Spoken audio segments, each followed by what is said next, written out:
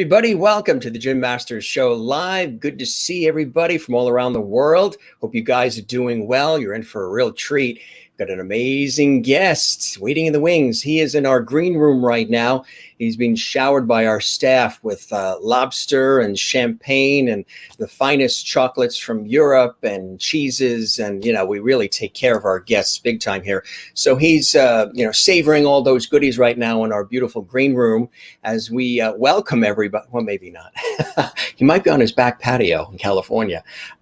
Scott Schwartz, of course, Scott Schwartz from so many films and productions and so much more. And he's involved in some really cool causes. And, so many people grew up with Scott through the generations with A Christmas Story, of course, that classic, The Toy, Richard Pryor, Jackie Gleason, Scott Schwartz as the child, brilliant performance in that, but so much more. I know those are the two big things, and they are classics that Scott's known for as a child actor. But there's so many other things. If you do a little research on Scott, he's been involved in so many shows and projects and videos. And he's also involved in a really terrific cause called A Minor Consideration, which was started by Paul Peterson, who was on the Donna Reed show. And that's a really important organization. We're going to talk about that as well. But it's really great to have him here on the show. It's a pleasure to have all of you here on the show. Yeah, your friends are here. We know you like to see some of the cast of characters. So yes, George Burns is here on our Entertainment Lifestyle Talk Show series. He says hello. He's got his cigar. He greets all of you. Again, he was on our Nostalgic Week, and I showed you guys, and all of a sudden you wanted me to keep George on the show. So he's sort of like my Ed McMahon. Yep, you got Jeannie in here too, and she's waving at you. She's saying hello. So Jeannie's in there. And you got Silver, the Silver Canine, which we got when we were on a TV shoot in Europe. He comes from Switzerland. He's here. He greets all of you. Again, this show is all about light, levity, and love, or lovity as we call it. So we have a good time here with our entertainment and with our guests from around the world and our viewers from around the world. Put some smiles on your faces, right? There's some heavy stuff going on in the world, so why not put some smiles on your faces? And yeah, Jimmy's here too, Jimmy the Clown. And I think Jimmy will be the one that fills in if I'm ever on vacation, if you can go on vacation. Or if I'm under the weather, we'll have Jimmy the Clown fill in, childhood toy. He's here. He appears every night, and he greets all of you guys as well. How's everybody doing? Hope you're doing well. It's really cool to have you here. We're going to greet all of our viewers. We see lots of comments already. If you're a movie buff, a television buff, if you love acting, or you just want to learn about Scott, he's really a cool guy. He's very laid back. He's just very approachable. And he's really made his mark in the industry, and he still continues to do it today. And what I really like is he's involved in that organization that helps younger people who are up and coming in the acting industry and in Hollywood specifically, to make sure that they have everything they need and they're set up. Because a lot of times, a lot of the kid actors from years ago weren't always set up in the right way. So we're going to talk about that. We're going to have some levity. We're going to have some cool fun. We'll say a couple of quick hellos here to the audience, and then we will welcome our terrific guest, Scott Schwartz, here live exclusively on the Gym Masters Show Live. And everybody's here. Everybody says hello. I see all these faces from all around the world here. It's good to see all of you. Nice to see all of you here. Christine Clifton, I'm definitely looking forward to Scott on the show, being he had roles in such classic movies of your childhood. Absolutely, absolutely. Good to see you, Christine. Renee in Iowa, looking forward to the show as well. Jennifer Barry, oh, I can't wait. Going to be awesome. You know it. Willie, who's watching in Holland in the Netherlands, we greet you as well. And thanks for staying up all day, because I know it's like 1 a.m. where you are in the Netherlands, and you stay up every night so you don't miss any of the shows. Crystal in Connecticut says hello to everybody. Good to see you, Crystal. You're looking forward to an awesome show. Christine is watching on YouTube on Gym Masters TV. Greetings, North Carolina, to all of the lovities. Yeah, that's what we call them now. We sort of created that word lovity here on the show. Linda in Florida says, good evening, Mr. Lovely. Good evening, everybody. Good evening, Scott. And Merlin in Inner Kip, Ontario, Canada is watching. Good to see you, Merlin. Everybody's here. and on and on and on. All these great comments. It's good to see Rini Katz, who's the cabaret star in New York City. Good to see you, Rini. Nice to have you with us as well. Danilo, watching in San Diego, California. Hello there, Lovities. How's everyone doing? We say hello to you as well. Thanks for greeting us, and thanks for welcoming our guest, Scott, as well. And again, he's enjoying the lobster and the champagne and, you know, all of the goodies that we give all of our guests while they're in the green room. maybe. Marshall Lyon watching. I'm looking forward to this interview. You know what? It's really interesting because I call them conversations. An interview tends to be question, answer, sort of like 60 minutes. And these are conversations. We let it roll, whatever it may be. Hey, Avril, good to see you in Hampshire in the United Kingdom, watching in Europe there in England. It's good to see you as well. Thanks for joining us here on this episode of the Jim Masters Show Live. Cool. We got a lot of great people here on the show, and I'm really excited to welcome my guest. Again, we were just chatting about some pretty cool topical topics just moments ago, and it's really great to have him here. Of course, you know him from couple of great movies, Christmas Story and The Toy, but so much more. Of course, here we go. Here, you got Christmas Story, you got The Toy. Real cute kid, right? He was such a great actor as a child and still is today. I mean, I know everybody loves him in Christmas Story, and I did too. Fabulous movie.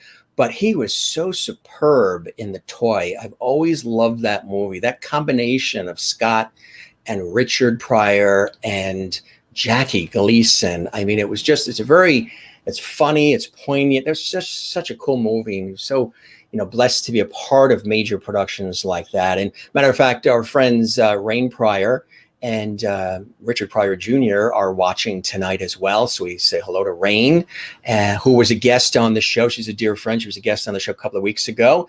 You can watch that interview on Jim Masters TV on YouTube. Richard Pryor Jr. is going to be coming up, another dear friend, as a guest momentarily as well. But, you know, we dug through the archives, Cheetos commercials. I mean, they're, of course, from The Toy. He's done it all, from commercials to television to film to even one of those classics that so many of us grew up with, the after school specials, Liza Minnelli, A Time to Live, working on a project right now that's kind of cool with other child stars and child actors, the Quarantine Bunch. We're going to ask him about that as well. But, you know, there's a lot of other productions that he's been involved in. This one is coming up. That you might not even have seen, or maybe you did, but you forgot about. Some really cool productions. This was TV 101. That was a TV series as well, Vape Wars. And this was even before Toy Story, the toy and A Christmas Story.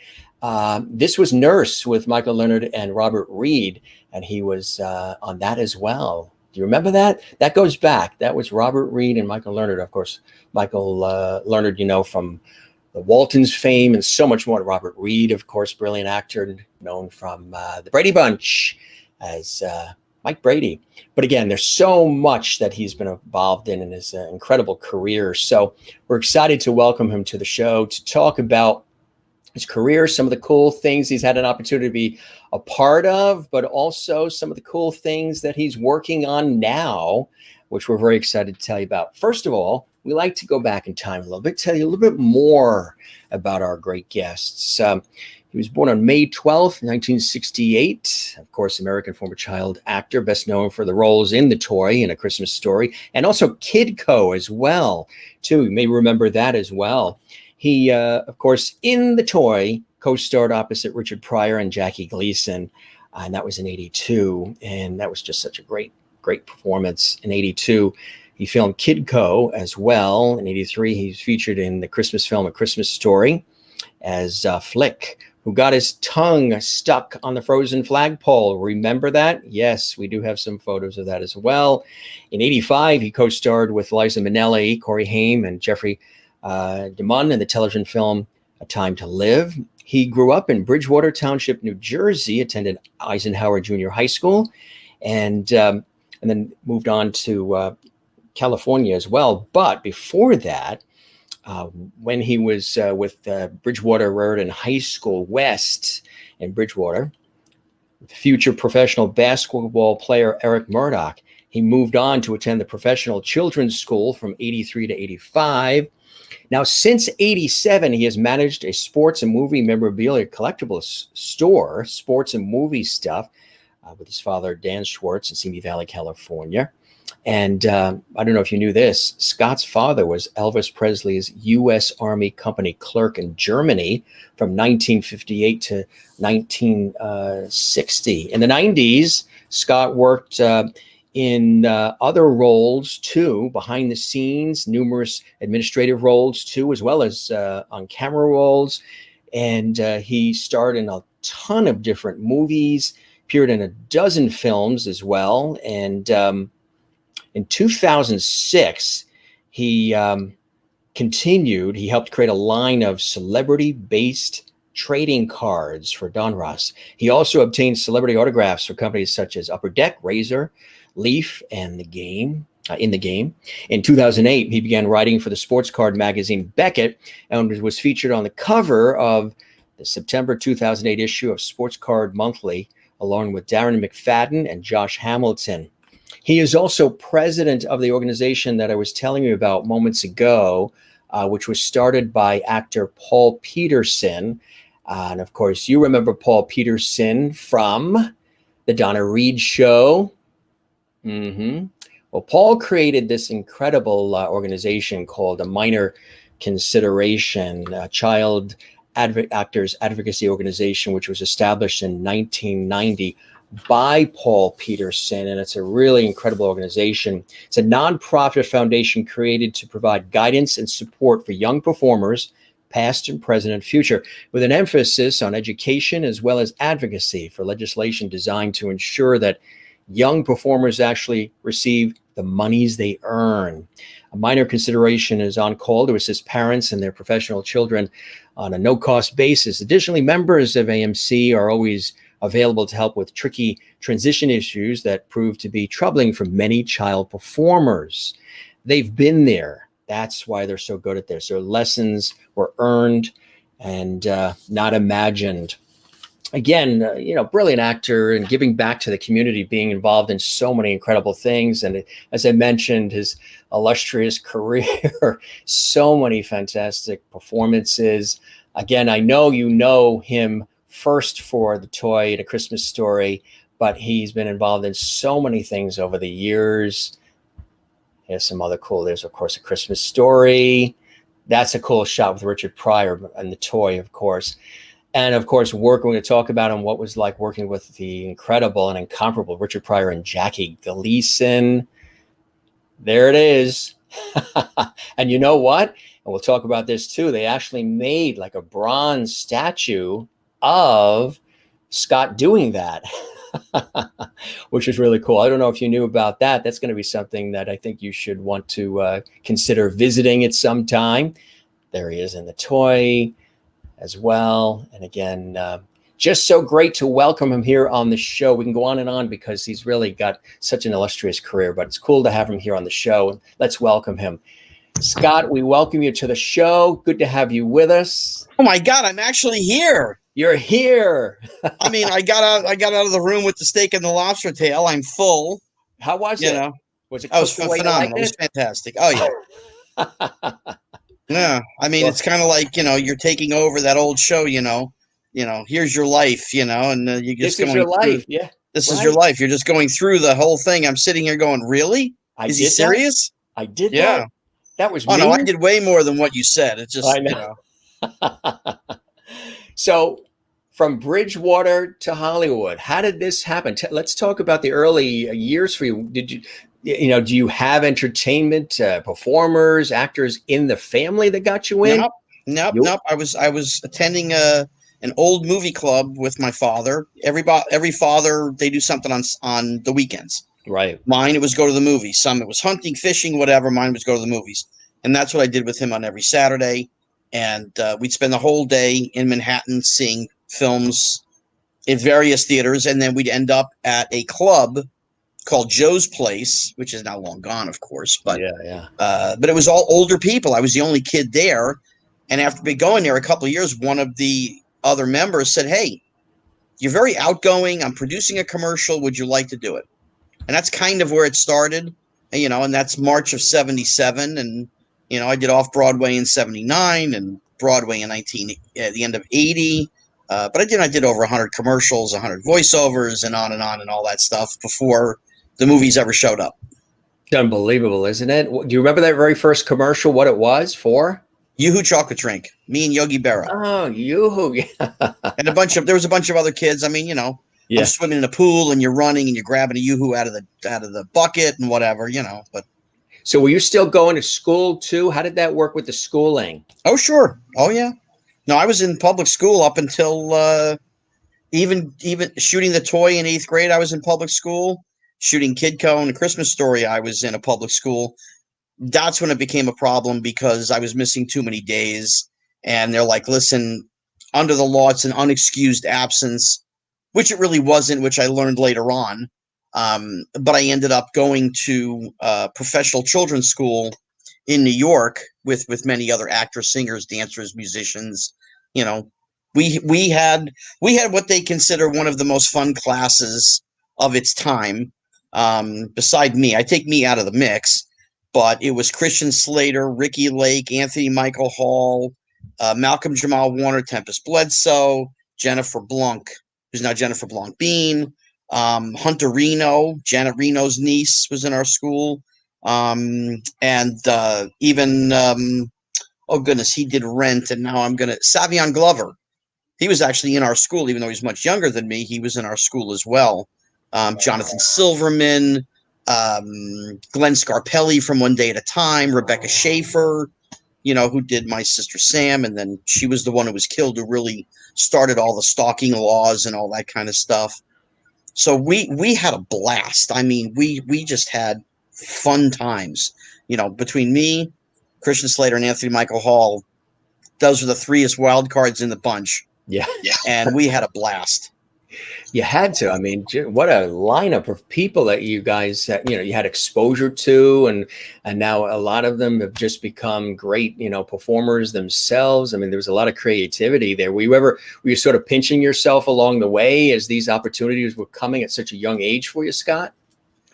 The first one, I mean, getting the toy was a big deal, I mean, being a film buff, a Hollywood junkie. So I knew who Gleason was. I know who Richard Pryor was. By the way, I have to say hi to my brother and sister. Hi, Rain. Hi, Richard Jr. They're my brother and sister from another mother. I say the same father because Richard really helped bring me up.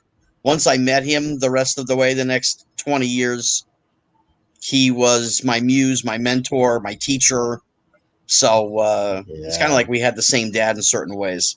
Yeah, but that's my little sister, my big bro, and I love them to death. And I say hi to everybody. I'm kind of trying not to look over, but I'll say hi to everybody that's watching. Thank you. They're all saying hello, and they're greeting you from all points of the globe. Yes. I mean, Jackie Gleason, Richard Pryor, I mean, top-notch stuff here. And you were central character, was really the three of you. That's, I mean, top shelf people you were working with. What was that, when you look back at that now, the fact that you were involved with that level of talent, you must be like, wow, this is extraordinary. It's not something that every kid has an opportunity to experience. I was old enough to understand, I was 13 going on 14. So I knew how big of an opportunity it was. I'll start off with my dad in the film, Jackie Gleason. I was a Honeymooners junkie. I was a Smokey and the Bandit fanatic. Know every line, every inflection, everything that he did. This was before I got the movie. So it wasn't like it was fake, like I made it up because he's playing my dad. He knew, once I met him, and just going right into the Smokey and the Bandit stuff. And every day on the set, he'd be like, what was on last night? And I'd say, oh, the episode where you and, Norton did this and whatever. So he knew I was a fan, and I did impressions, and it's the highest form of flattery. So he took a liking to me, and we had a good time. Knowing Mr. Gleason hated working with kids and animals. Hated it. Everybody knew this, and I was even told that. But my personality was such that I got beyond that pretty quick, which was nice. You know, Richard Pryor, you know, different kind of person. He was kind and generous with his time and very studious, reading books and underlining things and helping me, teaching me, just, you know, having conversations with me, playing video games in his room at 3-4 nights a week. Yeah. He would call me up at 11:31 because 11:30 the honeymooners ended. 5 days a week. So he knew that. So 11:31 I'd get a call. Hey, Scotty, it's Rich. You got to come over. All right, what's up? Hey, just come over. And I'd go over, and we had an old game system called Mattel and Television, which was like Atari 2600. There was Mattel and Television, and then ColecoVision. And I'd be like, what's up? And he's like, we got a new game, Frogger. We got to play this. And we literally would play until 3-4 o'clock in the morning. I'd get less than 2 hours of sleep and go back to the set. Wow, that's cool. Christine here has a great comment. She goes, how great that Scott knew the significance of working with both Gleason and Pryor, even at a younger age like that. I mean, that was really, talk about, you know, seeing greats act before you. Did you pick up little things from each of them in, as far as acting and performance while you were watching them do their thing? I don't know how much acting I got from them. Yeah. It was more timing. Yeah. It was more the being able to roll and go with whatever. Yeah. Neither one of them were script people. Not at all. If 20% of what's written in the script would come out of their mouth, it was amazing. So I had to learn to improv and ad-lib almost from the get-go. The first day of shooting was a disaster because I didn't ad-lib. Nobody told me about ad-libbing, and Gleason ad-libbed, and I ruined the whole first day of shooting. It all went in the toilet, and I almost got fired and got a little words of wisdom from a few people. And then Richard talked to me that night, and I had the next day off, and he said, come to the set, do your school, and then just hang out. And that's what I did. Then the following day, I had scenes with him. And within a week, 10 days, I was ad-libbing right along with them because I was just rolling. Whatever it was, you just roll with it, you know, to just keep it going. You can't cut. We can't. I can't. No, you can't do that. Right. You know, these are two icons of their generations. You know, I mean, Gleason was Gleason. You know, he was older, demanded respect, deserved respect. Richard was different. He was like your buddy. I mean, he you know, I mean, I met him and it was, hello, Mr. Pryor. He said, oh, no, you call me Richard, Rich. You just never call me Mr. Pryor. That was my father. And so once we started talking, you find that two people who have absolutely nothing in common. He's a black guy, grew up in a whorehouse in Indiana.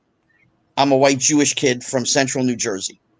But yet you find that common ground of movies, entertainment. He loved B-Westerns. There was an old Western star named Lash LaRue, the master of the bullwhip. Well, he loved this guy. And my dad had about 30 of the Westerns that he had done on VHS, and my dad made him copies. You know? So Richard and I just found this common ground of being fun, cool. You know, you can kind of move which way. And of course, you know, I was a young boy. I was pre-puberty. I knew what girls were. I just had not experienced anything. But of course he had. And the stories that he told me and the things that he said to me on the set. Yeah. You go to jail now. Yeah. Yeah. You go to jail. I mean, there's no question. He was talking about women's bodies, their figures. Oh, this one did this with me. This one did that. And I'm sitting there. I'm going, oh, that's cool. I didn't have a clue what the hell he was talking about. But it was fun. Right. Exactly. You know, and I mean, I don't. It was a different time too. Yeah. Oh, much different time. You know, I know the effect he had on me, and I really didn't know if I had any effect on him. You just never know. It's my first movie. You just don't know. And I got home, you know, we got home after shooting the film, and about a month later, I got a telegram from him from London, England. He was shooting Superman 3. And he said, Scott, hope you're having a good summer. Miss and love you, Richard. P.S. lay him down and smack him, yak him, which is the jive talk from Airplane. Right, exactly. And it was one of those bonding things that we had, and it never ended. Did you stay in touch over the years? Most of the way. It was about a year or so when he closed his production company. He had moved houses. He sold the Malibu house that I didn't, and then I moved to California in the beginning of '87, and I had gone to every stand-up club. I went to the Improv. I went to the Comedy Store. I had put an APB out on Richard. Somebody sees Richard, somebody's got to call me. And it was only like 6 or 8 weeks, and somebody called me up at the Comedy Store and said, hey, he's here. And I ran right down there, and, I waited, and he was talking to somebody, and he was watching part of the show, and then it kind of ended for a few minutes. And I said, oh, my God, they'll let anybody in here. And he just looked at me, and I didn't go home that night. Yeah. We went to Mel's Diner. My car was in the Comedy Store parking lot. We went to Mel's Diner. We had something to eat. We went to his house.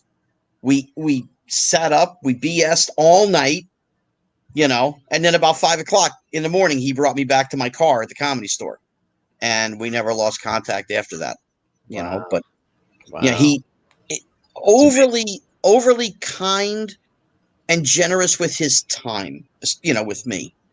There's tons of stories. I could talk for 5 hours, the things that we did. Yeah. But if I called him and I had a question, not once did he say, listen, kid, I can't talk to you right now. I'm in a meeting. I'm busy. I'm this. I'm that. Never did that. Yeah. I can't say enough about the man. Yeah, absolutely. It's a brilliant experience, and a lot of people are commenting about that. And of course, A Christmas Story. I mean, these movies, especially A Christmas Story, have become a cult favorite. My little girl is on my little girl, Miss Elizabeth. She's sitting on my lap, so I have to. Oh, that's Miss Elizabeth. This is Miss Elizabeth. She's a little mini teacup. I wondered who Miss Elizabeth was, because when I called your phone yesterday, I said Miss Elizabeth is doing fine. Yes, everybody. What kind of dog is Miss Elizabeth? She's a mini teacup Chihuahua. Beautiful. How long have you had her? 5.5 years.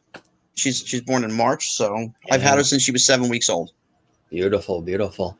So did you ever think, I mean, again, you were a kid, so it's really hard to know, but did you ever think that as time went on, that A Christmas Story would take on this cult following that it's taken on all these years?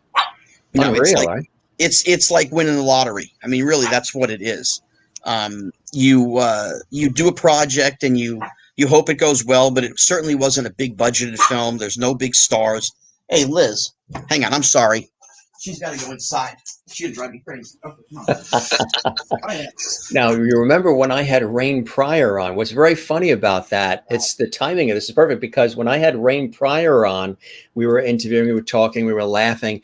And then one of the neighbors or somebody was walking the dogs. And then all of a sudden the dogs came into the house and they were all jumping on her lap and all over her. So there is this dog theme with the Schwartzes and the Pryors. It's okay. It's a cool thing. Yeah. So, Christmas Story is just one of those things that's not supposed to happen the way that it happened. They argued with Bob Clark he was the director, about the budget, because he was going to produce it and all of that. And he wanted to make the film, and they didn't want to give him his budget. So he ended up giving up his directing and producing fee to do the film for a piece of the movie. And then it gets made, and it's not a big film, no stars, no special effects, no nothing. And they gave it a baloney release. They didn't even want to release the film. Bob, Darren McGavin were starting to put funds together to buy the film so they could release it. So MGM puts it out. It's out for 3.5 weeks, and then it goes into VHS video heaven, so to speak. And it becomes this cult thing. People wanted to see it. They never showed it on ABC, NBC, CBS. I think there was a one cable showing on HBO or whatever it was. And then, almost 13 years later, Ted Turner is buying the MGM library. And they had 2 movies to go. He ends up, one of the 2 films was A Christmas Story. He gets it. His secretary was the one who turned him on to the film. He had never seen it. And he asked her, what do you want to do with it? This is his secretary of decades. She goes, why don't we do a marathon? We paid almost nothing for this thing. Right. Why not? Wow. So they put the marathon on and it did okay. Yeah. The first year. The Wizard of Oz lasted 2 years. It's a Wonderful Life lasted 2 years and gone. But they figured if they did it 2 years, they'd make back all the money, and then it's all profit anyway, so who cares? The first year it does okay. The second year, the numbers went up. They went, that's interesting. Well, then it's the third year, and the numbers go up, and then the fourth, and the fifth. And here we are. It's been on the air since 96, and we're at 24 years of the marathon. It's a cash cow. They make a bloody fortune, and the last numbers I got was from like 2017, 2018, and 2017. And they had something around 50 million homes tuning into a Christmas Story somewhere along the way. Wow. It's winning the lottery. I mean, it truly is. It's a wonderful film. It's a great ensemble piece. Yes, Ralphie is the star with the dad. We all understand that. But it's ensemble. Everybody has to do their job. And Bob Clark did a phenomenal job in casting. Really did. Absolutely. And of course, the poll. People are asking, did you really get your tongue stuck to the pole? It was so believable. Well, yes, but no. Thank you, Jennifer. I appreciate that. Yeah. Thank you, June. The pole is real, but it's not. There is a real pole, but they put a piece of plastic over it. Yeah. So what you're seeing is like just a piece of plastic that's painted. Yeah. And they had put a hole about the size of your pinky nail into, in the plastic. And they ran a tube down into the snow with a little like dustbuster motor. And it was just a suction tube at that point. That's what it was, huh? And then, it's really cool, that it's really endured and the test of time when you have something like a bronze statue made. Wow. And this is a compliment to you. I have probably done, I don't even know, 100 podcasts, and you're the first person to actually bring that up. First one, okay? I do my research. It's cool. Again, and this is not from an egotistical standpoint. No. It's because of the movie itself and what it entails and everything. But the people that did this are at the Welcome Center in Hammond, Indiana. It's just south of Illinois. Right. And it's the home of the writer, Gene Shepard, of the film. They wanted to do one of the characters, make it a statue, and do all of this. And they actually called me and said, listen, we need your permission and blah, blah, blah, and whatever. But I mean, I come to find out that in the world, there's right around 30 or less bronze statues of actors in different places. I don't mean like a Hall of Fame or something like that. Yeah. I just mean in different spots. Gotcha. There's less than 30, I think the only other two that I know of that come to mind quickly would be Mary Tyler Moore in Minneapolis throwing the hat. And then there is one in Jamestown, New York, with Lucille Ball. Lucille Ball. So you're in good company. Well, there's Arnold Schwarzenegger has one. Jean-Claude Van Damme has one. Oh God, the other action hero, Jackie Chan has one. And then there are some other ones, like Henry Winkler has one. That's right. For the Fonz. But now the wildest thing of all of this is two of the others. Richard Pryor has a bronze statue in Peoria, Illinois, in his hometown. And Jackie Gleason has a Honeymooners bronze statue in downtown Manhattan in New York. In New York. So the only movie that's ever been made in the tens of thousands, hundreds of thousands of films where the three leads have a bronze statue is the toy of all movies. You can't make it up. It's crazy. It's become such an iconic scene. I mean, you cannot mention the movie without that particular scene sticking out for everybody. Listen, you were so convincing. people Okay. feel, did you get a lot of people saying, oh, I hope he's okay? And, oh my God. Yeah. Oh, is your tongue all right? I mean, I got Yeah. all those comments. Did it really stick? Did they have somebody there helping you? I mean, the whole thing. Again, what's funny about the statue is that statue and $5 still gets me a cup of coffee and a bacon, egg, and cheese croissant at Dunkin' Donuts. So it really doesn't mean anything more than leaving a legacy behind, leaving something behind that people can love, enjoy. I had to do a little voice audio thing for it, which was when they first had the opening of the box and the showing of the whole thing. It was great, but I had to do a voiceover thing for it. And I had a couple of us come the following year, myself, Zach Ward, who played Scott Farkas, the bully. I think Grover Dill was there, Yano Anaya, Ian Petrella, who played Randy, the little brother. The elves were there, whatever. Well, this voice box, it's, hi, this is Scott Schwartz. I was Flick in the movie A Christmas Story, blah, blah, blah, whatever. Zach had heard this thing about 100 times over the course of the weekend. And he goes, you are never, even when I call you, don't ever say your name. I don't even want to hear your name ever again. I don't want to hear it, Hi, this is Scott Schwartz. So I made a recording of it on my phone, and I started just playing it in different places we would go. And just to make him laugh. That's perfect. So you really got him on that. Oh, I've been doing that for decades. It's just, it's hysterical. It's fantastic. Absolutely. Listen, I mean, Christmas Story it's a double-edged sword. Yeah. Because people see it and they know that it's this big holiday thing and it's a tradition. It's part of Americana. And there's leg lamps and lunchboxes and Monopoly and action figures. They think we're rich and all this stuff from all this money porn. And I'm like, that doesn't work like that. No. That's why I'm in the little house and Warner Brothers still has the big house because they keep the lion's share of the money. Yeah. If they sell something with me on it, I might see a penny and a half, maybe.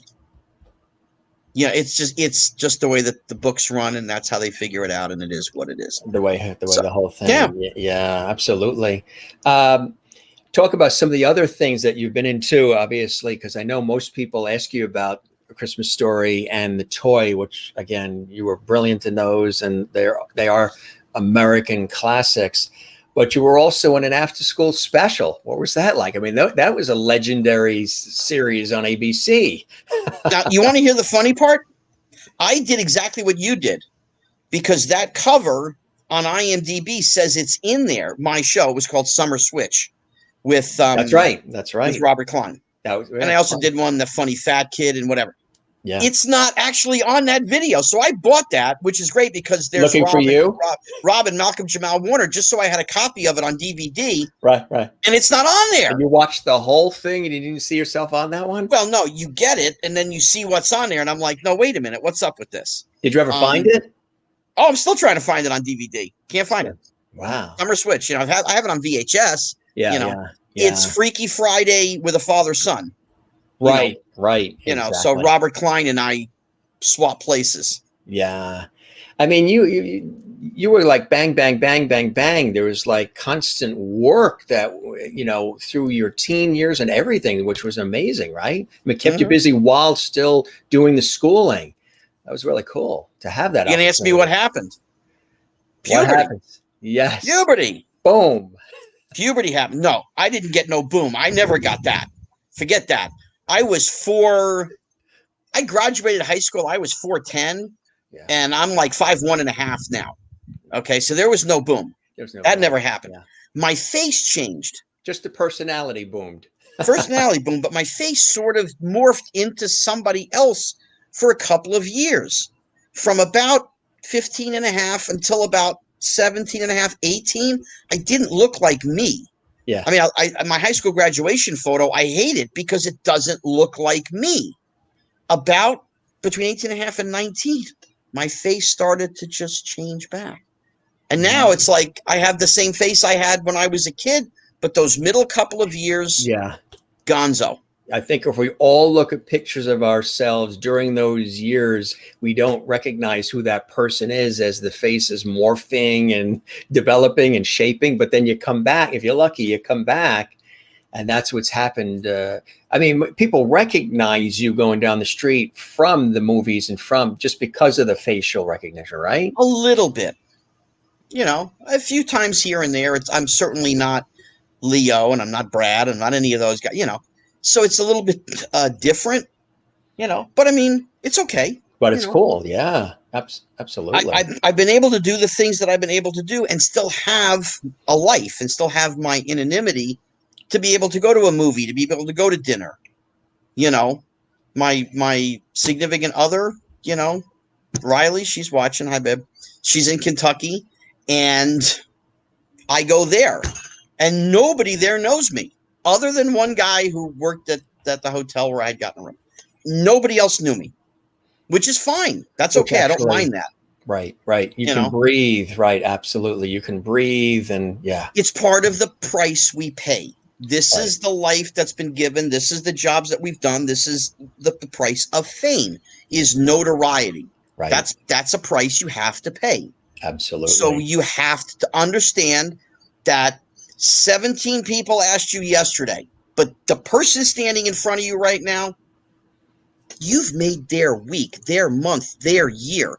I mean, I see the comments, from like Jennifer and Linda. Yeah. And it's like, if they ran into me on the street, they'd be like, oh my God, oh my God. Now, my job is not to be a prick, and this is part of Richard's teachings. Yeah. We got on a conversation about ego, and he said, well, how much does it pay? And I said, well, it's not about pay. It's a mindset. He says, no, I know what it is. But if it can't help me with my life, my kids, a car, my house, it's a waste of time. Right.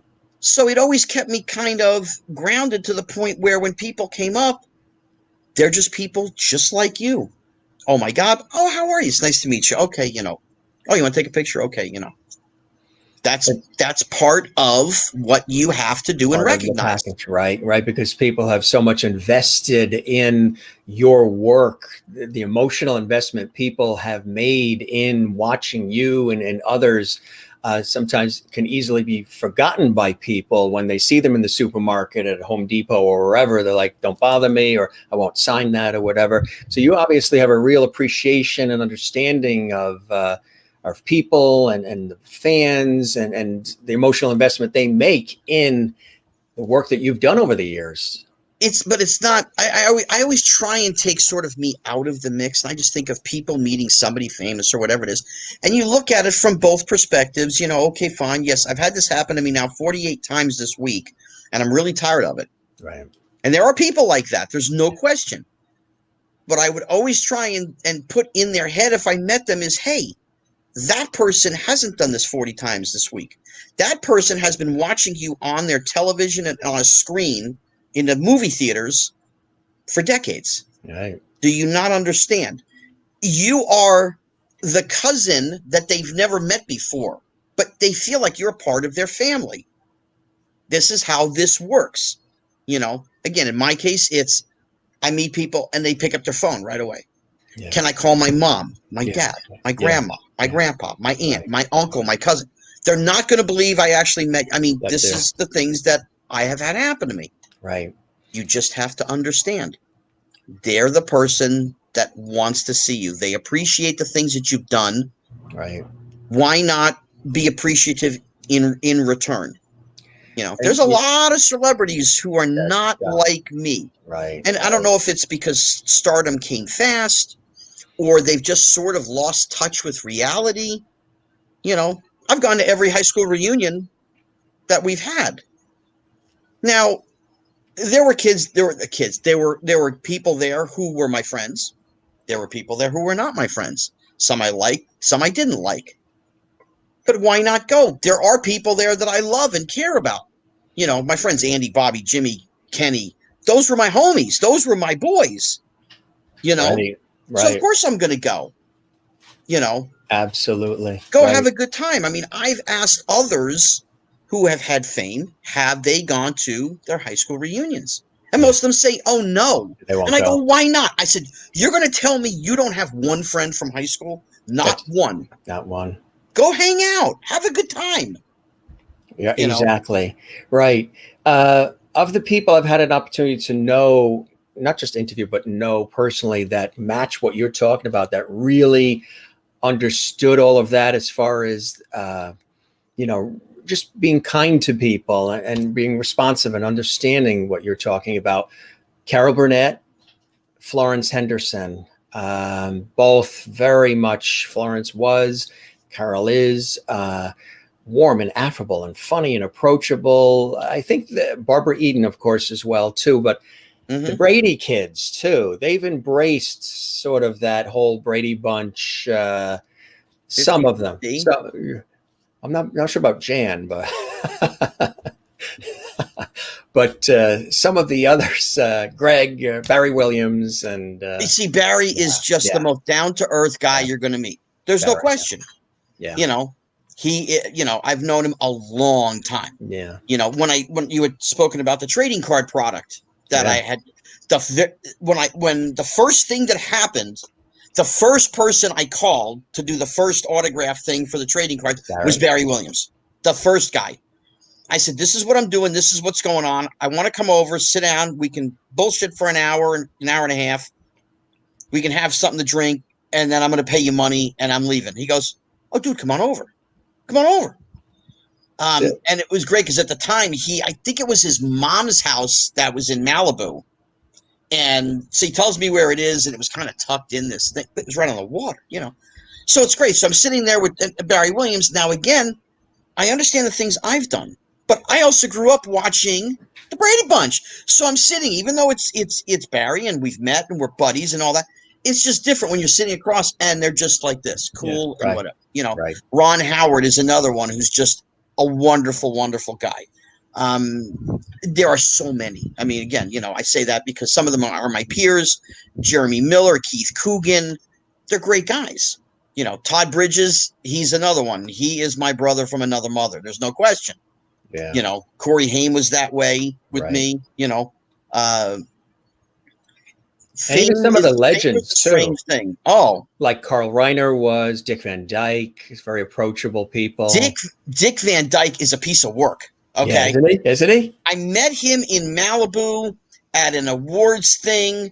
There were different awards for different things, music, television, whatever. And Sherry Curry, the lead singer of the Runaways, was there getting an award that Lita Ford presented there, all this stuff. So I'm in the back, and somebody takes me over to Dick Van Dyke and his wife, or his girlfriend, his wife. I think it's his wife. Yeah. And introduces me and says, oh, Scott's an actor. Oh, that's, he was nice, okay, whatever. Sure, he said, well, he did the toy with Richard Pryor. He did A Christmas Story. And that was it. Dick Van Dyke goes, Christmas Story? What'd you do in Christmas Story? And I said, I was Flick. I got my tongue. He says, oh, no, you don't have to say anything more than Flick. It's one of my all-time favorite movies. My brother and I, we had to get Red Ryder BB guns when we were 7 and 8 and 9 years old. Jerry this is my movie. And Dick just went off on A Christmas Story tirade that he loved. You have to have my phone number. We have to Dick Van Dyke. I mean, that's a monstrous compliment. That is. That is. Again, God bless him. I love he's 94. He's still performing. I've seen him sing and dance. Absolutely. Mel Brooks, they're still going. Oh. Norman Lear. I mean, yes. It's really somehow a cousin. It's like a fourth or a fifth cousin of mine was married to Norman Lear in like the 70s or something. I don't know. I got to ask my mom again. She's the one who knows the family tree, but getting a chance. I actually got to meet Mel Brooks here in LA. And again, he doesn't know me, but I was going there to see Richard Donner, the director of the toy, and a Christmas and Superman and the Omen and Lethal Weapon series and all that. And Richard Donner says, to Mel, he's like, Mel, this was Scotty. He was in the toy with Richie, Richie Pryor, and Mel's like, Richie Pryor, my buddy? Yeah. And he started talking to me, and then we started doing Yiddish because he's from New York, Brooklyn, and my family's from my dad's from Brooklyn, and we started doing Yiddish, and here we go, and we had fun. That's You know, incredible. there was one question on here, something about which film, and it was a very nicely worded question. Oh, Linda asked, which movie or show did you perform in that you can say, hey, I really enjoyed and learned a lot doing it? The Toy was the ultimate. There's no question, because you cannot beat Pryor, Gleason, Ned Beatty, Wilfred Hyde White, Ray Stark, the producer, Richard Donner. Comparatively to the other projects I did, that would have been the biggest on the learning curve for the beginnings of learning everything. But the film that I cherish the most is the one I did in the middle between those two films. It's called Kidco. And I'm in 98% of the film. And due to shooting schedule, it was supposed to shoot until like December 22nd. That was going to be the end. But the Toy was opening in the theaters on December 10th. You know, so I've done one film. That's it. And I get Kidco, and we're in. There you go. That's actually a book, which was really cool that they did that. That was actually pretty cool. So we have the table reading, and I asked for. Okay, so above my head is Elizabeth Gorsey. The mom, you know what? She's gone, and I can't think of her name, and that's sad. I can't believe it. The father his name is Charlie Hallahan. He was in the movie The Thing with Kurt Russell. Oh, yeah. He's the guy on the table that his chest opens up and his head comes off the table and grows the legs and runs away. Right. So that was Charlie. And then next to him is Christine Schuyler, who did Blair Witch 2, and she's done some writing and some other things. And then my little sister in the movie her name was Cinnamon Idols, and she played the little sister in 16 Candles with Molly Ringwald.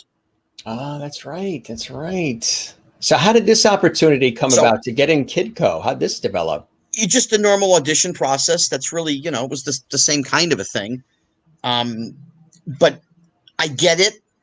And we had the table read. And then I said to the producer, it's Frankie Blondes and David Niven Jr. They got 80 years between them of movie making. Yeah. Ron Maxwell was our director, who was great, but he had already done films for 10 or 15 years at this point. So I've got about 90 years of experience across the table from me. And I said, can I talk to you guys for a minute before we break? And okay, so they let everybody else go. And it's me, my dad, them, and the first assistant director. And I said, listen, the shooting schedule doesn't work for me.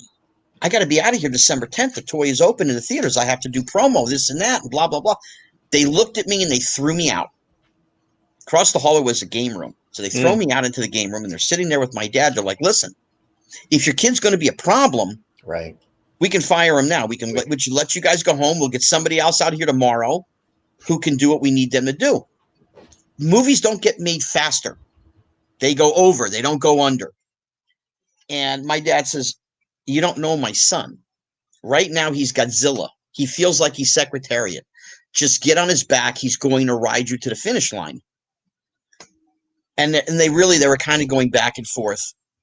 And finally, they called me back in the room. And it's like sitting at the poker table at the World Series of Poker. They're going to call my bluff. I'm 14 years old. I've done one movie. Okay, what do you want to do? You need the shooting schedule. You need the shooting to go faster. What do you want to do? And I said, well, I broke down the shooting schedule. It doesn't look right because you're shooting at the school here and the school here. Why don't you bring it together? You're shooting at the house here. Why don't you, sometime here, bring it together? And they looked at me. They didn't know what to say. Neither one of them knew what to say to me because they couldn't argue with me. I actually was bringing cool, valid points to the table. And they went, okay, have at it. So they all left other than myself and the first AD. And we redid almost the entire shooting schedule. Wow. And believe it or not, we wrapped Kidco on December 10th, 12 days ahead of schedule, and didn't cut anything. What you see in the film is about 8/10 of what we shot. There's another 20% that we shot that they just cut out of the film. There was a whole nother sort of angle that they did. But so then it was a Friday night, so we wrapped on the set and they said, okay, listen, it's 4:00. Everybody go back to the hotel room. 6:30, everybody has to be out front. So it was the crew, the cast. They had 5 not cargo vans, Dodge, caravans. Took us to the local movie theater for the opening of the toy. They bought 4 rows of seats, and we all went to see the toy on opening night. And then the following day, we had a little barbecue wrap party, and Sunday, I was it. I was home. That's amazing. A couple of people have asked, have you, over the years, did you stay in touch with some of the other actors and performers in the toy, Christmas Story, along the year? Yeah. Oh, yeah. No, I talked to, the last time I saw Mr. Gleason was about a year before he passed. I was down in Florida, and, I hunted him out in a way you're really not supposed to be able to hunt somebody out, but it's the only way I knew how to do it. To get him, yeah. I had friends of mine who were police officers, state police, sheriff's department, whatever, in New Jersey. And I turned around, and I was in Inverary, and I went to the local police station. And I said, "How you doing? I need to talk to, the chief or, sergeant, whatever. This is what I need." They thought I was kidding. So finally they got me to the lieutenant, told him who I was, tell him what I needed Gleason's address for. He's like, "Listen, we could be arrested. We can go to jail. This is just not something we do." And I said, "Well, his number's not in the phone book. So help me out here." And I had pictures with me and all that stuff. And they told me where his house was. And he was in a gated community. And I went to the community and told the guy at the gate. They called the house. I went in and I saw Mr. Gleason again. It's about a year before he passed. Richard, I was friends with. I saw him a few months. I saw him 10 weeks before he passed. And it was during the holidays. It was during the October, November. He passes away December 10th, the same day the toy opened in the movie theaters.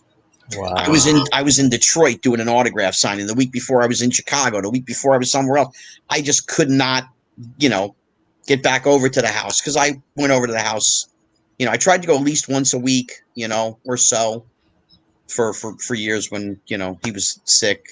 So, I was friends with him. Let's see. I'm still friends with Peter Billingsley, who played Ralphie. Zach Ward, Scott Farkas, the bully, is one of my best friends. He lives 25 minutes from me. Ian, who played the little brother, he's about 30 minutes from me. Yano Anaya, who played Grover Dill, the other little bully, he's in Atlanta. R.D. Rob played Schwartz. He's about 35 minutes from me. I did talk to Bob Clark. Yeah. For all the time until he unfortunately was killed. How about Darren McGavin and some of the others? Did you? I had no scenes with Darren McGavin. No, I know. I talked to him at the table read, and then one other time during the Santa scene at the Higbees. Right. It's the only 2 times I ever talked to him. That was it. That was it. Melinda, I have spoken to. I just saw her. Oh God, it'll be 2 Christmases ago now. If we went to Christmas time, so it's been about a year and a half, whatever it's been. They had a screening of A Christmas Story at the Academy, and Peter went, and I went, and Melinda went. So I saw her, and she's getting up in years, and she got a little hearing thing, but she's hanging in there, And that's one of those movies, and the toy, of course, that how sometimes they try to remake. They do a remake, an updated version of it. They tried that with The Out of Towners. That was originally with Sandy Dennis and Jack Lemmon, that fabulous Neil Simon movie from '69. And I think they did it with Steve Martin and Goldie Hawn, and it wasn't the same as Jack Lemmon and Sandy Dennis doing it in 1969 in New York. Sometimes a remake doesn't always. Have they ever talked about remaking those? I can't see how you can top it. I had actually put together a script when Richard started to become ill. Yeah. I put together a script for the sequel to the toy. Right. And it was workable. It was manageable. He wasn't going to be the main character, but we were going to use his little brother, who was going to be Eddie Griffin, the undercover brother, from that film. But I had an all-star cast. I had literally probably $300 million worth of actors willing to do it for scale so the money could go to Richard. And Columbia shot me down. Oh, no, we're not interested. We're going to do something else. Okay. Yeah. So that was that. Christmas Story, man, they tried to get Bob. I mean, Bob did the sequel, you know, because they paid him a boatload of money. They just wanted something else to sell for spit. Right. Jennifer, do you have any memorabilia? I'll start the second first. Christmas Story, I have nothing because all of the clothing was rented. Everything was rented for all of us, from the gloves to the shoes to the boots, everything. It was all rented stuff. So I got nothing from Christmas Story. Like I know Peter got the bunny suit, but that was made specifically for him. Ian got a snowsuit because it was made specifically for him. They But could have nobody given else, you the pole. They didn't give you the pole. you know, the pole ended up being chopped up and they sold it in a charity in Canada, and I knew nothing about it, so I never even got to get a piece of the pole. Did you ever I would have wanted the piece with the little hole in it where the tongue was. Did you ever go back to Cleveland to see the original house? I was just there last year on a TV shoot and then was taken there. It's pretty cool to see that whole setup there in that regular Cleveland industrial neighborhood. There's that house. Yeah. But getting back to her question, the toy, I have my military uniform.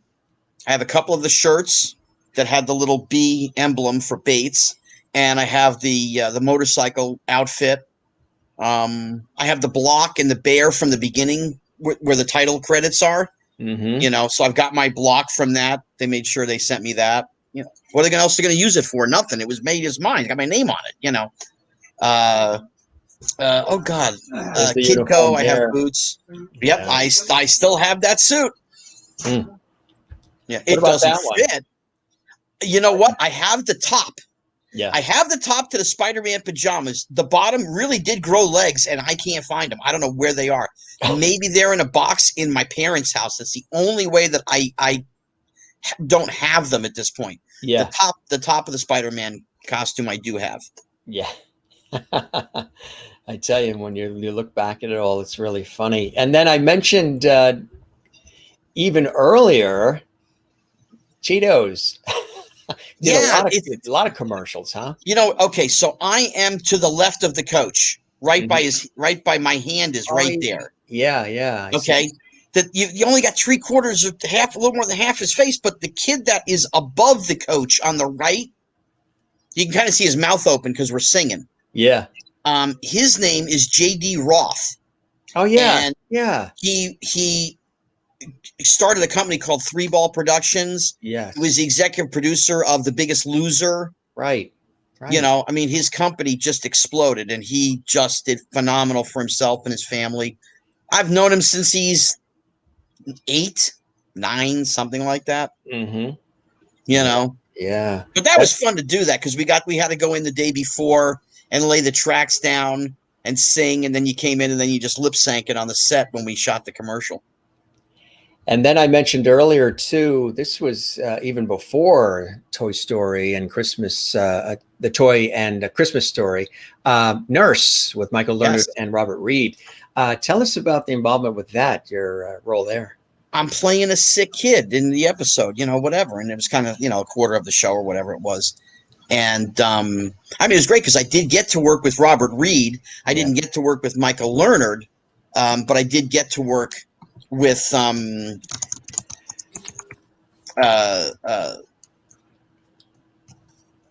Robert, which was great. Yeah, Mike Brady. I mean, and the other guest star on it. The episode was called Male Nurse. That's what the episode was, and the guy was David Morse, who went on to do movies like The Rock. Yeah, right. You know, I mean, he's done a tremendous amount of films. Again, weird. Yeah. There's connections. It's like, you know, the 7 Degrees of Kevin Bacon's Separation or whatever. David Morse did a film he's one of the leads in, or stars of, called Inside Moves with John Savage. Well, it's directed by Richard Donner, who did The Toy with me. It's just those triangles. It really is. Absolutely. And then you had the opportunity, Liza Minnelli, for this, I think it was a TV movie, right? A Time to Live. Yep. NBC TV Movie of the Week. Yeah. And Corey Haim has a debilitating disease, and it's based on a book, you know. Mary Lou Houseman, I think is her name. Oh, my God. been a while since I had to remember her name. But and of course, Mary Lou was played by Liza Minnelli, who's our mom, and an actor named Jeffrey DeMunn plays our dad, who's in The Green Mile with Tom Hanks. He's one of the guys, in the thing there. He's the lawyer in the opening of Shawshank Redemption. That's right. Wow. That's right. And he's been on television shows and extremely talented, wonderful man. Liza was good for most of the time. She had a couple of rough days. There was something that was going on that we really weren't privy to, But again, afterwards, she was going to be in New York at, I think it was Jones Beach, out on the island, and she was playing, doing a concert. And I called up her rep, and I told him who I was, and next thing you know, Liza's assistant called me up and said, "Oh, Liza would love to have you. What do you want? Come on, And she did an hour and 40-minute show in the pouring rain. Wow. And only somebody from the greater New York City area would know that that when you talk about Long Island, you say out on the island. Out on the island. That's where I'm from originally, from New York, from Long Island. So you say out on, you're not going in Long Island, you're going on Long Island. You're going out on the island. Then there was this TV 101 in 88. Yes, I did the pilot for the show. And as you see, there are some pretty famous faces there. Yeah, yeah. The kid on the bottom who's got the tie on holding the microphone, that's Andrew Cassell. Yeah. And he was in Revenge of the Nerds. That's right. Right above him is Stacey Dash from Clueless. And right above her is Terry Polo from Meet the Fockers. Mm-hmm. And then at the bottom, the black kid is Alex. I always say Dessert, but it's Dessert. He was in Becker with Ted Danson. That's right. That's right. And then there's just this guy on the right holding the football. And all I got to say is there's Joey. Yeah, that's it. Matt LeBlanc from Friends, right?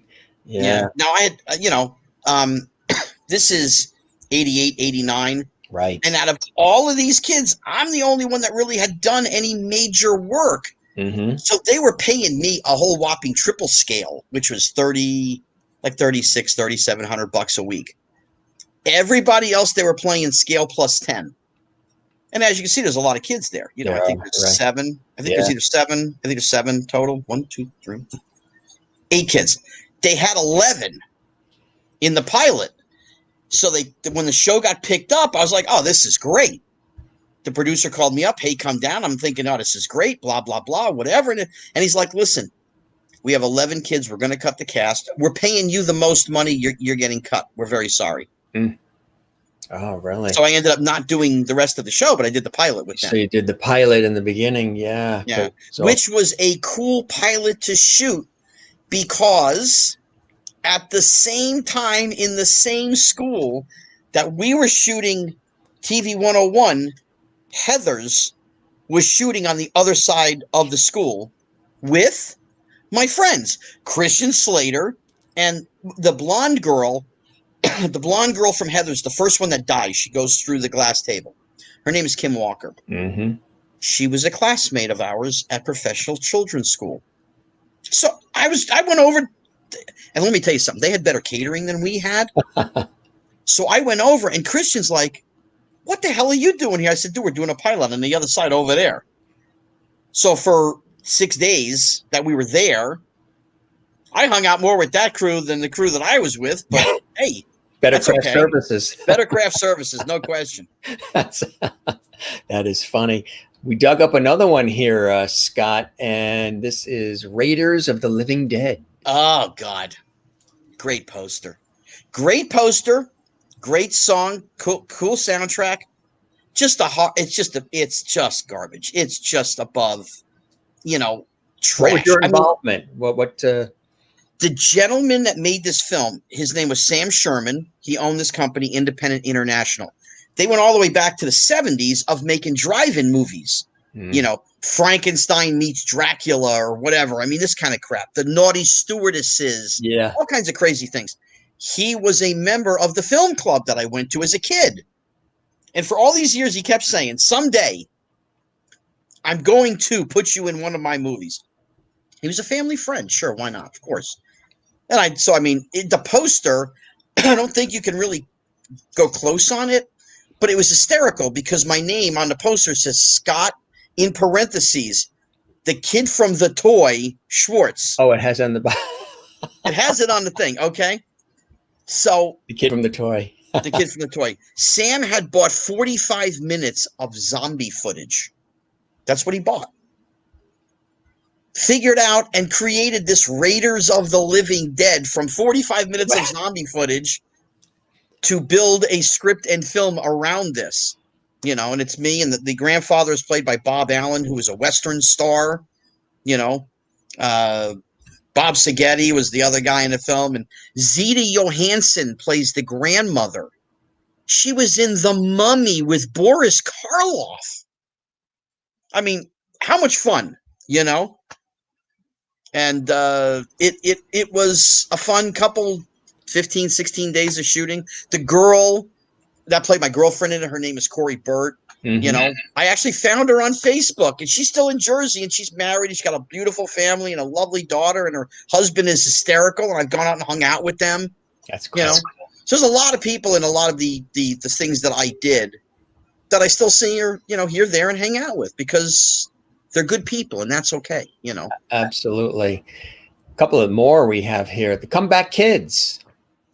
Yeah.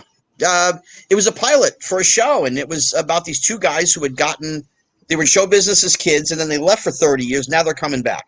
And, of course, show business has changed, And Gavin MacLeod, Captain Steubing from The Love Boat, plays their agent, and I play his son. And he's telling the two guys, hey, listen, I'm retiring. We're actually just starting this transition, and my son is going to take over for me being the agent. So I have a couple of scenes in the show. And, it was fun. There was a lot of cameos. And for whatever reason, it just never sold. Go figure. Yeah. It was a fun pilot. What a good pilot, yeah. How about The Bend? The Bend is nothing. Skip that. It was never done. It was just something they wanted to make and just never got made. And had me grow a beard for 4 months. What were you going to play? I was playing a mountain man. And, the cop it was going to be either, it's one of two actors. I don't want to say because they never end up doing it anyway. Right. They come and say, hey, if you see anything, let us know. Here's our card. Okay, fine. And then later in the film, the cop comes back and he sees that the door is open. He walks in. And not only are we dead, but we've been stuffed sitting on the couch, Wow. But it never happened, never got shot. What about Vape Wars in 2017? It was a weird sci-fi futuristic kind of thing. And, it's almost like a Mad Max kind of thing where you're out in the desert and all that stuff. Yeah, yeah. And we were out in Malibu when it was like 120, 125, very low budget. Okay. And I'm playing the hot dog vendor outside in this thing. And you're in a place where there's no hotels.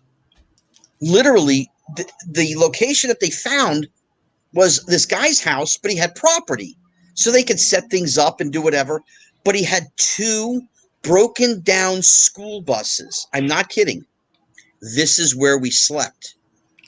We had pillows and blankets, and we were sleeping on school bus seats that they had folded down to make it even, This is not exactly the Marriott or, you are dedicated to your craft, I tell you.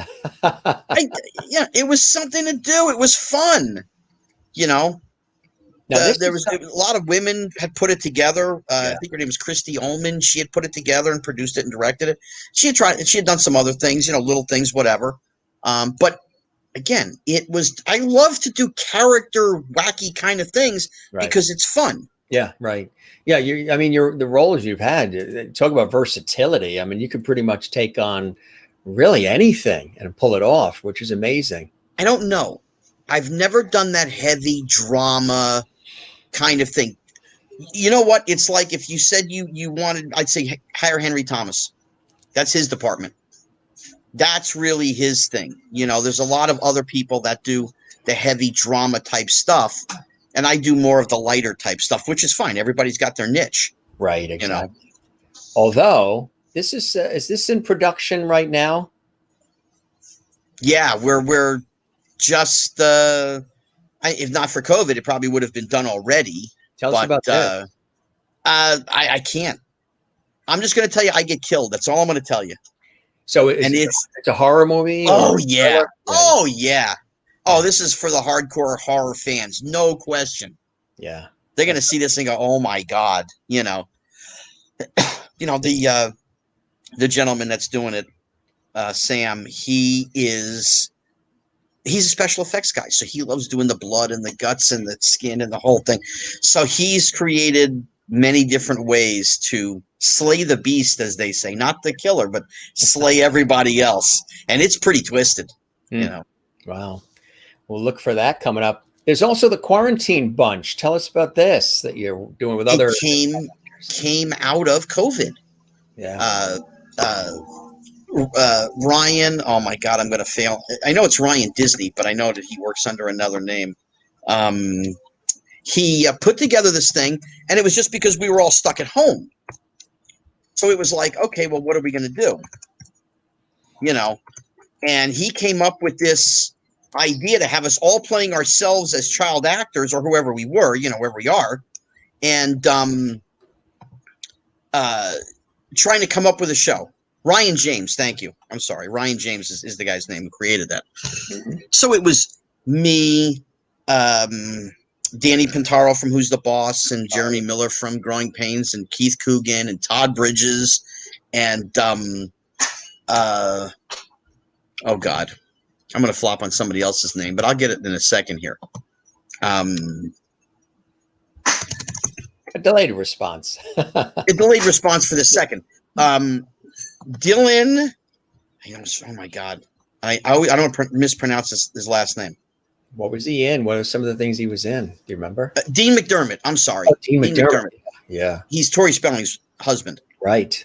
So he does this Irishman, former child star guy, and he's got all this Irish humor, which does not fit the narrative of American television, you know.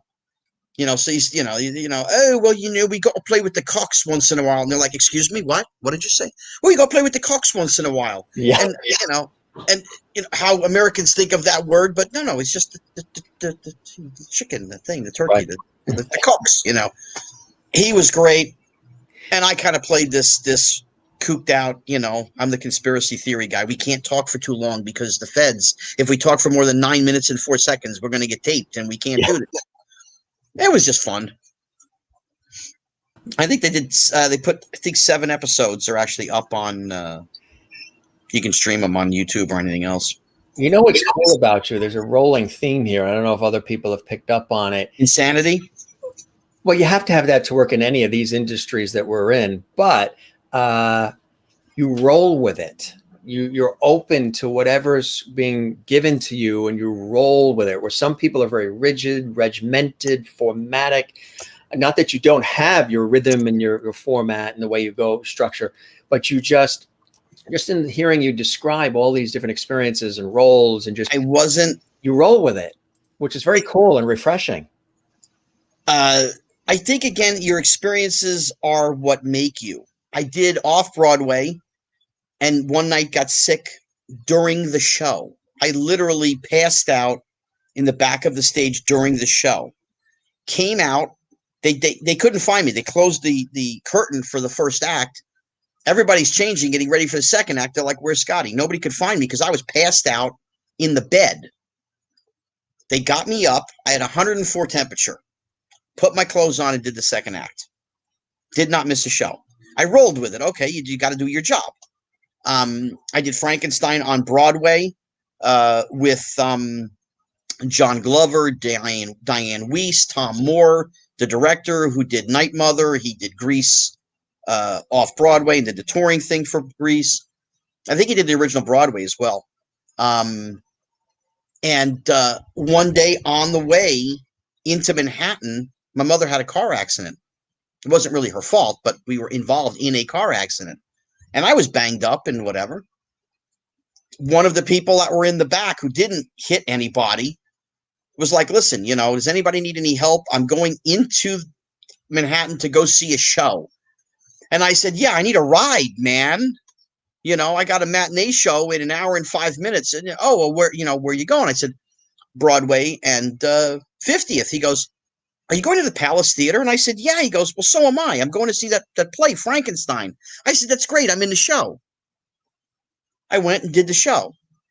There's one of the performances. I actually got rolled off the end of the stage into the empty orchestra pit. I took a 6-foot fall, 7-foot fall, whatever it was.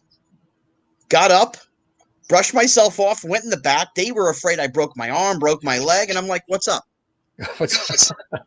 They're like, are you okay? I'm like, yeah, I'm fine. Okay. It's all good. It's all done. I'll come out for the curtain call. It's okay. Somehow I've always learned how to just roll with whatever is going on, whatever has happened. It's from experience. There's no doubt. It's being a professional. That too.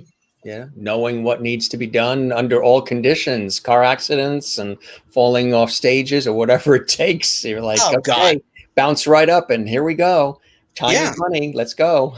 But I learned that as a kid. And then, of course, then going into and doing films, you use what you have. Even being a youngster, right? You learn things very quickly. By the time, again, after I do the toy, I'm 14, but I did not have the mentality of a 14-year-old. I was 25. You were right. Everybody, when you're a kid and you're on a set, you have to have a chaperone or your parent there. Right.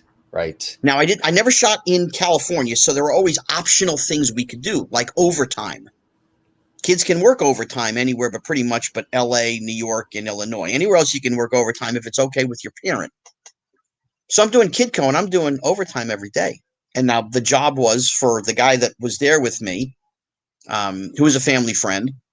He's supposed to call my dad, see if it's okay to do overtime, tell me, and then I'm supposed to tell somebody on the set. Never happened.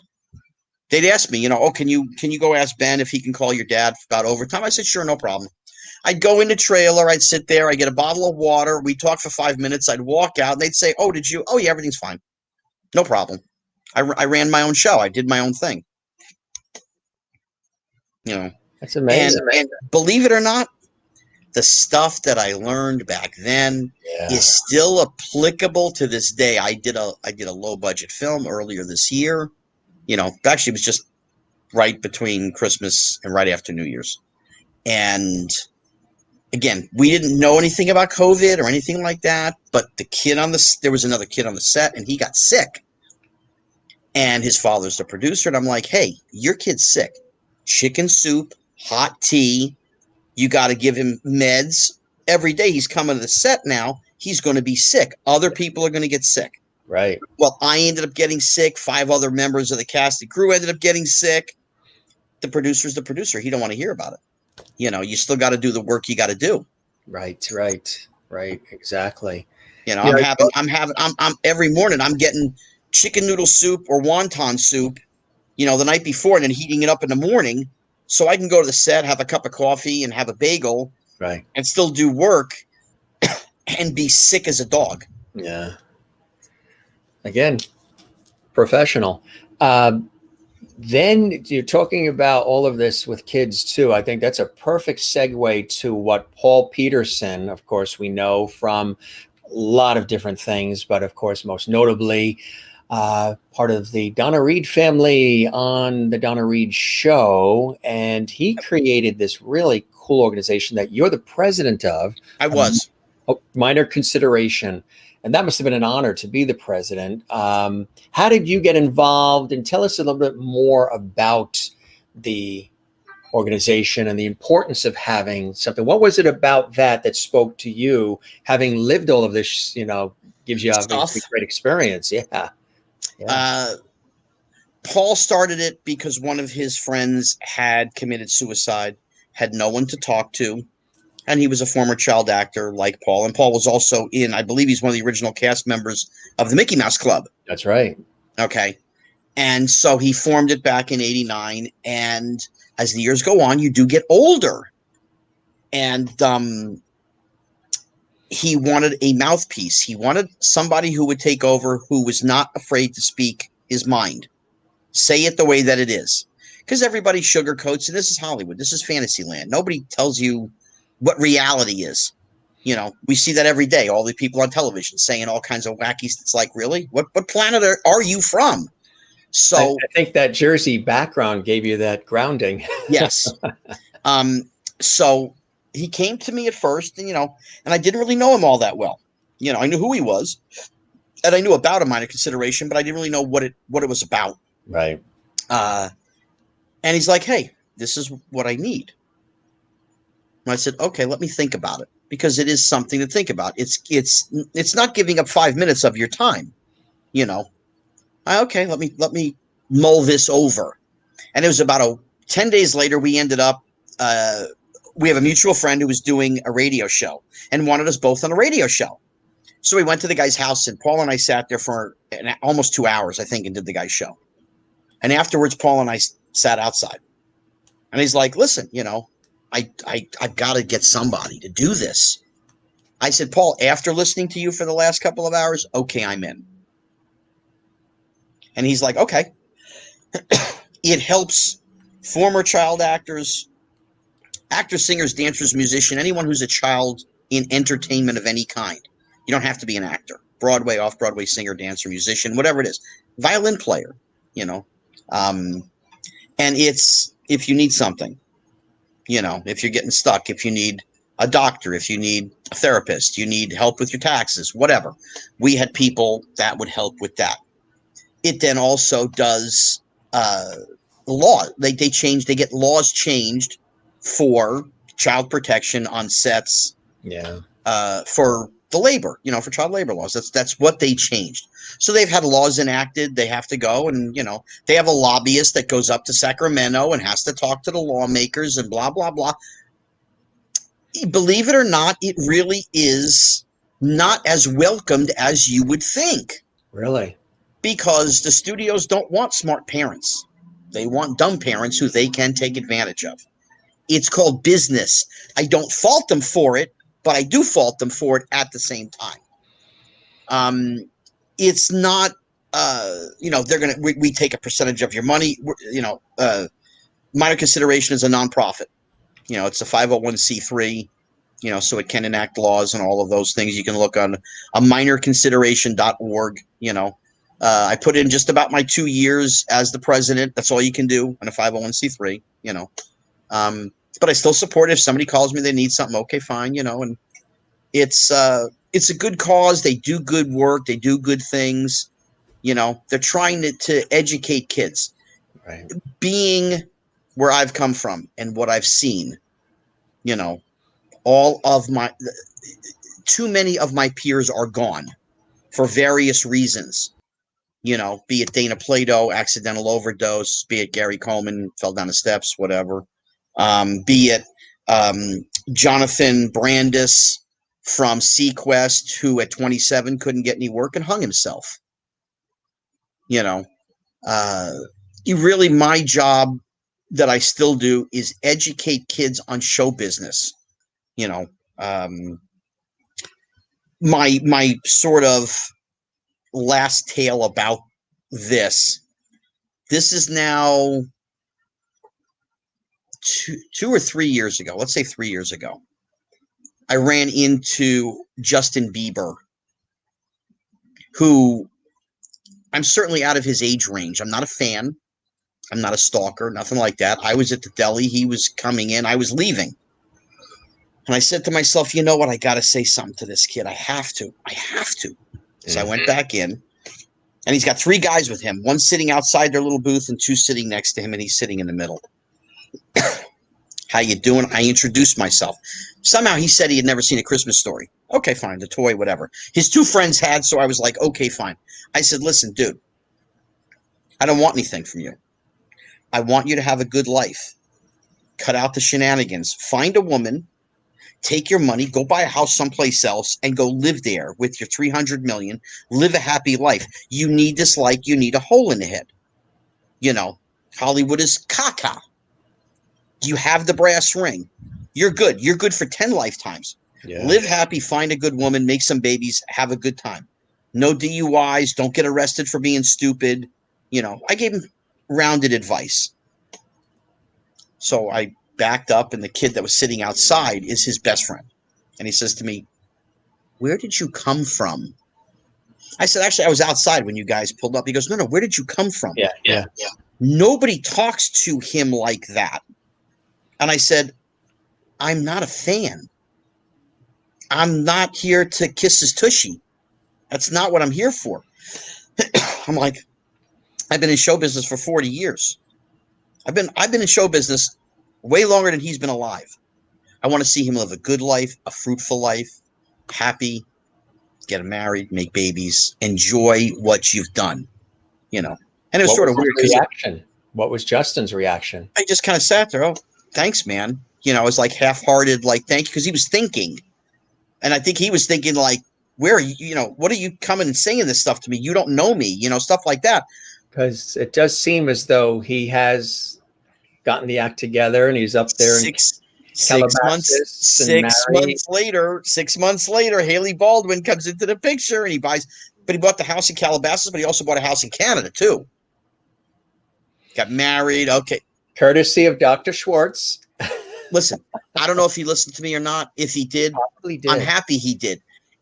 As long as he lives a good, fruitful life, I will be thrilled. I don't want to see more child actors or performers do stupid things, And again, part of it, is from Richard Pryor. Yeah. Because, on the set, I'm 13, 14 years old, and he's telling me about drugs. And he's like, "Listen, you're going to get older. You're going to want to do drugs. Anything you want to do, call me. I'll tell you what happens."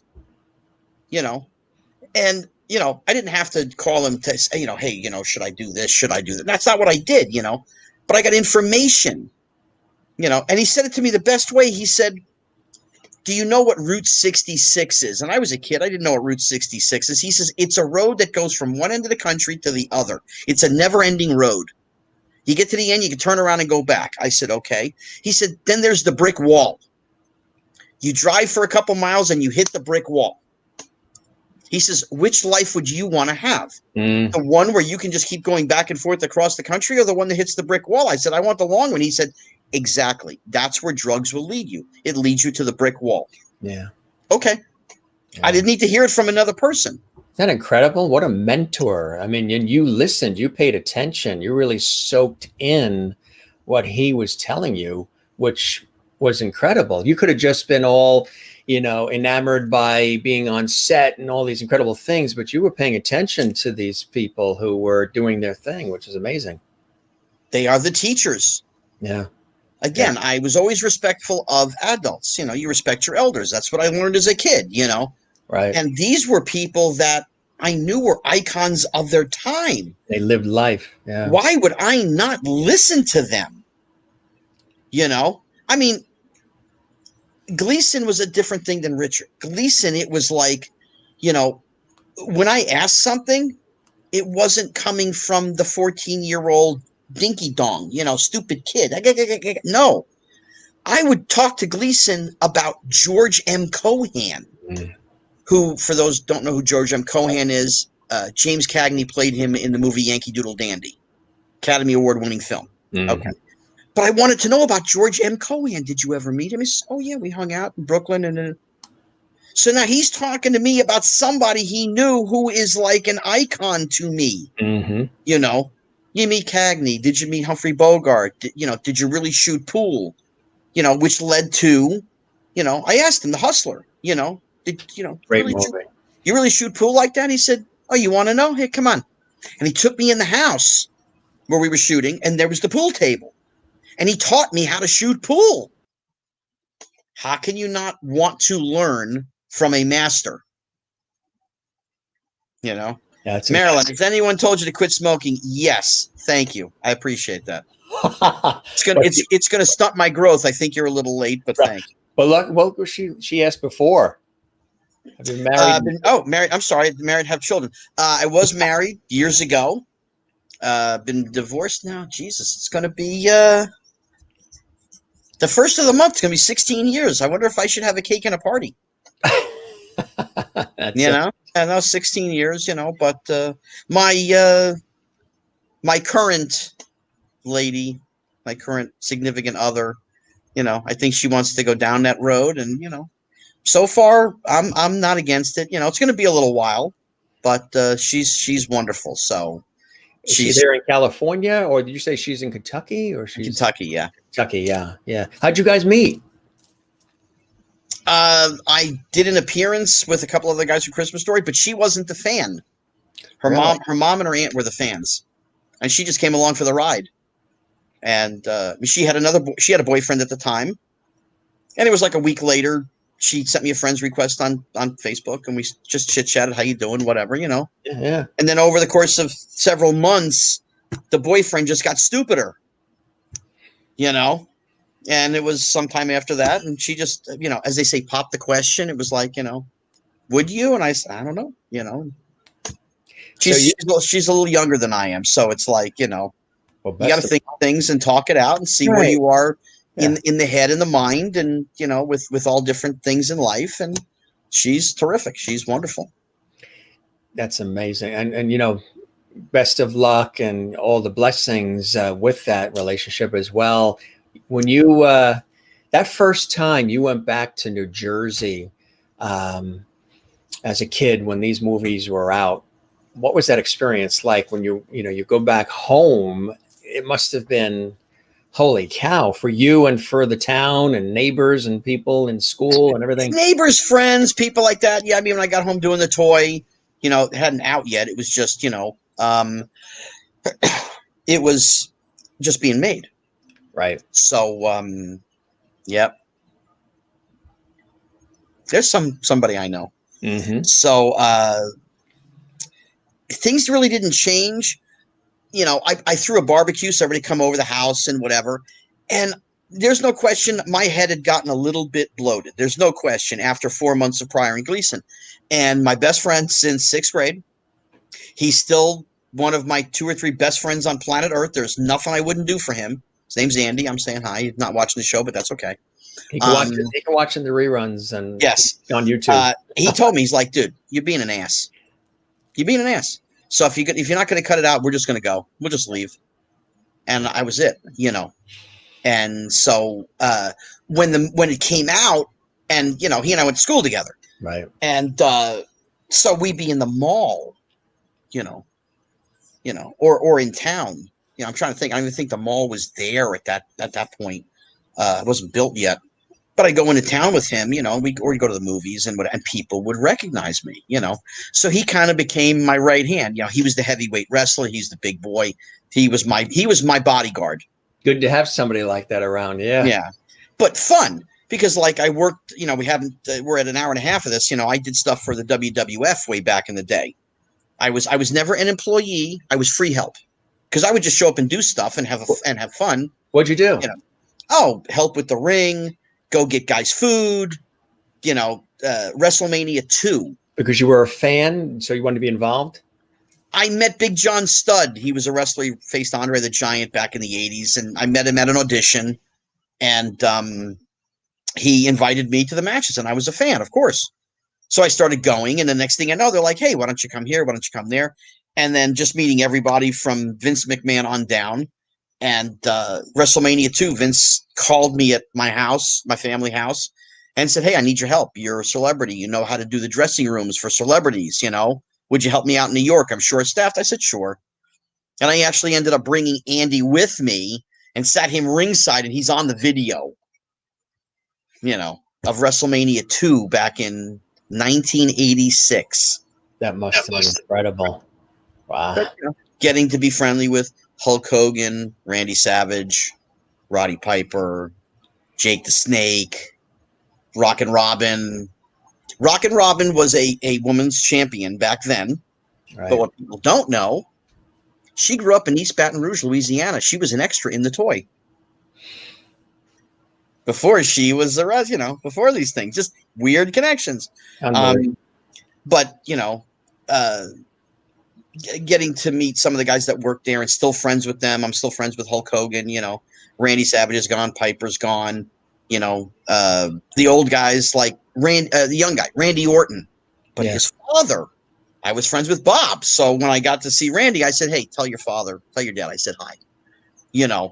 I met John Cena and a bunch of the newer guys, It's not quite the same as it used to be, but, my interests have always changed because your age and whatever. So I'm semi into it now, not really too much or whatever, but, the McMahon family was always good to me.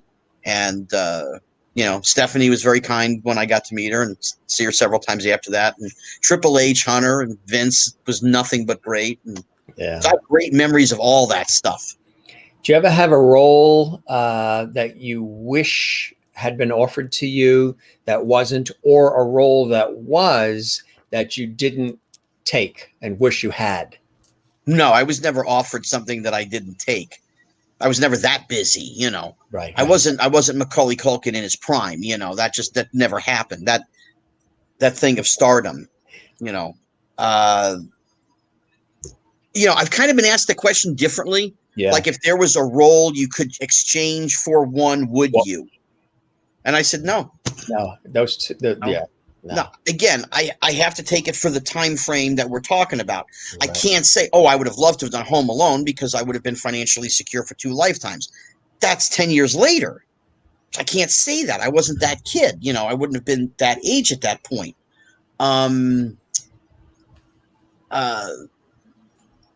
I don't think I look too old, but I was too old. And this is out there. Again, you have to know me to understand this.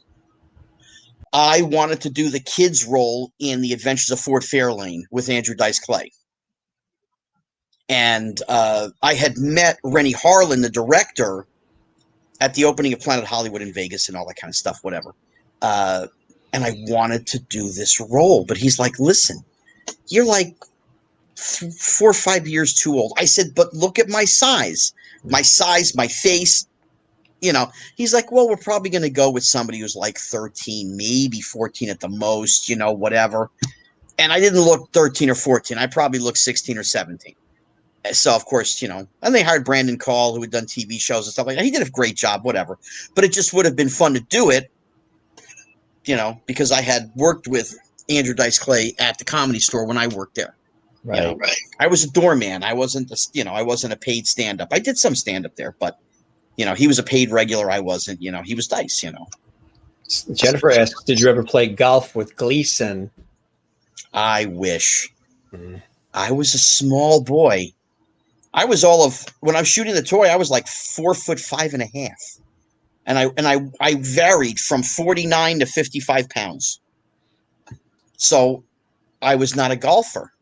Yeah. Right. And by the time I got to be of age where I got into golf, Gleason was already past that point. Great question, though. That's a fun question.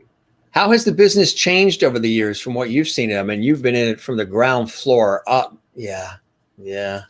Money, who and what people consider fame and famous. I don't consider anybody on TikTok and YouTube videos celebrities.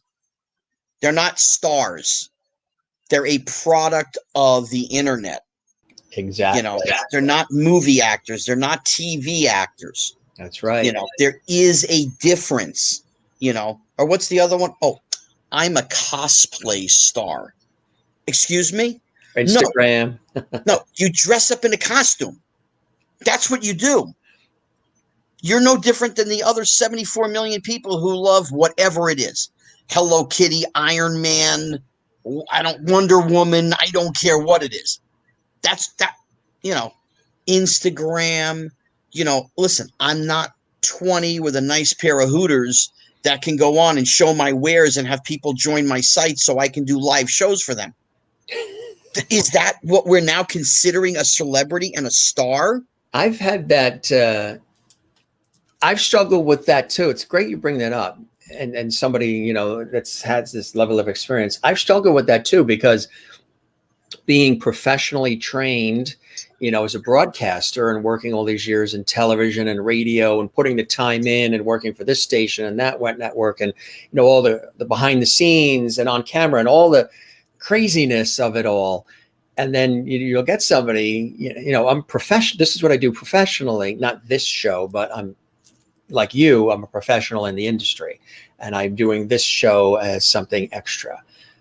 What's amazing is somebody can do something now that is as weird and wacky as anything, and then upload it, and then all of a sudden, book deals, movies, and yet, you know, you could be in it 4 years. Again, you changed. have to, but you have to understand human understanding, human mentality.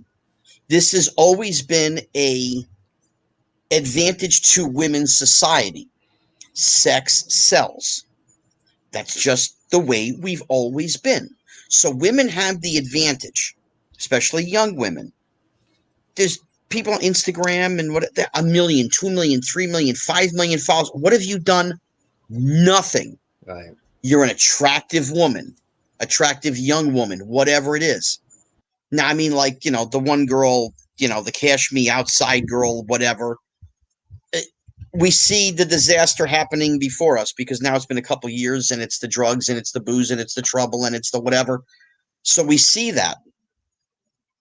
You and I have put in the time. You know, I'm at 43 years already since I can say I've become an actor. I don't count like third grade doing, you know, what was it? The spectacular mole or the spectacular molar. And I was a tooth in the play. No, I don't consider that part of my acting career. You know, when I did the first professional job, that's when you become that, and then you take it from there. Do you ever feel like you're competing against that world of the TikTok, the Instagramming, and all of that? That all of the light and fanfare is going in that direction when it is a lot of people who don't have the background. It's not about in competition with. You're going to have the people that know your work, that love your work, that appreciate your work. Okay, fine. The 14-year-old who loves the TikTok guy or the TikTok girl is not necessarily, you know, just going to say, hey, why don't you turn on Scott Schwartz? They're not even going to know who the hell that is. But when their parents turn on A Christmas Story, they're going to go, oh, I've seen this before. I love this movie. So they're a fan of mine and Ralphie's, you know, or Peter's and everybody else, but it's just in a different venue, you know, and that brings different value, you know. I mean, people said to me, I should do what you're doing. I should do a podcast. I'd get a lot of people. I'm a good storyteller and, you know, I have years of experience and knowledge and a lot of people I know. And I'm like, at some point I will, maybe, I don't know, you know. It's an interesting comment. Jennifer says, do you like the mountains or the beach? The ocean or the mountains? I go ocean. Let's see. If I got any whiter, I'd be in trouble. Yeah. I mean, I'm extremely white and I burn very fast. So if I'm on a beach, I'm going to be underneath an umbrella. You know, I'm not one of those, hey, let me go play volleyball. No, that's not me because I'll burn inside of 5 minutes. The mountain guy? Okay. I grew up in New Jersey. I moved to California to get away from the snow, the cold, the rain, the sleet, the ice, the hail, and every other thing. So, you know, would I do it? Maybe. But, you know, I'm more of a roller coaster, get me on a plane. I'll go parasailing, you know. I have no fear of heights, so I'd rather do that. To do that, right. Exactly. You know. I mean, I can tell you, I live 30 minutes from Malibu. Right. And I actually haven't been on Malibu Beach in probably 15 years, maybe 12, something like that. Mary says Justin Bieber started from you to probably 1 in a million. How about 1 in 150 million? You know? And then Riley says, not to mention these TikTokers are making hundreds of thousands for a 30-second video of nothing. Where you were on sets, and I've been on sets in situations where it takes, you know, 3 days to light it. Yeah, listen, you know, again, I don't say that they're doing anything wrong. God bless them. They figured out a way to do it, make money from it. God bless them. You know, I'm not that guy. I'm not that age. I've got, you know, my decades of experience behind me. I've earned a little bit of respect as opposed to just being the schmuck on the Jersey Shore. You know, reality television. I mean, there it is. You know, people have asked me, "Oh, would you do it?" Maybe. You know, I mean, I have done. I know I've done one thing. I don't even think there was a second. I did the Beverly Hills pawn shop. Yeah. Because my dad, it's his store. He runs it. I have nothing to do with it. But, you know, just some free promo. They wanted me to bring on a shirt that he has from The Searchers with John Wayne. So I went on the show to do it just as a promotional thing for him. Wasn't going to help me, you know. But it's like Big Brother or this. I don't know. You know, it would depend on the situation. They set up a camera in the house, day in the life of Scott Schwartz type thing. Not in my house. Not going to happen in my house. My house is too messy for that. Ain't going to happen. You know. But, you know, there are a lot of people that I would be more than willing to do some kind of a show like that with. And there's probably a few I probably wouldn't want to do a show like that with. You know? Jennifer asked this cool question. I was thinking of this too. Would you ever write a book because of all these incredible experiences? You know what I mean? Well, let's thank the wonderful, number one, the world of a publisher who is very slow, but I guess they're very thorough. And COVID, my book is done, basically. It's done at this point. It's over 300 pages. I mean, it took legal 4 months to go through it. Yeah. You know, and all the pictures, and you got to get, you know, approvals from some, not a lot, but some, whatever. But it would have been out this year had not been for COVID, because by the middle of February, everything was closed up. And so you can't do it fast. You've got to have a game plan, and it takes months to promote it and sell it and do all of those things. So right now it will be out in 2021. That's what I'm coming to understand. When did you start writing it? How early? How long ago? That's quite a, you know, an undertaking. The book, it took 2 years. It did, yeah. You know, I had a ghostwriter do it. So basically he would ask me a question, I would tell a story, and then he would write whatever, you know. But I mean, it's like 47 chapters and it's over 300 pages. And, you know, again, everybody is different of what you do and how you do it. I've always been a people person, so I'm friendly. So I go and I do things, you know. So it's going from showbiz, you know, the big movies, to then doing stuff with the WWF. And then it's doing stuff in another industry. And then it's doing stuff with my dad. And then it's doing stuff with trading cards. And it's doing stuff with, you know, all of these things, you know, over the course of decades, you know. So, you know, but the book is the good, the bad. No, the good, the great, the bad, the ugly. You know, I don't sugarcoat anything. I say it the way that it is. You know, we haven't, again, brought this up, but my extensive friendship with Corey Haim, and there's been a lot of athletes I've been friends with, Julius Erving, Dr. J, Barry Bonds. I've known these guys for decades. Yeah. You know. Was there anything that you wanted to put in or did have in and said, nah, I'm not going to put that in, and took it out? In the book? Yeah. Well, believe it or not, legal took 4 months to go through it. Yeah. They had an issue with one story. One story I told. And they asked me if they could pull it out of the book. And I said, sure. I wasn't going to argue. I have to tell you something. The way you lit the cigarette and you leaned back and the smoke came out, that was very Gleason-esque. It was very Gleason-esque. Okay. I think you're absorbing. I think Marilyn was the one who said the thing about the smoking or whatever. It's Gleason's fault.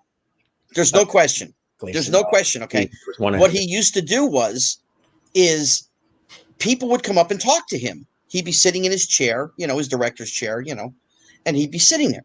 People would come up and start talking to him. Well, he figured out if he called me over, he'd say, kid, come here. And he'd come and he would plop me down on his leg. And he'd say, how you doing today? Oh, I'm doing good, Mr. Gleason. Everything's going good. I call him Dad, sometimes Pop, whatever. Don't call him Jackie. I could call him Dad, Pop, Mr. Gleason, great one, but don't ever call him Jackie. Okay.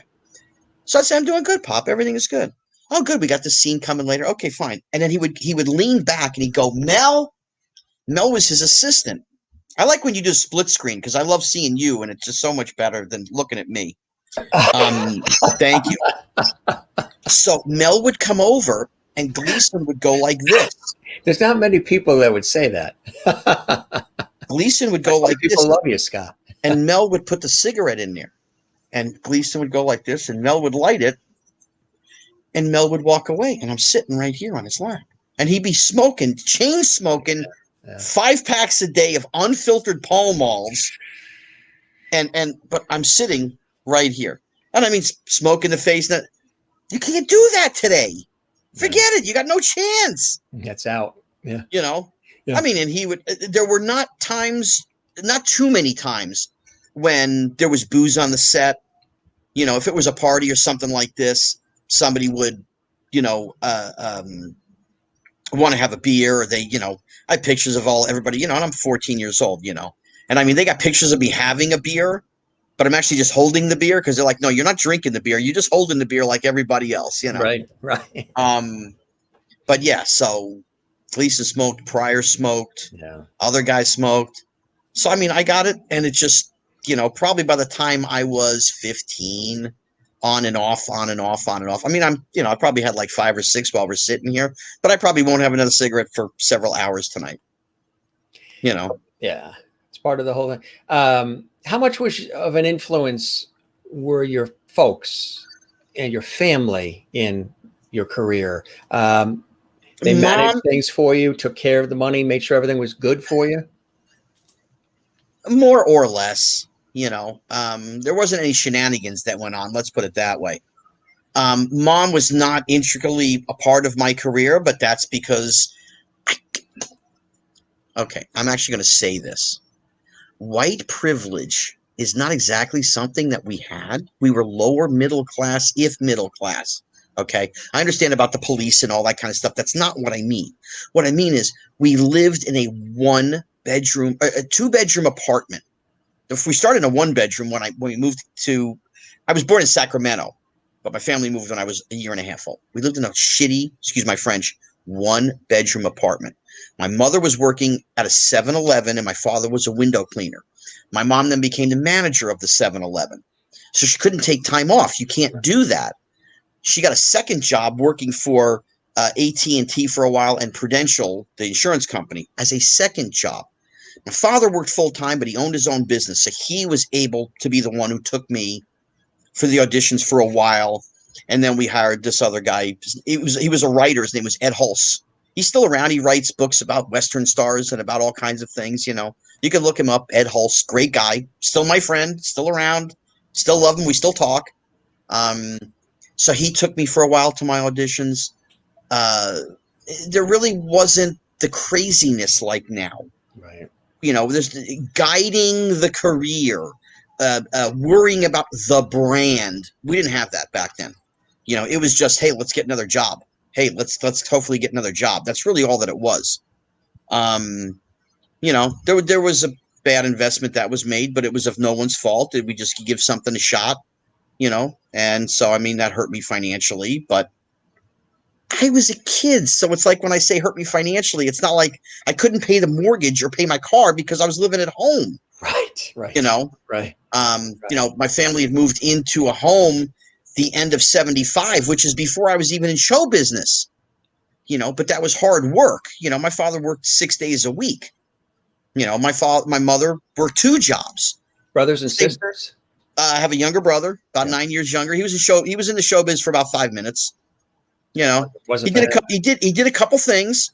He actually did a show with Lucy Arnaz, the Lucy Arnaz show. He played her son in a couple of episodes, and the daughter is Melissa Joan Hart. Oh yeah, right. Believe it or not, right? As crazy as he did, a couple Crest commercial and a couple of other little things. That just wasn't for him, so that was that, And it was tough on him living in my shadow because he went to the same schools I went to. Sure. Yeah. So it was, you're the movie star's brother, blah, blah, geez, I mean, the teachers liked him, but it was the kids more or less. Some of them gave him a hard time and stuff like that, but that's so the success that you were building really helped the family as a whole, financially and other areas. No. Didn't. No. Well, again, this is one of those gray areas. Did my father need my money or my mother need my money to buy groceries, necessities for the home? No, of course not. They had their own business. My dad had his own business. He made, good living. And my mom worked 2 jobs. It put them in a little bit better luxurious car. Let's put it that way. Because the accountant said, listen, you got to buy a car every 2 years because you need the write-offs, So it was the Cadillac, the Seville Elegant, the Eldorado Biarritz, instead of having the Plymouth. Right. The Dodge Dart. Oh God, no. This was the best. My dad had a 79 Plymouth station wagon. And I started working, and so we had to get a better car, for the family, Sure. So we got a little bit of a better car, and Ed, who used to drive me, we took the Plymouth station wagon to the city. We actually took it. It was maybe 8 months we had driven in with this car, and we parked it in this parking lot, which was literally 250 feet from the movie club that we went to every Saturday. We went, I had 3 auditions. I had this. I think I was rehearsing for Frankenstein on Broadway. And we came back to the car, and they had destroyed it. They stole the windows, the tires, the stereo. It was on blocks. It was the most hysterical thing you've ever seen to see this car. Everything but burnt up. So the base of the car is there, whatever. So I had to call my father. Hey, we got good news and bad news. Good news is we're fine. The car's a disaster. You got to drive to the city. Come get us at 10 o'clock at night. So that happened, and we ended up getting. My mom got an '82 Trans Am, which would then end up being my first car. But we had a pinball machine in the basement. The first pinball machine we had was the Harlem Globetrotters pinball machine that did Sweet Georgia Brown. Right. And then the second pinball machine we had was called Space Invaders with the alien that used to be on. And I love that pinball machine, But those were things that I paid for that went into the home. But it certainly wasn't the basic necessities of families. And my parents didn't just outright take money to go on vacation, We, as a family, went on vacation. Right. Trying to remember what we did with my brother, because I don't think my brother came with us. We did a Hawaii trip in 1980 because my mother and father wanted to see Don Ho. Tiny Bubbles. They had to see Tiny Bubbles. Yeah. So, that was a trip. It was not, we didn't go first class. We went coach from New Jersey to Hawaii. We spent whatever it was, 8 or 10 days. It was not a crazy resort for $3,000 a night, just a regular whatever, And we did get to see Don Ho. So I got to see Don Ho, That's it. You've reached the top. Yeah. So, money was spent, but not in the way that other people's have just been blatantly taken. And the thing was, did they invest it for you too? So like I said, we did have one bad investment that happened that really hurt me. But a parent is owed or due a certain amount of the income because they're the ones that are spending the time. They're running. They're doing. They're going. Now, it's again. I always say there's that gray area. Yeah. If my parents were a lawyer and a doctor and didn't need 10 cents, they never would have touched any of my money. Or any of my brothers. None. It wouldn't. Zero. Nothing. But it's a different situation. You're paying for gas, tolls, food, parking. So that's my job. This is my career, my life. So therefore, I'm paying for those things. Right. But they are due they can take. I think it's 20%, 30%, 50%. There's no real set amount. What they do is you pay your taxes, your agent's fee, your manager fee, whatever you got. At the end of the day, when all that comes down, and again, I'm going from today, not back then. If I go to back then, it's zero. They have the thing called the Coogan Law, which 15% of a child's money has to go into an account until they're 18 years old. Everything else is up for grabs. So if you make, if you're blessed and you make $500,000, and after taxes and all the fees and everything else, you got $250,000 left over. If you don't have a Coogan account, whatever it is. If you don't, let's just say, and there's $250 left over, realistically and legally, your mom and dad own you. You are their child. As long as you've paid the taxes that are due on the money, whatever's left over, your parents can take legally. Right. That is legal. Yeah. Moralistically, no, but everybody's different. They can do it. So you didn't really have stage parents, the stage father, the stage mother, like some have? No. I mean, again, I was just my heritage. Jennifer asked my heritage. I'm Jewish. I'm, here I got here it's somewhere. Star David. There you go. I have my Star David. Only on my mother and father's side. That's it. Yes, I was bar mitzvahed. Only on your mother and father's side. I did my bar mitzvah. I'm a Pac-Man pinball pro. What was that? Pac-Man 3. Pac-Man, I think it was Pac-Man, because you had Pac-Man, Miss Pac-Man, Junior Pac-Man. Junior Pac-Man had the video game on the top and the pinball on the bottom. I can tell you, I was a pinball guy. I actually won a competition in New York. I was considered a pinball wizard. I think that's starting to come back a little bit. It's a whole new Danilo.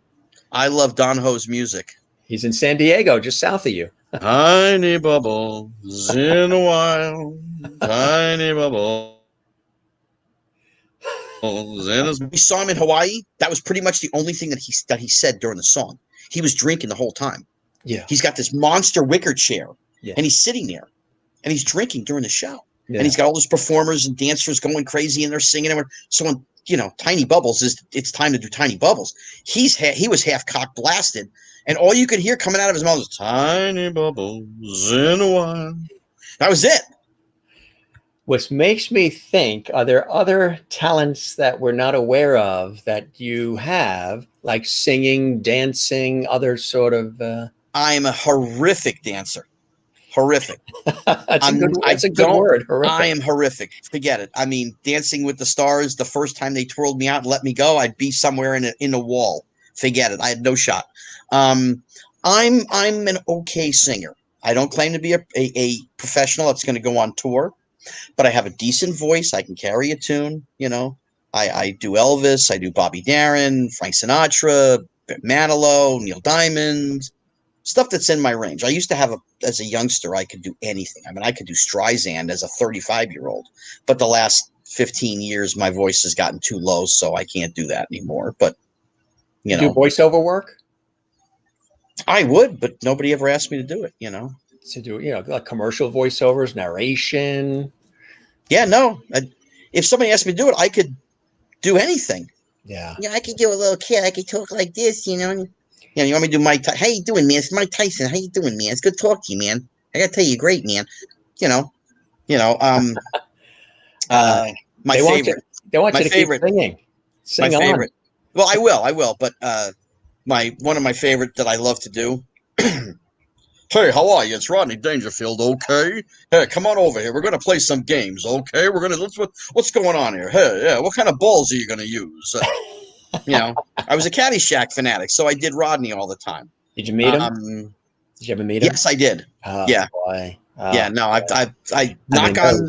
I got to meet again, maybe because of Richard was a part of why my conversations went great with them. But I met George Carlin.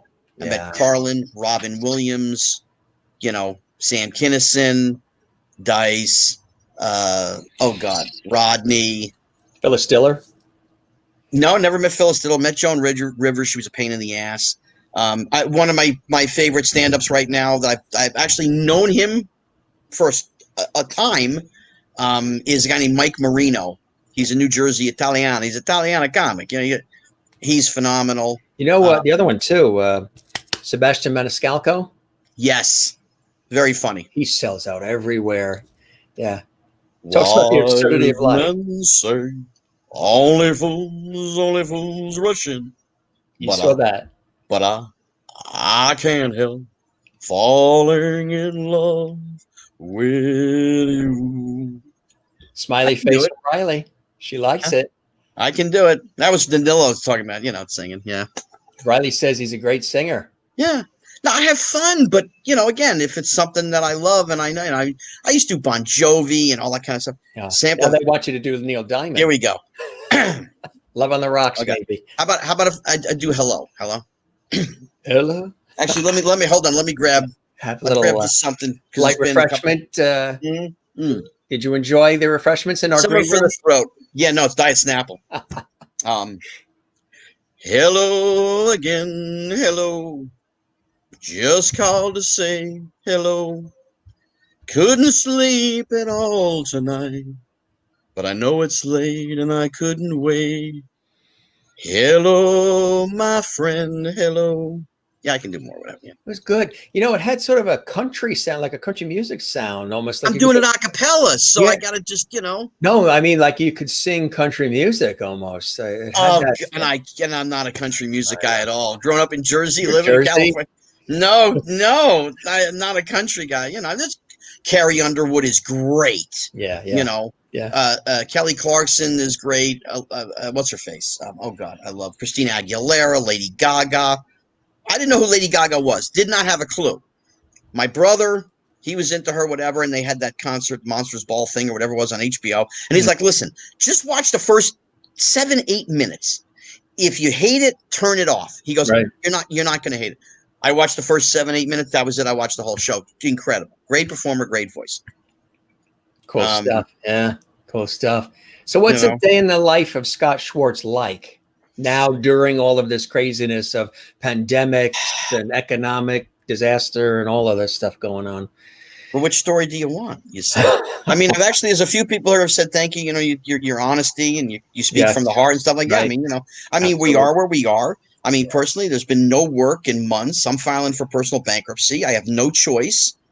There's no autograph shows. There's no signings. There's nothing to make a living. Zero. People don't realize the importance of that. Like, for example, friends that are in the music industry as well, it isn't necessarily the album that makes the money. It's the touring. It's the getting out there. Same thing for performers like yourself. Yeah, if you're not working all the time on the set, the show, whatever it is, there's other ways to make a living. And I book other celebrities at things, but there's nothing going on. So we're stuck in no man's land. I mean, I've been in my house for 13 and a half years and I haven't missed a payment, never been late. Now I got to call the mortgage company and say, hey, you got to work with me here.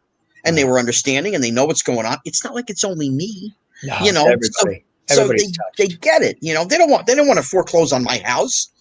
They know I paid for 13 and a half years. They understand. So it's some days are better than others. I get up and I make myself my French vanilla Dunkin' Donuts coffee, and sometimes I have a piece of toast, sometimes not, and try and do stuff around the house, stay busy. Sometimes do shows like this, other podcasts or other radio shows, whatever. People ask me. Stay busy. I go see my mom. Today I had lunch with a friend of mine. We distanced. He was on one side of the table, and I was on the other. There you go. Right. That's what makes it tough. Right. And then every night I talk to my girl and we just chit chat and Skype every night for a couple of hours. And, thank you, Renee. I appreciate it. Me too. We are where we are, I'm sorry if anybody else is going through the kind of stuff I am. We can get depressed really fast doing nothing. So how do you keep your spirits up? What do you do to keep your spirits up? I'm the glass. You have Elizabeth. The glass is half full. I have Miss Elizabeth. Yeah. And I have my significant other. I have my girl. So, it keeps me semi-sane, and I look forward to that every day. And my friends and other people and social media. You talk to people, and sometimes you agree with them, and sometimes you don't agree with them. Right. That's just how that goes. Yeah. Absolutely. We live in the United States where we are a free thinking society, and we're allowed to do that, and we should not be belittled or decimated and destroyed because I don't think like you or somebody, whoever that is. Right. There's common ground amongst all. I don't care how much people, if you say you're liberal or you're conservative, I don't care. At the end of the day, there's this middle that says, you want what I want. How do we come to a happy medium? It's always the way we've been as a society up until the past couple of years. And it's ridiculous. I agree 100%. 100%. Yeah. I keep saying that. That's what I keep saying is You're welcome, Renee. yeah, I mean, I keep saying that because we're so divisive and all the chaos and everything that we've been going through. I'm hoping that, people say they want to return to normal. I'm hoping we're better out of all of this. We rise from the ashes better. Thank you, Renee. I'm just saying thank yous to everybody, Yeah, yeah. Oh, no. Yeah, they're very expressive, which is great. They like to, connect with everybody, which is the way it's supposed to be. I'm hoping that we come back. We weren't going in a great place before all this, I think. And now maybe this is sort of a reset, maybe so we're more, kinder and friendlier and whatever. Because listen, the last 8 to 10 years has not been good. Right. Okay. Right. It didn't start yesterday, and it didn't start with our president. It has started way before that. There's more racial division. Again, this is Richard. I grew up in a little town in New Jersey where we all went to school together. There was no such thing as, oh, you this or you that. No. No, right. These were my friends. The kid, you mentioned him in my bio, Eric Murdoch. It was like that on Long Island growing up. Same thing. Of course. You and I had was Manhattan in between us. That's it. So like Eric Murdoch, who went on to play in the NBA for years, and they played in Europe, whatever. He's coached in college, in his college coaching career. He doesn't graduate high school without me. He cheated off me because I let him. I said to him, here's number 4. Go ahead, take it off my, whatever. I didn't care what color he was, what skin, it didn't matter. Right. Richard, again, a lot of things. I mean, even though I grew up around people of color and different races, creeds, and all that kind of stuff, Richard was integral to a lot of things over the couple of decades I knew him. Yeah. Colorless. Right. Colorless. We should be colorless at this point. There is a certain part of the population that are still old school. They have old school values, old school with grandpa, great grandpa, the Confederate flag, all these. I'm sure, have you experienced anti-Semitism over the years? That too? That seems to have risen all of a sudden as well. I haven't. Not true. Yeah. There's one person, and it's the story that was pulled out of the book. But I mean, it's just, he's the one guy. There was one. Because when I said it at first, I'm like thinking, as far as my career wise, no, nobody has said to me, oh, you're a Jew, we don't hire Jews. That's never happened. But this one particular black comedian, not Richard, he was an older guy. He hit me in the wrong spot, and I let him have it, Yeah. And it's like, I mean, it's a long time ago we're talking about, but that's sort of irrelevant, but it did happen. But other than that, no, now, again, I say this, everybody who, or I shouldn't say everybody, Catholics, Christians, if you believe in Jesus, he's the Messiah, he's the all in. Understand one thing. He was Jewish. So realistically, while you have your cross and Jesus died for our sins, and I've heard it a million times, understand that guy is a Jew. So realistically, Catholics and Christians that follow Jesus, you're all Jews. You're all Jews. Realistically, you follow a Jewish guy, you're all Jewish. That must be why I love knishes and chopped liver. Awesome. Okay, see, I'm a 50% on that list. Yes, thank you. Renee's extremely bright. I like her. She's a cabaret performer in New York City. Yeah, legendary. Yeah. You'll have to hit me up on Facebook, Renee, because I do come back to New Jersey and New York quite often. Yeah. Love to come and see a show. I will not ask for a free ticket. I will pay for my own ticket. But if I know you're going to be somewhere, I'll show up. Mike Marino, the comedian, he says to me all the time, you want me to leave you a ticket? No. If I show up, I'll pay for a seat. It's okay. I don't do that. I've seen, all the comedians and people that I've met and seen, I never, Frank Stallone, I've done a couple of movies with him. I've gone and seen him all over the country. Never asked for a free ticket. I just don't do that. Whatever. Now, if you're a gazillionaire, I might ask, but otherwise, everybody's a struggling artist. They need to make money like everybody else. They need to fill the house. You got to have a 2-drink minimum. Okay. Right. But we should be better as a society. Let us know when you're back east. We'll get together with. She pronounces it Rini Cat. Rini. We'll I'm sorry, Rini. No. We'll get together with her. She's terrific. She lives in, she says, the Midlands of Flushing, Queens, New York. Okay, I know where that is. Yeah. My grandfather was in Valley Stream on Staten Island. Yeah. On the island. I had family in Syosset, right off Jericho Turnpike. Jericho Turnpike, Long Island. Yeah, absolutely. Carvel, the Carvel, right off Jericho Turnpike. Do you miss the East Coast at all? Absolutely. Oh, you said that. I miss the people and I miss the food. I do not miss the weather. What about the way? What about the way of thinking? The people. Yeah. The people. Yeah. Yeah. The honesty of people in New York. It's one of two ways. They like you, they don't like you. They don't say, let's do lunch. No, that doesn't happen. They go, hey, I'm going to be at Gray's Papaya in a half an hour. You want to meet me there? Right. Or I'm going to be at Katz's Deli, or I'm going to be at the Stage or the Carnegie, or I'm going to be, wherever it is, you want to meet me there. I used to get calls from friends of mine in Queens, on Queens Boulevard, who would meet me. Oh God, what was the name of the club? Goldfingers. Oh yeah. It was an adult strip club. Okay. That's not why I knew Goldfingers. I had friends of mine that literally would call me at 10 o'clock at night and say, hey dude, meet me at 11:15 at Goldfingers. That wasn't so we could go in.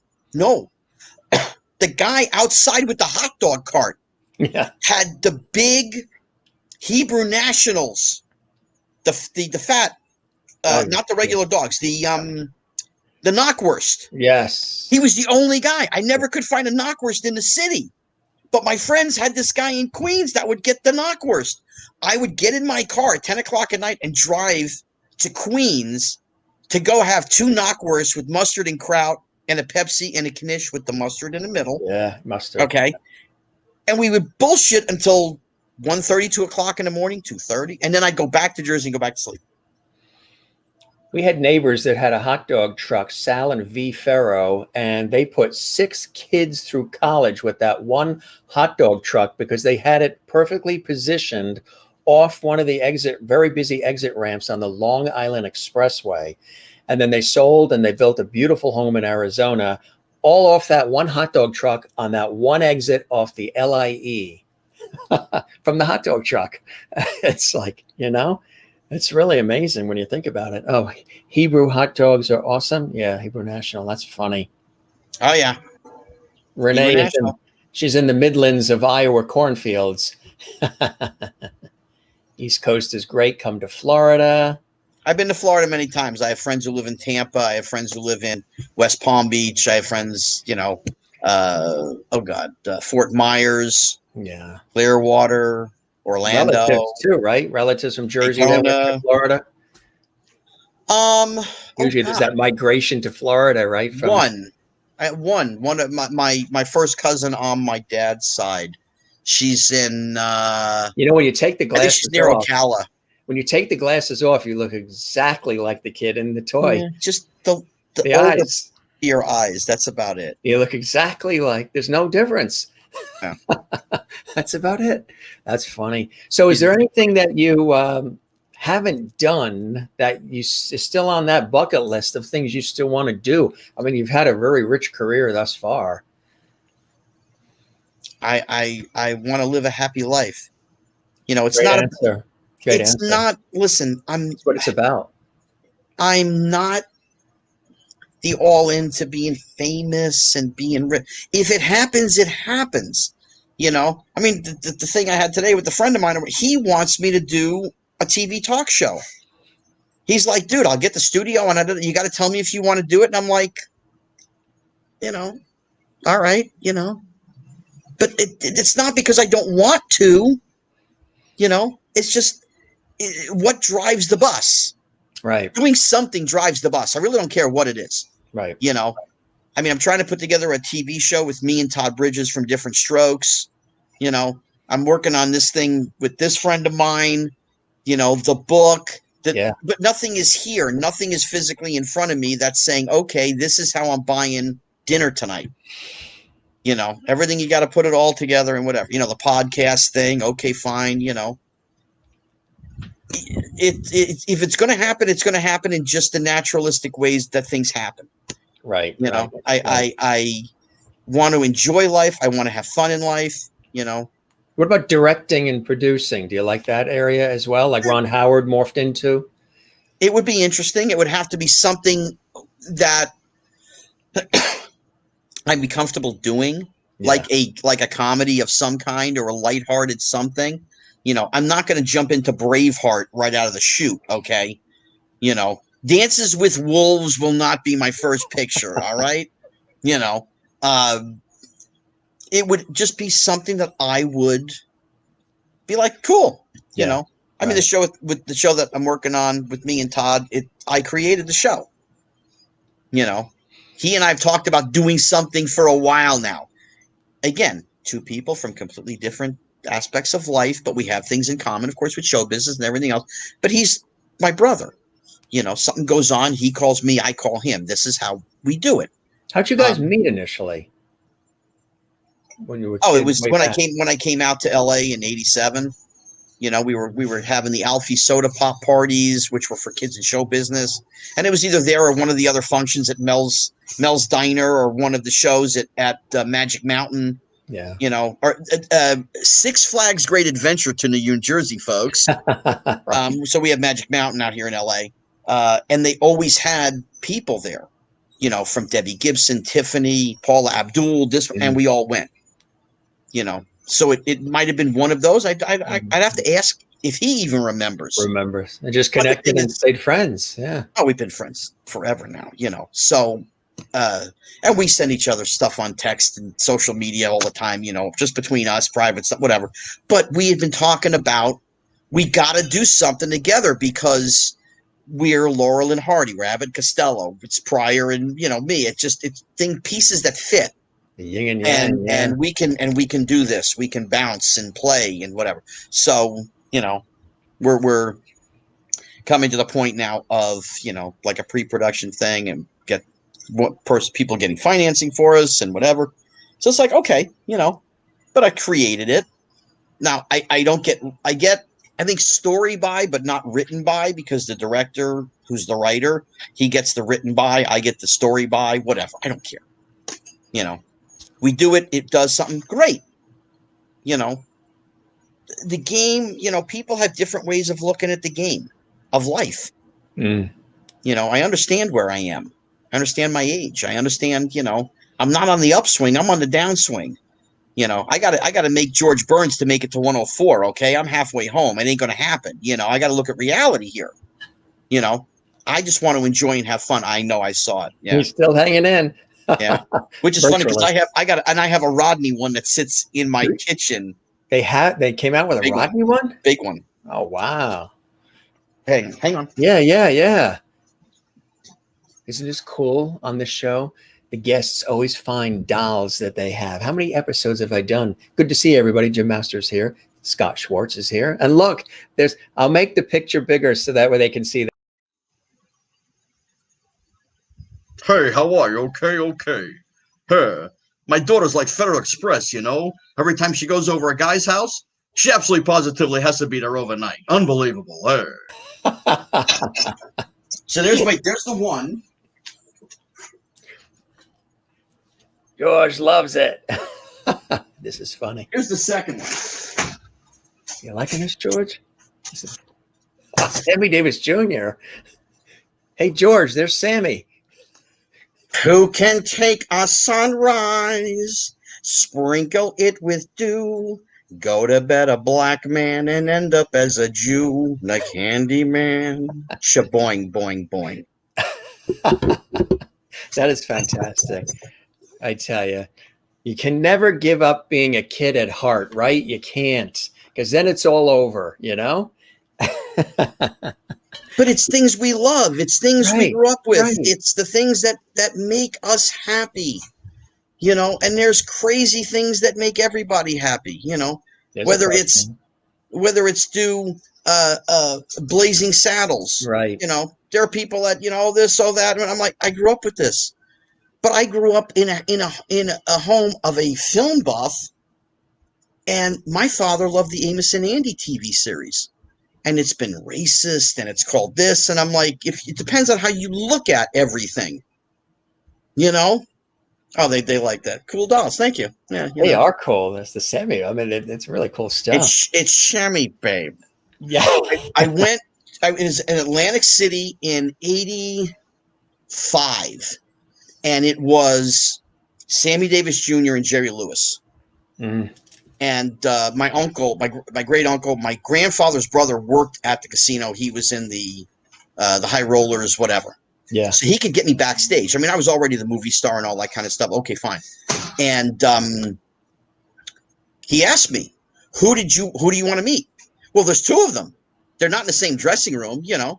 You got to make a choice. It's Jerry Lewis or it's I said, dude, this is not even a question. It's Sammy Davis Jr., you know. And so it was like I met him and told him, you know, the film with Richard. And, oh, I love Richie, babe. Great guy. Love him, you know. And so then I said I was a child actor, you know. And so we started talking about what it was like working at such a young age. Now, he's working by the time he's 4 years old. Yeah. You know, I didn't start till I was 8.5.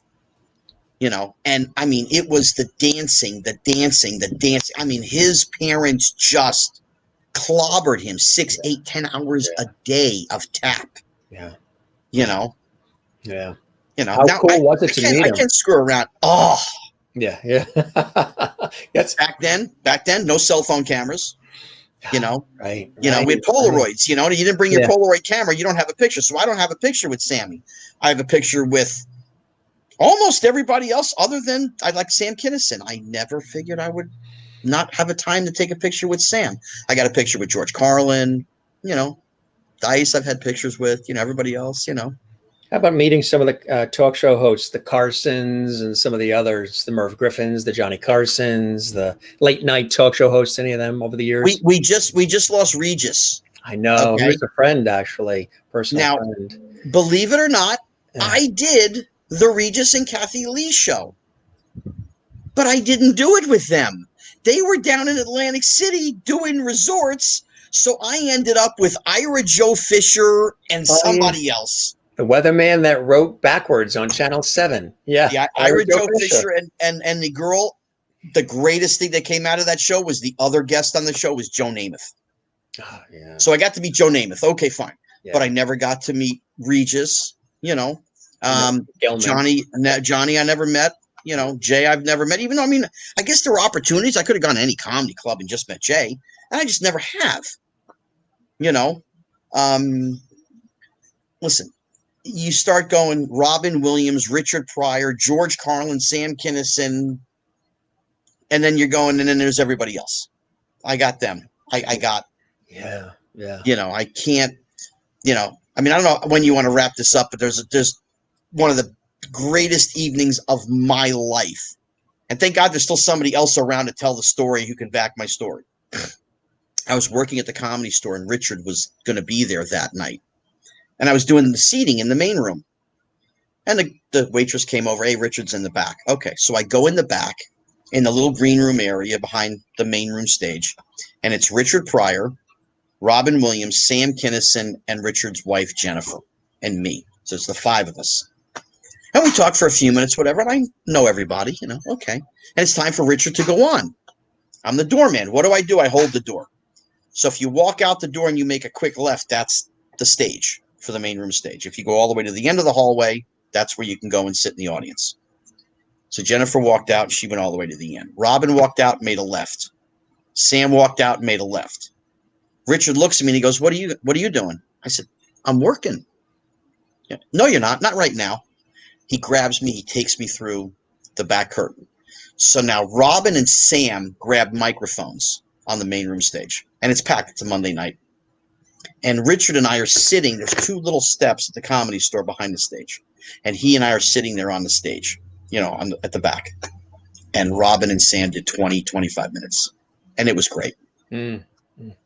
And Sam turns around and hands Richard the microphone. Now it's Robin and Richard. And Sam is sitting next to me. and they do 25 minutes. And Richard started talking to somebody, whatever, he was telling a joke, whatever. And Robin turns around and he hands me the mic. Robin Williams hands me a mic, and I looked at him and I said, "And what exactly would you like me to do?" He goes, "That's your boy. Go get him. Go get him." Okay. Wow. Now, I've never shared a stage with any of these guys. I'm certainly not qualified to share a stage with these guys. But here we go. So now Sam and Robin are sitting behind. And I walked up, and Richard turns around, and he sees me standing there with the mic, and he goes, "Oh, you got something to add to this now?" Well, he lets me have it. When I say let me have it, he's telling every pre-puberty joke you can think of. I mean, he's just going, "Yeah, Scotty, yeah, Dick was about this big." And this is where it starts. And it just went from there. And he does like 5 minutes. I didn't say a word. I just stood there and I just let him go. And he gets done. He goes, "You got nothing to say?" I said, "No, I was waiting for you to run out of breath." And then I started hammering. I'm going, "Do you have any understanding how it is when you're 14 years old and you sort of know what sex is? And the guy that's, your co-star is stooping everybody on the set. Do you have any idea what that's like?" Oh, and this is where I started. And I kept going. And he's laughing, and then we're interacting. And we did 25 minutes. Robin and Sam are back there just cracking up because number one is they know me for a while, so they know I'm okay. Number two is they can't believe any of this is actually getting said on a stage, and it's just way beyond hilarious. So we finish. The guys came up. We all took a bow. Okay, fine. We get off the stage. Sam looks at me. "Great. You were great." Robin goes, "That's my boy. I knew you'd have him. I knew you." I'm like, so now I'm worried about what Richard is thinking. Right, right. So he says, "Come here for a minute." He pulls me back into the green room. He shuts the door, and he goes, "We need to do that more often. You were great." It never ended up happening again. It just never did. So the person I was speaking of in the beginning is the guy in the spotlight, because they had a camera, VHS. They had no blank tapes. Nobody got any of this on tape. No. And within a year and a half later, he had left the Comedy Store. I had left the Comedy Store. Gone. There's my witness. He's gone. Sam's gone. Richard's gone. Robert's gone. Sam, Richard, and Robin, they're all gone. Yeah. And it was about the time Facebook started, and I got a friend's request and a note. "Hey, Scott, it's Jim. I don't know if you remember me. I used to work the spot at the Comedy Store, and you were there the night with Richard." I was like, "Oh, my God, thank God. Just somebody alive to tell me the story that can back me up." Unbelievable. That is unbelievable. What was I doing on that stage? I mean, you want to talk about feeling semi out of place. I'm just a kid from Jersey. I got lucky. I did a couple of movies. People liked the work that I did. Okay, fine. But I'm still just that kid from Jersey. I think the people that last the longest are the ones who don't forget where their roots are and where they come from. They're not swayed by all of the other trappings that are right there around you. And, they're right there. But still, through it all, not that you don't sample and experiment and taste all the trappings, but still, you come back to knowing who you are and where you're from. And I think that's where the grounding is. Okay. The kid from Jersey. I'm just the kid from Jersey, but this is 3 icons. And I knew it right then and there. I mean, Sam was he was in the middle of the craziness for him. The Wild Thing days and the yelling and the screaming and the whole thing. But I mean, he was gaining there. He was getting to that point. It was hilarious. Have Robin and Richard, and if it was people I didn't know at all, I probably would not have done that. But I was comfortable enough because these were people I knew. 2 of them I know semi okay with being Robin and Sam, but of course, Richard being my heart. So it was like, when they hand me a mic, yeah, okay, what do you want me to do? You really want me to do this? Okay, I can do it, because I know no matter what I say to Richard, it's not like we're going to go into the "you hurt my feelings." No, that's not going to happen. He wants to bring that out. No, Right. dude, just go. Right. You know, he never got that chance to say that to me. Listen, if you get up there, just let it loose. He never did that. But I knew him well enough to know that's what he wanted. Dude, let it loose. Go ahead.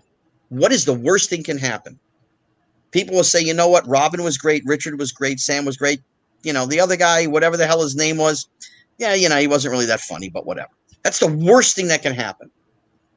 Nobody's going to jail. Nobody's getting shot. Okay, great. We're good to go. That's a plus, right? You know. But somebody asked what it was like meeting Robin Williams, knowing Robin. Nice man. He Genius. Okay. Huh? Yeah. Oh, Mm. He and Richard were very much alike. They were wind-up dolls. Mm. If they were just sitting, they were very calm, cool, collected. You know, they were both very ultra intelligent men. When you wound them up, that's when they went off and running, and it could go in any direction, whatever. You know who's like that too? It's an older school name, but Charlie Callis. He was like that. He was, yeah, he was like, Charlie Callis, yeah. he was just like, you know, I mean, the first time I met Robin was at Saturday Night Live. He was actually not even on the show. It was Cash, Johnny Cash's daughter. yeah, Rosanna Cash. I think it's Rosanna Cash. Wife, and then yeah, Rosanna. I think is the daughter. And who the hell the guest host was, I don't remember. But Anthony, it was the one year that Anthony Michael Hall was on the show. Oh yeah, and we were going to school together. And he's like, "Hey, you got to come to the show." So I came. I'm sitting in the green room all by myself, and Robin walked in. You know, and we started chit chatting. You know, and the minute I said, "How you doing? It's nice to meet you." You know, we have a mutual friend, Richard, and that was it. We're okay, fine.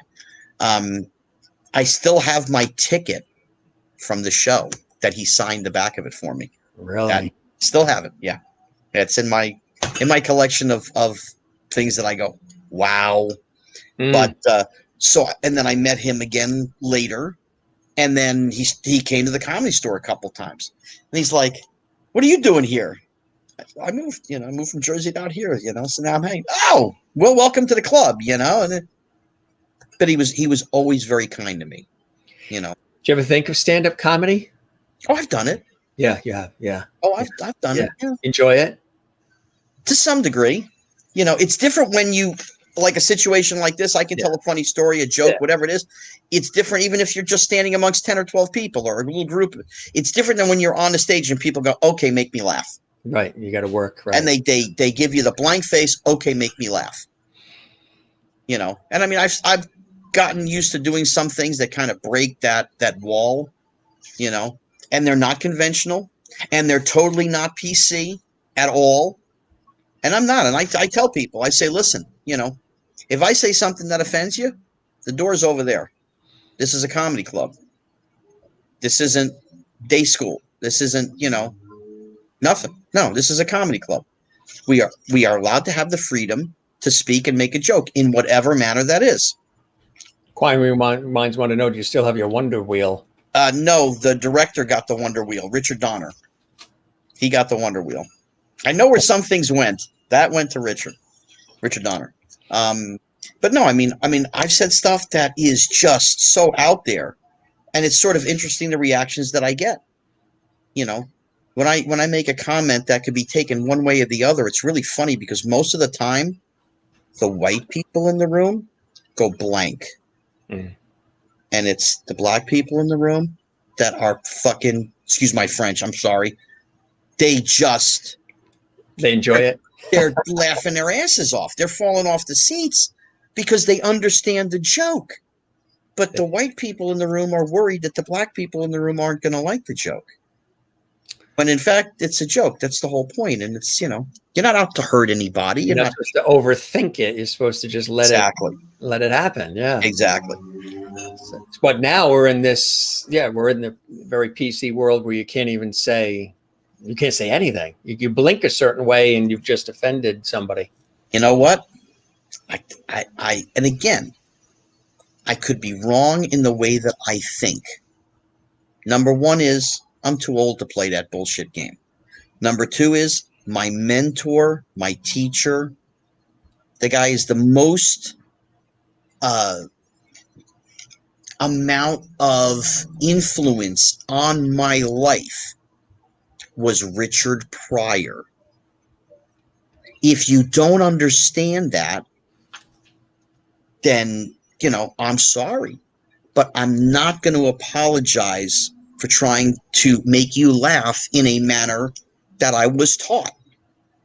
I'm not going to be PC. That's not who I am. That's not how I was taught. I'm not trying to offend anybody in a way that's going to hurt somebody. When we say offend someone, Andrew Dice Clay offended everybody. Offended everybody. Mm-hmm. Called everybody out. But nobody called for his head on a platter. Right. They just said, hey, this guy's offensive. Okay, that's what you think. Okay, fine. He's offensive. Okay. That doesn't mean he shouldn't have a job and make a living. That's just the way you think. That's how you take what he does. That doesn't mean you find him offensive, but then you go buy tickets for another one of his shows. Or maybe you don't. I say I'm a thinking person. I like to make people think. I like to present scenarios to people that they actually have to sit and go, holy shit. I never thought about it that way. Let me think about this. That comment. All of us. They call me Mr. Levity. With all this offending stuff going on around, people stop living and enjoying life. Hey. Do you have some times where, for you, having them seen you in the Toy and Christmas Story and these other child star roles and these performances that still air and that are still out there and that are classic and legendary, when you do other material that's not as squeaky clean as the kid that was in those movies, do you have some people who say, no, I want you to stay as the kid that was in the Toy or Christmas Story? Do you ever have that? Sometimes people get pigeonholed or they get typecast or they have that image of who you are. Listen, at this point, we're 30 something years beyond that. So I would, if somebody said to me, that's what, I'd say, listen, and I'd love to see you at 15 too. But that's not what I'm seeing. That's not who's in front of me. It's kind of simple, Far from it, right? Exactly. I wish I could get down to 125 again or 110. That just ain't going to happen. I'm not starving myself. I want to enjoy my life. Work too hard for it, right? As Linda said, I want to enjoy life. I want everybody to enjoy life. That's what Gleason what Gleason was like that. I mean, you're becoming Pryor and Gleason, I think, in one fell swoop here. Gleason was all about that. But we have a basic misunderstanding about life. Okay? Yes. I'm gonna try and do this really fast. Most people, you have a bowl. We all have a bowl that we live in. Okay. Everybody has a job. Most people work with 8, 10, 15 people. That's their bowl. That's who they see every day. And then they have their family at home. Okay, fine. When somebody goes, they pass away. Yeah. Somebody has left the bowl. Okay. So there's very few. So your bowl is very small. Okay. My bowl is like this. 40 years of networking, traveling, all the different industries I've been a part of. My bowl is enormous and massive. I have lost people since I'm in my teens, right, that are no longer here. So the bowl has been chipped away a whole hell of a lot more. So I had to get a way to reconcile what life was. Yeah. Okay. Now it took me a long time. I will tell you where it started and where it ended. It's one of those things. It started, and again, it's a weird thing, but this is what it is. There was an adult film star in the 80s. Her name was Erica Boyer. She was a very good friend. She lived in the same apartment complex as my parents. Her and I were friends for years and years and years. Okay. We never dated, nothing like, we were buddies. When she traveled, my brother took care of her cat if I wasn't available. I mean, friends. She passed away on December 31st, 2009. Between that time and June of 2011, including my best friend Kenny's mother and uncle, the first child of my first girlfriend from California. She was her first grandchild passed. I had 18 people pass away. I went to 12 funerals in 16 months. Okay. Every time the phone rang, I thought somebody else had passed away. It had gotten to the point where I got through that time, and then it just stopped, you know. And I said, what is this game about? What is life? What is it about? You can take it serious. You can enjoy it. But tomorrow is not a given.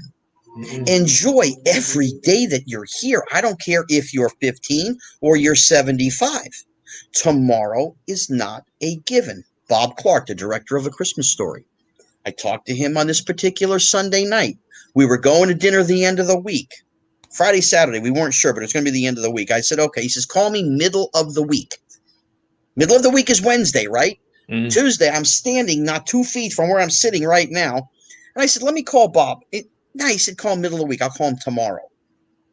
And tomorrow never came. That was the night he was killed by an illegal alien drunk driver out here in California on Pacific Coast Highway. Today we're here. Tomorrow we don't know. All of these people that take this whole thing serious, and, you know, they're just serious to the umpth degree, the 100th degree, whatever you want to say. They have no concept that tomorrow is not a given. None. They don't get it. You know, life, you know, I think I'm older than you are. I'm 52. How old are you, if I can ask? You are. Okay, I'm older than you are. Okay. You remember 21? It was yesterday. Oh, yeah. Yes. 25 was yesterday. 21 was yesterday. I certainly remember it was like 2 weeks ago. I was graduating high school. Now, what the hell just happened? We blinked. Zip. Yeah. Enjoy every freaking day of your life. Enjoy, have a smile, tell a joke. I don't care. Times can be good, times can be bad. I'm filing for bankruptcy. I can still make jokes and sing and dance. Why? Because I get it. When I'm in the box, nobody's going to be calling me. Yeah, this is Sprint. Did you pay your bill this month? No, that's not going to happen. You know, Visa and MasterCard aren't calling me when I'm dead. You know what? I'm going to have fun and I'm going to enjoy. And I'm going to try and teach people to have fun, enjoy, be colorless, be appreciative, respect those who respect you. I don't say blindly give everybody respect, but you respect those who respect you. You know, there is an occasion once in a while where they will call you when there's a passing. It happened to my aunt when my uncle passed. I guess there was a parking ticket that was still pending. He had parked in an area. He had a handicap sticker or one of the ones that affixed to the actual rearview mirror. And when he went into the store, it fell off. So somebody came along, gave him a ticket. He had all the legitimate stuff, but because it fell off onto the seat, the ticket. So he had passed. We're at my relative's house. Phone rings. Everybody's sharing how old they are. This is really funny. My aunt answers the phone. They ask for him, and she said, well, he's not available. He had passed. He's not available right now. Well, when can we speak to him? Well, I'm not sure when, but he's not available right now. Who is this? Well, this is the county, and he's got a handicap sticker ticket, and it's $25, and we want that payment. Well, he's not available right now. And the woman on the other end was not giving in or giving up over the $25. So my aunt just told her, you know what? Go to blah, blah, blah cemetery and dig him up and get the 25 from there. Goodbye. Absolutely. So every once in a while, they may still call for that $25. They want their $25. They haven't, done it yet. The town. You're all saying their ages in here. I haven't. Yeah. Somebody was 49. Oh my God. Happy Marilyn's birthday. going to be 80 this year. Really? I didn't know that. Somebody's Happy 49. I saw somebody was 40. Jennifer's 49. Yeah, look what we've started. Look at this. Now, by the way, ladies, I'm going to say this for all of the mature ladies. You don't ever share your age. So I'm going to tell you how to answer the question. When somebody asks you how old you are, say, I'm 29.95 plus lots of shipping and handling. That's a good answer. That is a joke for all of the ladies. And yes, Jen's 49. Oh yeah, we're way down from that. Yeah. We've down from that. You've been keeping track. Well, I'm kind of going back and forth, Listen, I can't believe how Gleason-esque you are tonight. Even the way you're holding the cigarette is very like Gleason. You've absorbed it. I got it. It is what it is. You got it. Listen, I love to have fun, and singing and telling jokes. It's what some people are just born to do it. And I guess that was me, and we don't know why. There's that ultimate question. Why me? We have no idea. I don't know. But my friends, from bus drivers to security officers, my friend Andy, he was a correctional facility officer for years. My other friend works in pyrotechnics and plastic and all that kind of stuff. But we're all meant to have some kind of a job and do something. If mine is to make people laugh and smile, I'm okay with that. Right, exactly. I mean, Richard Pryor always said, when Dinah Shore asked him, when you're gone, what do you want people to say about you? He says, I hope they laugh, I hope they smile, and I hope to tell lies about me. Right. That's what he said. Now, the thing is I'm just too damn honest. I can't tell lies on Richard because there are stories that I can't tell anywhere. They're just too private. No, we never had same woman, nothing like that. Let's not get crazy, but there was just things that happened, you can't share them on a public forum, but it's been a roller coaster. I loved, that's my book. It's a roller coaster. It's up, it's down. It's up, it's down. If you get to the end of the book and you go, oh my God, this poor guy, I did something wrong. Mm-hmm. Get to the end of the book and say, holy Jesus, this guy has had a hell of a ride. This guy has had a hell of a life, and look at what he shared.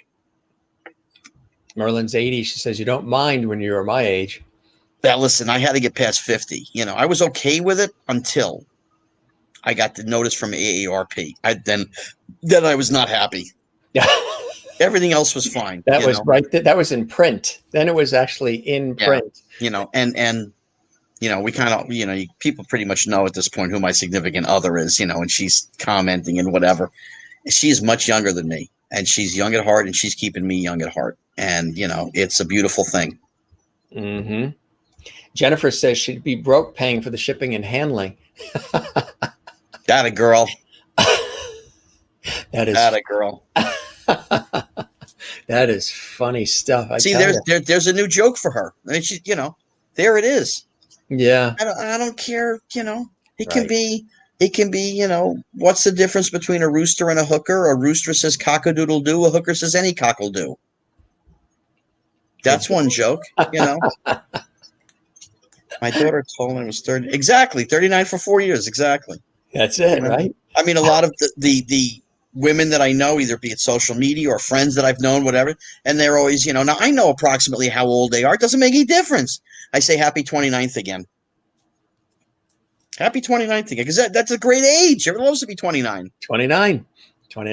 Right? I love, I mean, I love life. So you don't fear getting older. You don't fear death or fear having seen so much of it.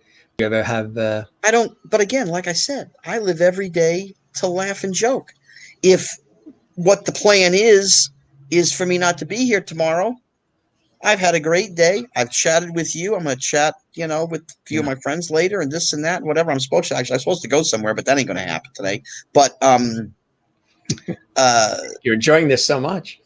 Just enjoy every day because we don't know what tomorrow is going to bring. Right. I mean, Very I true. see my parents and yes, I mean, I still have both of my parents, 81, one's going to be 81. The other one just turned 80.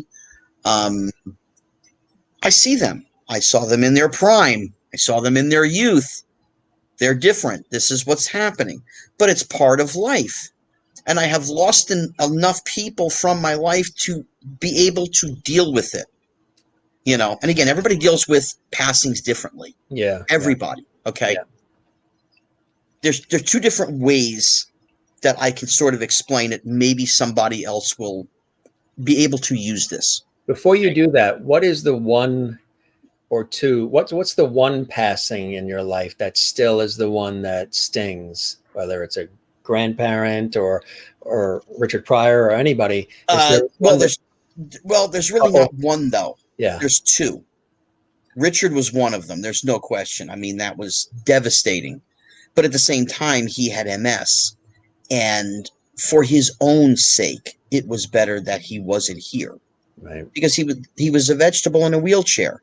And what kind of life is that? Where's the quality of life in any of that? Right. That there is no quality of life at that point.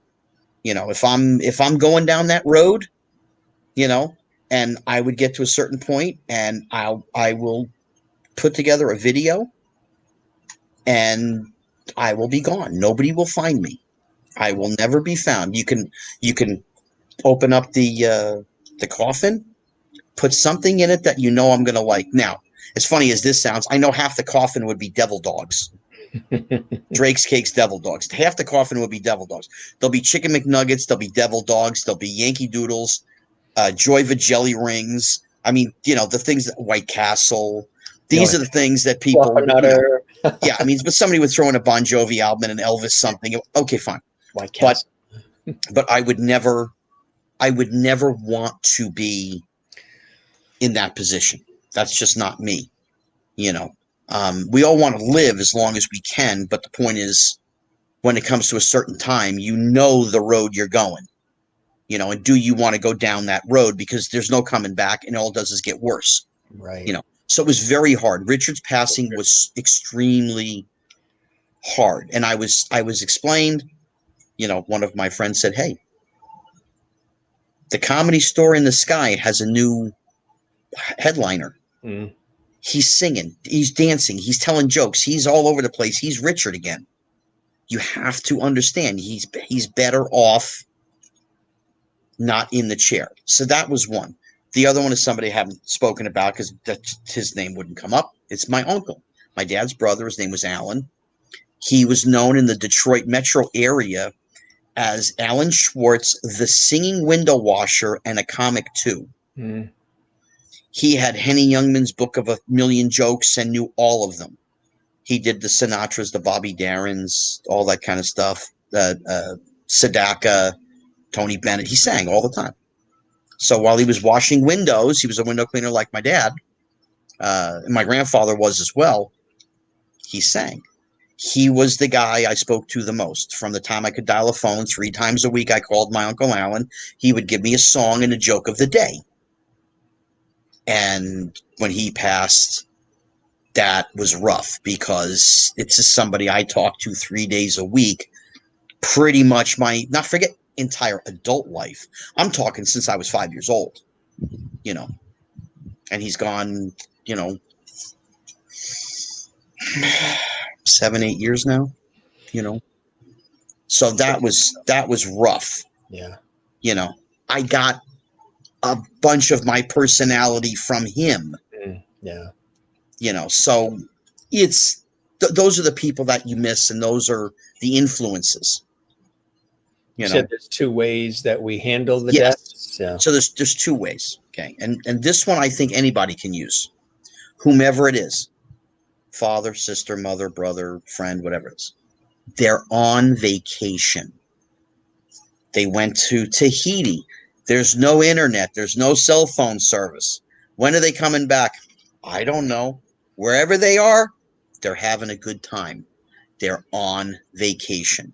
Now, if you really think about the word vacation, You don't think about bills. You don't think about life at home. You don't think about the air conditioning. You don't think about nothing. Flat tires, nothing. Nothing. You just relax and enjoy life in the day, and that's vacation.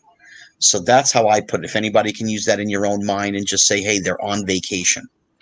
That's one way. You know, the other way I do it, because I'm in show business, I say they're on location. They're just on location. Yeah, they're in, you know, Thailand, or they're in New Zealand or Tahiti or wherever it is. No cell phone service, no internet. It's a good way to look at it. Don't know when they're going to be back. Don't know when I'm going to see them again. But I know wherever they are, they're okay. That's a good way to look at it. That's a good way to look at it. I mean, there's other passings that were just when Corey Haim passed away, because he was so young, you know, and I saw him a couple weeks before, you know, and it was the walking pneumonia. It hit him, and within 3 days he was gone. You know, the pneumonia filled up his lungs. He got you know, it is what it is. And had nothing to do with drugs or alcohol or anything else. People die of walking pneumonia. At any age, yeah. At any age. She wasn't even 38 yet, you know, and he was my little brother, you know. I mean, we worked together in 85, and I'm friends with him until March 10th of 2010 when he passed. And this is 10 years later. And from that day until this day, I have not watched 1 second of anything he's been in. I can't do it. You can't do it. Can't do it. Hurts too much. He was, you know, he should be here. Right. You know, the nicest, sweetest, kindest kid, great heart, loved his mother, you know, and I love his mother. She's like my second mom to me. You know, we still talk, you know, we're Skyping, or we're talking on, you know, phone, book, message, whatever. So, I mean, that was hard, you know, but then, you know, again, then there's other people that, you know, along the way. I mean, Jackie Gleason was 79 years old. The guy smoked 5 packs of cigarettes a day. Didn't die of lung cancer. He just went to sleep, didn't wake up. That was it. You know, okay. That would be the way he would have wanted it. Yeah. That's the way he would have wanted it. You know, I remember being upset for a day or two after it happened, but I didn't just excuse my French, lose my shit. I didn't do that. Richard was a different thing. Mm. You know, that was a different scenario altogether. Mm. You know, the people that he introduced me to, the places we went, the things that we did, it was just different, you know. Yeah. Have you ever thought of doing, you know, I see a whole other additional career here. I mean, speaking engagements, mentoring people, mentoring those that are coming up, but speaking engagements in terms of just how to handle life and how to handle these situations. If somebody called me up and said, hey, this is what I do, I book people for this, I could do it. I would do it in a heartbeat, you know. I see that. Yeah. I don't have a problem communicating with people. And you don't need a script or a prompter either. No, I'm like that. I don't need. Give me a mic. Just give me a mic. That's how I am. You know, or give me the little mic on the ear, and okay, fine, and just talk to people. And just go with it, right? And connect with them. Really deeply connect. I like to do that. As you can tell, we've been talking. That's what I like to do, is get to the core, because there's so much surface. You know, our lives have so much surface and so much. Let me say goodnight to Marcia, because she's signing off. Marcia, thank you. And I promise that at my age, I'm not going to change. It ain't going to happen. Let's see. I'm just too old. So I've enjoyed this very much, Scott. You've stayed humble, funny, and positive. Don't change. I wish you the best. More opportunities arise for you very soon. Much success with your book. I'm looking forward to reading it. That's wonderful. That's really. And Marilyn, before that, her husband had ALS, and I'm so sorry you went through that. I got a friend of mine that I've known for 25 years. His brother's going through it, you know, and the actress Selma Blair, you know, she's going through, you know, MS. You know, I know the road, you know, and I try and be as supportive to her as I can, you know, and very rarely, you know, will never get a text back from her, but it's her cell, and I know it's her cell, so I send her, you know, little tidbits and things just to have a positive word for the day, or, you know, a joke or whatever, you know.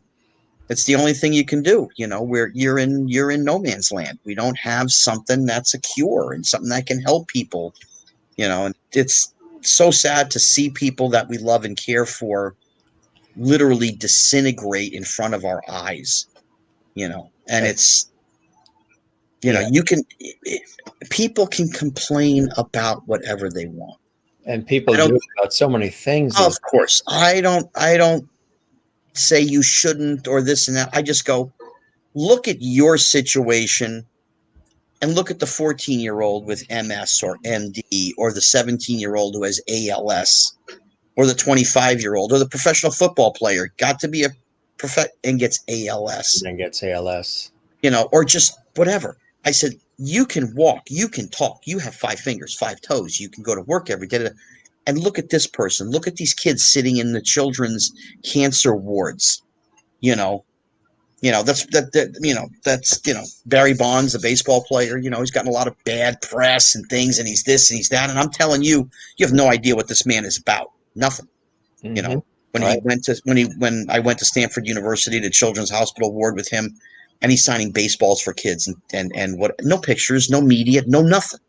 This is what's from the heart. This is what somebody's made of. Right. And I mean, people can say some things about me, and I pay no attention.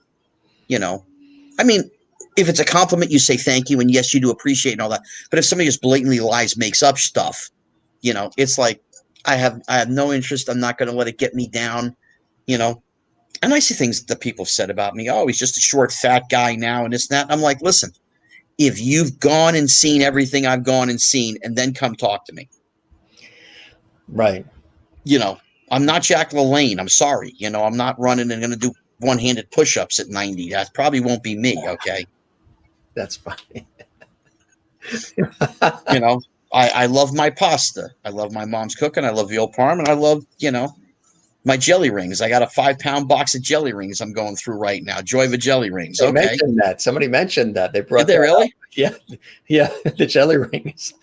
Oh yeah. Now they don't make a 5-pound box of the orange jelly rings, which are the ones I really, really love. That's the one they mentioned. The orange ones. The orange jelly rings. Oh my God! But so I have to get the raspberry jelly rings, which trust me, I can eat. Don't worry about that. I'm not going to say no. Okay.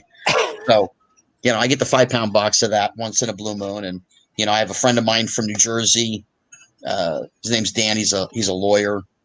And every so often he'll just send me a message. Hey, I'm sending you 4 boxes of orange jelly rings, and he knows I'm going to go bananas when I get them, So you can't get any White Castle over there, can you? No.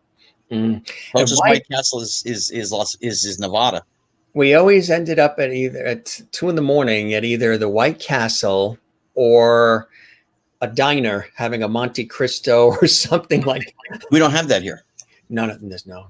We don't have that. Southern California. I live in a little town called Simi Valley, the home of the Ronald Reagan Library. That's right. And they don't even have diners. People don't understand East Coast diners out here. I'm like, no, a diner. You go in at 2 o'clock in the morning. You want spaghetti and meatballs. Freeze the jelly rings. I tried that. I like them when they're a little softer. M&Ms are okay. Food. You're talking my language. This is the internet. This is the international language. Food is everybody.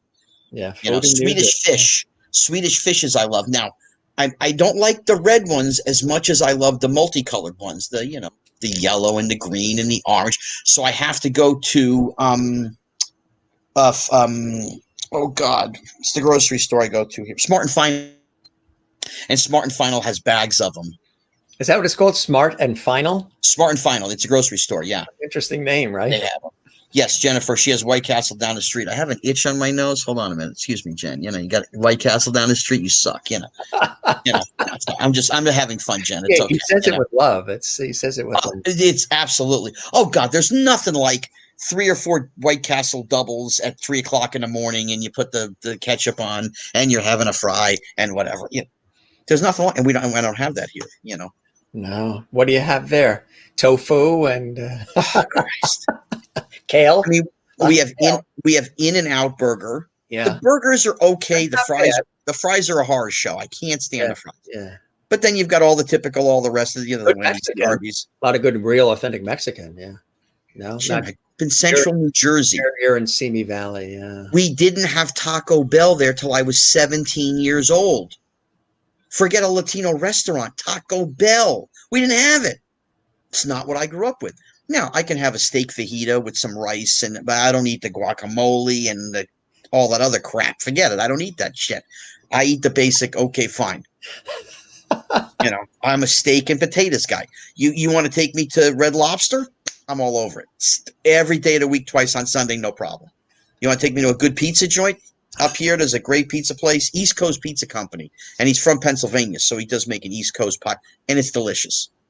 Not the same as what I get in New Jersey. For those there's people in New Jersey, Dominic's Pizzeria at the Somerville Circle. Mm-hmm. Phenomenal. Now, there might be other places that people, oh, well, this is mine. No, we don't have crystals here either, Marcia. I wish we had crystals. No crystals either. And no Carvel. We have one. You have a Carvel out there? Yes. I never knew that.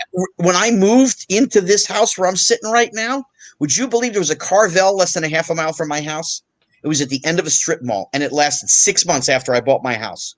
Really? And I was so pissed. Then there was another one about 10 miles that west of me. Benihana. Oh, that's my favorite. Yeah.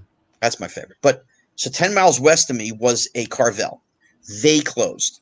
The last Carvel standing is on Santa Monica Boulevard and the 405 freeway. No traffic, 40 minutes to get there. When there's no traffic means they're not open, so I can't get any ice cream. I mean, I could leave my house at 11 and I would be there by probably 12. It'd take me an hour to get there. But am I going to go there to get, 2 quarts of chocolate to bring it home? Have you thought of it? Oh, no, I've done it. Oh, no, I've done it. Oh, of course I've done it. Especially if I'm coming in from someplace else on a flight.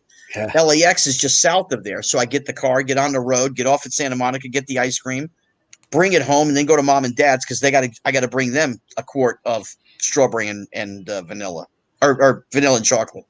Would you ever move back east? No. If your family wasn't there? No. Too cold.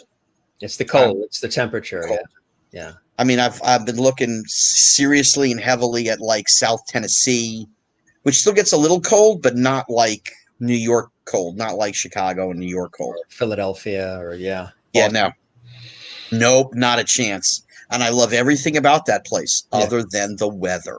Yeah. Yeah. I mean, I've been out here a long time and it's great when, Christmas Day, it's 75 here, and I'm sitting in my spa, and all my friends back east are freezing their tushies off. Tim Hortons Donuts is more of a Canadian thing. Right, yeah. They actually do have some of them in New Jersey now. They do have Tim Hortons as far down south as New Jersey. They do. But no. We could do commercials for White Castle. We're giving them some good plugs. I'm a regular White Castle. I don't like cheeseburgers. I don't like cheeseburgers in general. I just like hamburgers. But just straight, yeah. Do you get the onion rings at all or the fries? Most of the time I get the fries, but I have gotten the onion rings. You heard it here first, folks.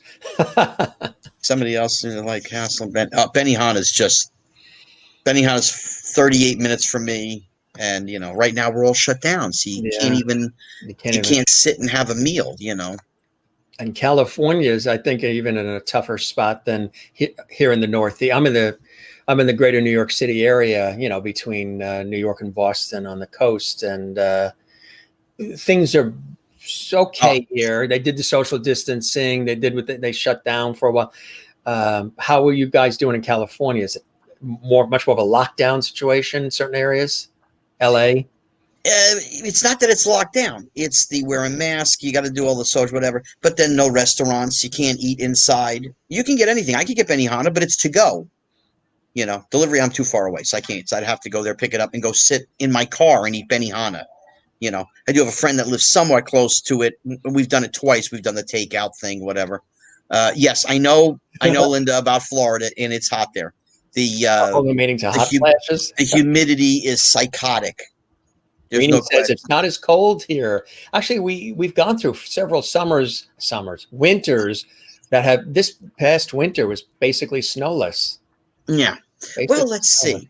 I could go to Kentucky and get a 5-bedroom house for $360,000 on a couple of acres and pay $3,000 a month in property tax. Or I can move to New Jersey, get that same house, and pay $15,000 a year in property tax. Right. Done. Oh, here, restaurants are open inside. She's in Iowa. That's Iowa. And I'm not saying there's anything wrong with Iowa. Yeah. Here's the thing. It's your major metropolises, most people, most per capita, because people are idiots. People are morons. If they understand rule number one is mass social distance. Yeah, you and I talked mass social distance. Right, period. Mass social distance. For the moment, while we're in the semi-middle, you have to. Doesn't mean we like it. I hate it.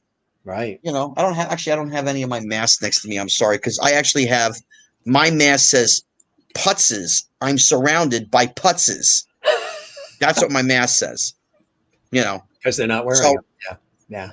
The LA, New York, Seattle, Florida, Arizona, Texas. But it's not in the rural. It's in the cities where people are doing stupid things. Chicago. Let's go and protest, and 10,000 people are there.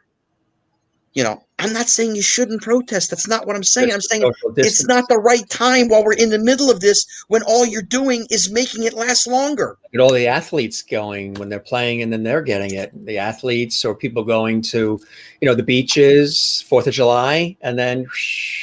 How are you going to tell a professional athlete who's a millionaire that he has to go from the stadium to the apartment that he's in and he can't go anywhere? If he needs something, to call the guy from the club and he'll go shopping for him. Now that part of it they'll do because that's easy to them because they don't go shopping anyway, but they want to go out. They want to do something. If it's a club, if it's a this, if it's the beach, if it's whatever, they don't want to be locked down. They got too much money. They feel as though they're too important. You have everyday people that are just teenagers or whatever, hanging out at the beaches and clubs and stupidity. And they get interviewed on CBS. Well, I don't care about it. It's not going to hit me. Now that's the age group that's getting hit the most. Sure. Now they won't die because youngsters have a better and stronger immune system than older people. We understand that. That's genetics. That's normal. Take it home to a grandma. They take it home to their mother, their father, grandma, grandpa, whoever it is. All we need to do is be smart. You know, I've flown, I've been on the planes, and I got to wear the mask. And if I'm eating something, I take my mask off. I try and go to sleep. If I can't go to sleep, then I put the mask on. And I'm a bad mask guy. I'm telling you that now. I wear it like right here. Because if I put my nose in it, within 10 minutes, I start getting dizzy. My equilibrium goes off. I literally feel ill. Now, I'm not making it up. Like a claustrophobic sort of thing? No, I start to just, something's going, you know, my head's not feeling right, and I start to shimmy, you know. Now, that's me. Now, if I don't sneeze on anybody, we're okay. If I'm not coughing on anybody, we're okay. Okay, my mask is here. Okay, I need fresh air. That's what my system needs.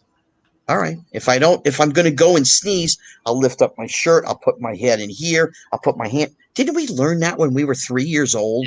If you're going to sneeze, go like this, go wash your. Didn't we learn that? Wash your hands. Maybe it's me. Yeah, that's what I said. Yeah. Maybe it's me. I was the only one who had a parent that said, if you're going to sneeze, do this and then go wash your hands. Come on, folks. Everybody knows this. This is basic 101. That's what I said. This whole thing has come down to basics between the hand washing and being told that we have to wash your hands. And then that shortage we had with the toilet paper. I mean, how basic does life get? It was stupid. Listen, we have a system that's set up to scare the shit out of people. That's the system we have. Unfortunately, even with scaring the shit out of people for the last 4 months, morons are still going to the beach. Yeah. That shows you the mentality and the stupidity of some Americans. Because every France shut down. Germany shut down. This place shut down. They did. They said you outside and somebody sees you, you're going to jail. That's it. Period. There's no nothing. That's not what we do here. That's not the country we have. People have freedom. They like their freedom. They enjoy their freedom, and they don't really give a shit. And they're stupid. Right. What was your favorite season? I'm spring, fall, summer, winter can go away. If you have any questions for Scott, he's here. He's on his back patio. Oh, yeah. How's Elizabeth doing? Elizabeth? Oh, she's in good. She's probably on the couch right now sleeping. She went inside. Riley is right. And courtesy and respect for others, because, you're helping others when you're doing it. Somewhere along the way, over the last couple of decades, 20 or so years, there's a miscommunication and a misstep. It's like the groove, the tongue and groove is just out. How did the message our parents gave us? Right. Respect your elders. Respect law enforcement. Don't be an idiot. Where'd that go? What happened? What happened? You're going to tell me my generation forgot all of the... They got their asses whooped. They got the belt. They got the spoon. They got what? Because they said something to grandma. They said something to grandma that wasn't right. How do you forget that? How did you forget that? Yeah. How did they not teach their children the same things? I don't care if you're home for an hour a day or 10 hours a day with your child. They do something wrong. You're supposed to discipline. Hey, no, this is not how this is played. This is how this works. You will respect. Don't have to like. My father used to say, you don't have to like me. I don't care if you like me or not, but you're damn well going to respect me because I'm the one putting the clothes on your back, your shoes, your underwear. I'm the one that went out and worked to buy your stuff. You're going to respect me. You don't have to like me. So what do you think happened? What a great face. Freeze that. We have a educational system that has been broken down. There is one particular party that has taken over the educational system over the past 2 decades, and here we go. And here we are. Now it's don't teach history. They don't want to teach history. How do you learn anything? How do you understand what you're not supposed to do? History is to be learned from, not to be forgotten. That's, this is where we are. We understand George Floyd. It was wrong. Yeah. There's no question. I don't think if you asked 300 million people in this country, I don't think 2 people would say it was the right thing to do. No, nobody would say that. No, right. But I'm one of those people. I go, hang on. I know people in law enforcement, number one. What led from A to B? What took us from the beginning of this to the end of this? What happened? Yeah, too many parents want to be friends with their kids. There's no question, and not do the right things. But A to B. Now we're finding out the A part when all we saw was the B part. Now there's more to all of this. Does it make it right? What happened? Of course not. No way, no how. A mistake happened. An accident happened. I don't believe it was intentional. He wasn't there to murder the guy. Come on. But we watched a funeral on television for this guy as though he was Martin Luther King, as though he should be put up on this podium. And I'm going, but that's not who this guy was. All you got to do is just type his name in and look at the things that he's done in his life. He's a career criminal. Again, I'm not saying he should have been killed. That's not what I'm saying. Jennifer, you tell your cousin, thank you for being a state trooper. Hold on. Let me see. I got my card. Hold on. Here we go. Right here in my wallet. See?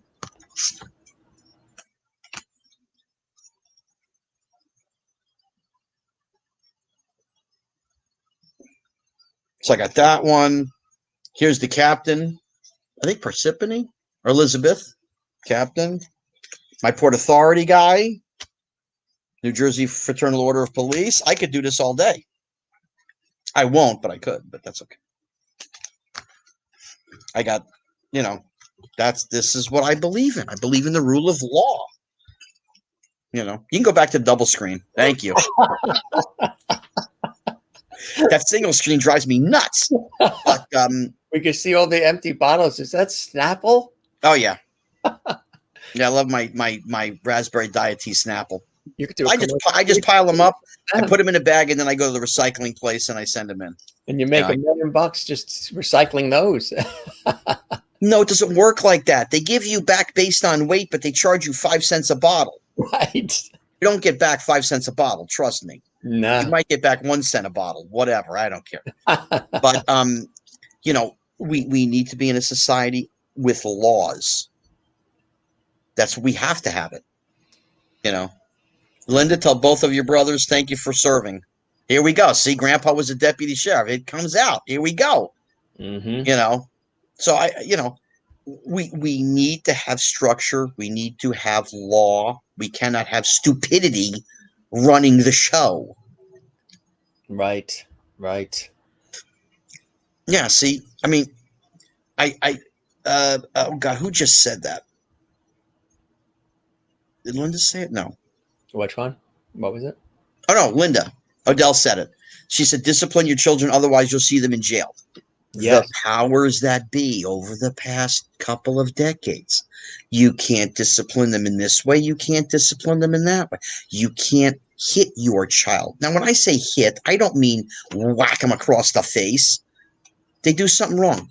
You give them a patch on the tuchus. Hey, this is wrong. Don't do that. You know, I got the belt. You know, that was my father's choice of, you know, the whacking was the belt. But he didn't hit me across the face. He whacked me on the ass.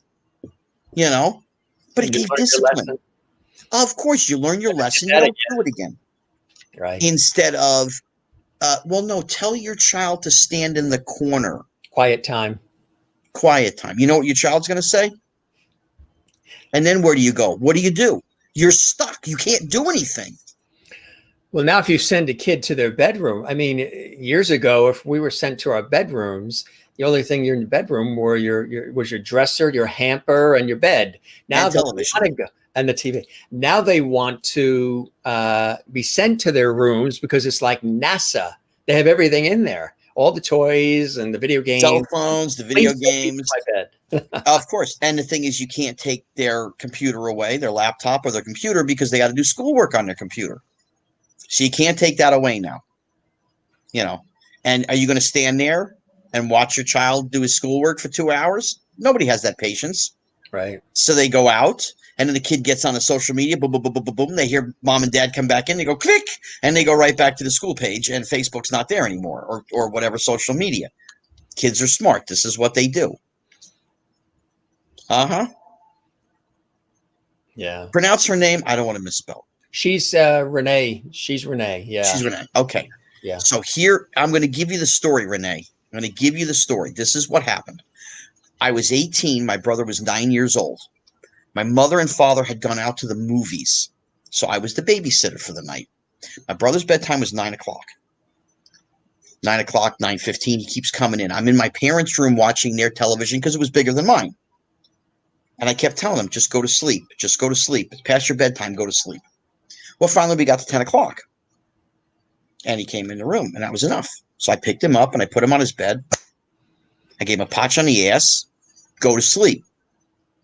12 minutes later, ding dong, at the front door. I'm like, who the hell's coming to the front door? Maybe the garage isn't open, isn't working for dad, mom, and dad, or whatever. And I go, and there's 3 police officers standing there. And they said, hello, Scott Schwartz? Yes. You have a brother, Sandy Schwartz? Yes. He called us. He's being abused. Mm-hmm. I said, no. Mm-hmm. This is what happened. So there's 2 male police officers and a female police officer. Can we see the child? Sure. Go to the hallway's right here. Just make a left. Second door on the left is his room. Okay. So 2 of them went. 1 is standing with me. They're like, listen, it happened. He called. He picked up the phone in his room and dialed 911. They talked to him. They come back. They said, okay, you're very lucky. There's no marks on the child, so we don't have to take you to jail. Mm-hmm. But if he calls again, you are going to be going to jail. Mm. So we would appreciate it if you left him alone. I said, if he stays in his room, I'll leave him alone. He's supposed to be in bed. That's the end of it. Right. Well, he said he's going to stay in his room, and that's the end of it. I said, okay. No, thanks for coming, and they leave. Okay. I didn't bother him. I walked right past his room, went to my parents' room, whatever. Mom and Dad got home. The magic question of the evening was, how'd everything go? I told Dad what happened. Well, he went into my brother's room, turned the light on, had the door open. I'm standing at the door. And when I tell you he beat his ass redder than the reddest apple you've ever seen, he walked over to the closet, pulled out a suitcase, put it on the end of my brother's bed and says, listen, please pick up the phone. Please dial that same number you dialed before. Because guess what? You won't live here tomorrow. I have one son. I don't need two. Now, you will behave. You will go to sleep, and you're not going to pull any of this shit no more. If you want to call, pick up the phone. We'll make sure that there's some clothes in this suitcase because tomorrow you won't have mom's cooking. You won't live in this house. You won't be going to the school where you go. You will be gone. I will put you someplace else. No child in my house is going to tell me what goes on and how to run my house. Fear of God was right in. That's it. Stuck with him. He told one of his teachers something, and the principal turned around and called the house a couple of days later, and I was home. Mom and Dad weren't home. They were both at work. And they called the house. And it was the same principal I had from K through 5 I had, or 2nd through 5th I had this guy. And so, he said, hi, this is Mr. Shuba, principal here at Van Holten. I said, how you doing? It's Scotty. Oh, how's everything going? Remember, I'm already the movie star and all this other shit and all the whatever. I go over. I said, you know what? Listen, I got to get in the middle of this right now. You can't do this. Let me talk to you. I'll be right over. And it was a 5-minute drive. I go right over. I pulled in. Okay, fine. I said, listen, 2 things. You want to talk to my parents? No problem. You'll never see Sandy again. He'll be gone. My father will not put up with this. It's not going to happen. I said, the second thing is, just let it go. He's not being abused. Nobody's being abused in his house. This is what this was. It's played its course. It's all done. Let it go. But, like I said, you want me to tell him, you might as well say goodbye to Sandy because he ain't going to be here no more. And he said, okay, I trust you that this isn't that kind of situation. He had to make the call. Realistically, he's supposed to talk to the parents. But luckily enough for my brother, I got in the middle and I knew the guy. So it just all went away. I didn't tell my father that story for 10 years. You didn't know, huh? Oh, no. And what did he say when you did? He just laughed. He was like, whatever. I said, I said, there's no way I could have told you because you'd have put Sandy in a military home or an orphanage or whatever the hell it would have been, and that wouldn't have been right either, Right, exactly. I remember being in a supermarket and there's this kid in this carriage with the mother, and the kid is like wailing because she doesn't want to buy him whatever those cookies are or whatever, because there's like 5 boxes of other cookies already in the carriage. So he's screaming and he's crying and he's panting and he's pouting. So he says to her, if you don't get me those cookies I want, I'm going to scream out loud in the supermarket, child abuse. Yeah. And everybody would pounce on her. Oh, yeah. This is funny. Renee said that her kids used to threaten running away. Her daughter would pack a suitcase, walk out the door, get up, and she would get on the phone and call her mom and tell her that she was on her way to their house. They lived 2 blocks away. That was the big threat. She would pack up and go 2 blocks away. That is funny. I used to do that too. And I'd go across the street to Tommy Bop's house because his mother was making something for dinner I really wanted. I never did that. It was just, I never had to. I wasn't a bad kid. I was the fun kid. My friend that lived 2 houses down from me, his father hated me. Mm-hmm. His father hated my guts growing up. Why? Because I was a laugher and a jokester and a fun guy. And he was a disciplinarian. So he thought you were a bad influence on his son? I'm the bad influence on his son, who had almost every first in his life in my house. because he would never go to his house, I wonder what he thought when he took his grandson to see A Christmas Story or The Toy. How he changed his tune about you. No. Oh, no. It's wild because he literally disliked me. Okay. Because I was the jokester. We had another friend. His name was Joe. Joe was the guy who went to the Catholic school. So he wasn't nearly as much of a jokester as I was. So my friend that lived 2 houses down, his father loved this kid. He was away for a weekend. He had the Porsche sitting in the garage. Rule number 1 is you don't touch my car. Yeah, no. I'm not there. I was away. Joe decided with my friend to take the car down the street, and he ended up backing into one of those cement parking poles and dinked the back of the 944 Porsche. How you going to explain that one? Well, of course, hell came down on him, okay? I never brought it up to him, nothing. Now we fast forward 20 years later. His son went to college, got himself a great job, lived in Southern California, then he moved Northern California, lives in Sacramento. And I was going to be up there for this weekend. And he goes, oh, this is going to be fun. Guess who else is coming in about an hour? I said, who else is coming? My father. And this was the guy who hated me and whatever. And but now I'm an adult. Now I'm in my early 30s, It's different than when you're 15 and 30. It's different, And there were things that he had done to his son that I didn't particularly care for or thought was right. Like telling your kid, go off to college. I'll help you pay for it. The guy was an executive and made a nice 6-figure salary, had gotten remarried and paid for the first semester of college. And the new wife said, no, I don't think you should pay for a school anymore. And he didn't. And I mean, it pissed me off more than it pissed my friend off. So here we are all these years later, and we're sitting and now we're having the adult conversation over a glass of wine and this and that. And I said, by the way, why were you such an asshole to your kid? What did he possibly do that you didn't pay for college? Now, he can't say you're a stupid kid. You don't know what you're talking about. So now he has to come at me as an adult and try and justify this. And I said, no, there's nothing to justify. Your new wife just didn't want you to pay for the school. That's all you had to say, man. But you also could have said, and I had no balls to stick up to my wife to say, listen, it's my kid. I told him I'd pay for it. I'm paying for it. He didn't do that either. But I mean, by the end of the conversation, he said, I got to tell you something. You've grown up to be a very respectable adult. You're okay now. I said, I'm okay now? He's like, yeah. I said, do you want me to send you a friend's request on Facebook? He says, sure. He's on my Facebook. And since then, we've seen each other times, and now we joke and whatever, different relationship. But that's people. It changes. I'm surprised he didn't blame you for the Porsche dent, saying that you egged the kid on because you weren't even around. I wasn't in town. I was not in the state. There's no way he couldn't blame me. It was really funny. I mouthed off my time to get a wooden spoon. Jennifer Barry, she got the wooden spoon.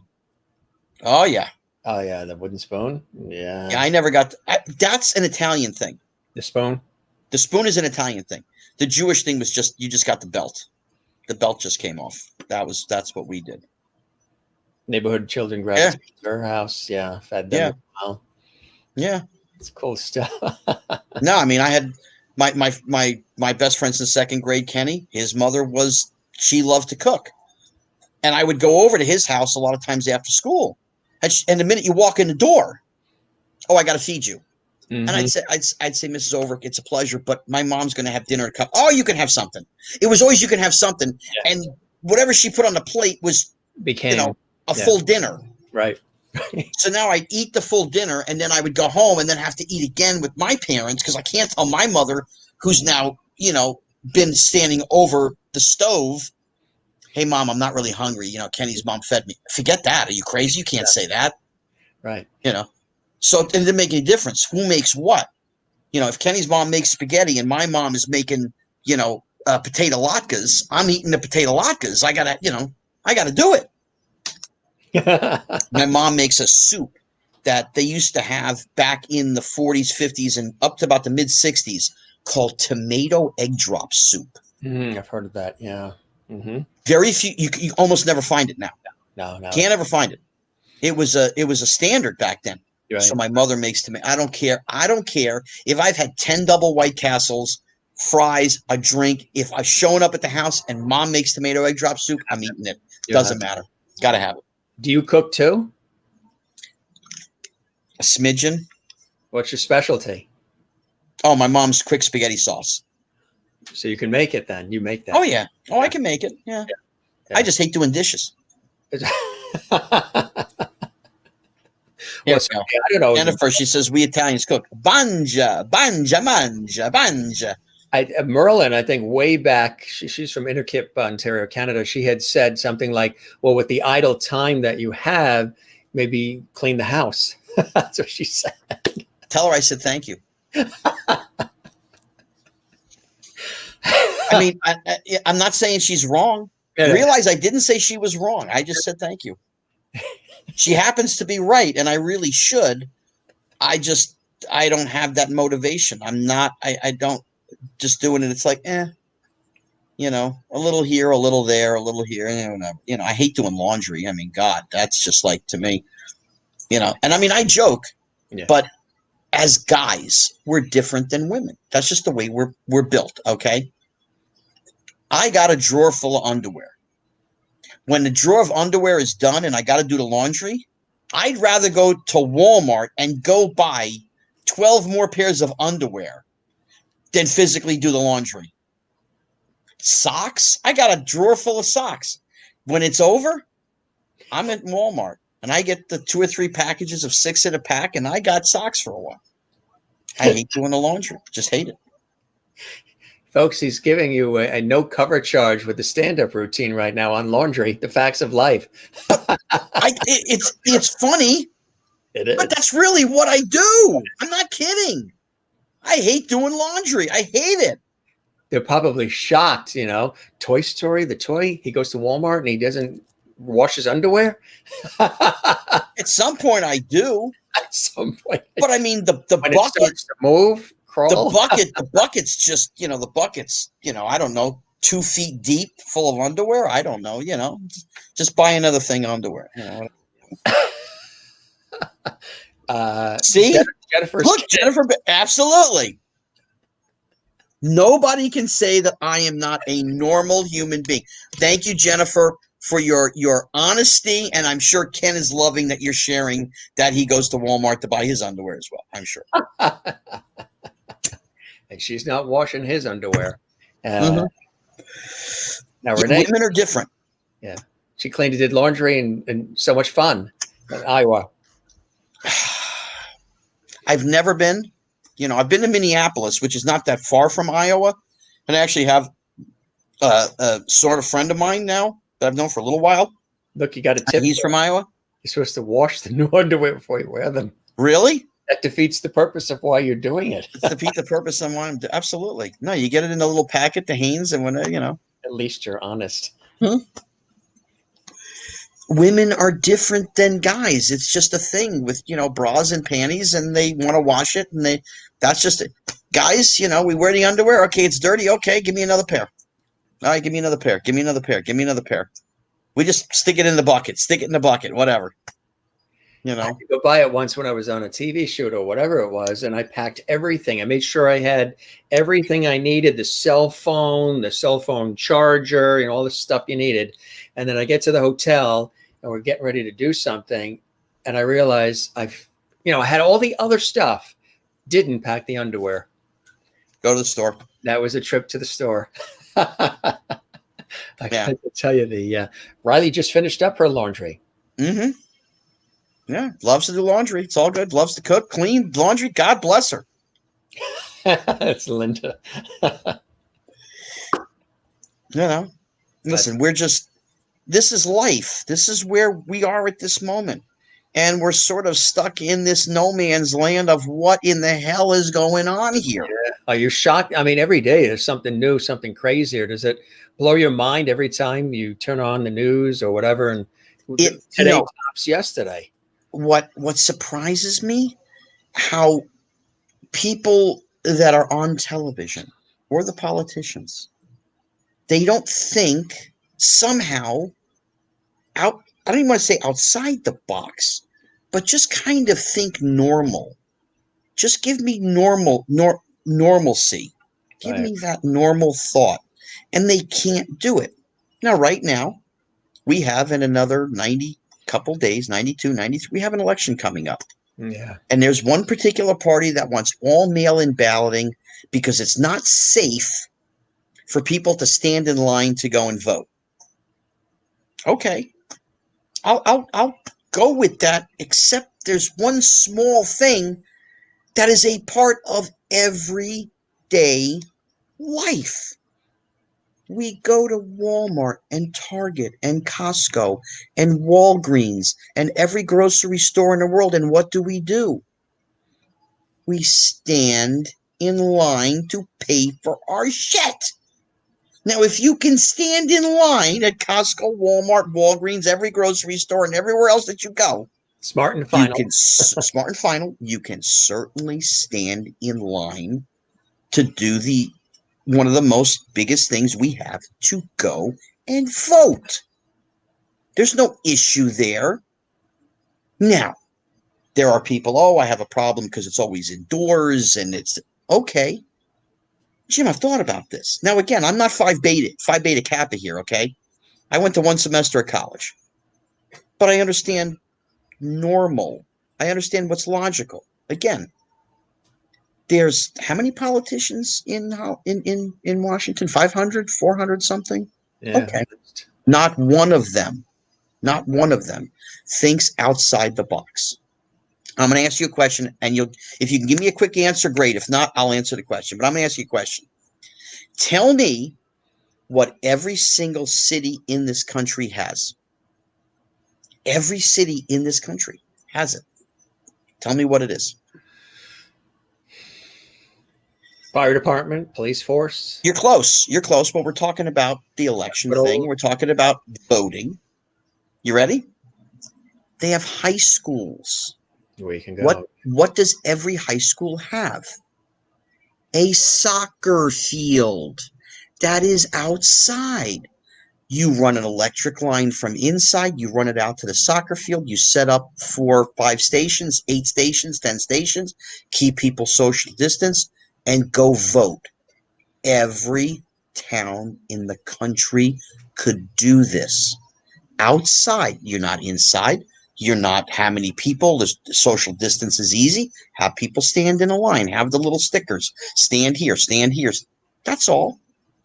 There's your polling places. Don't have to go inside one place. Outside, fresh air.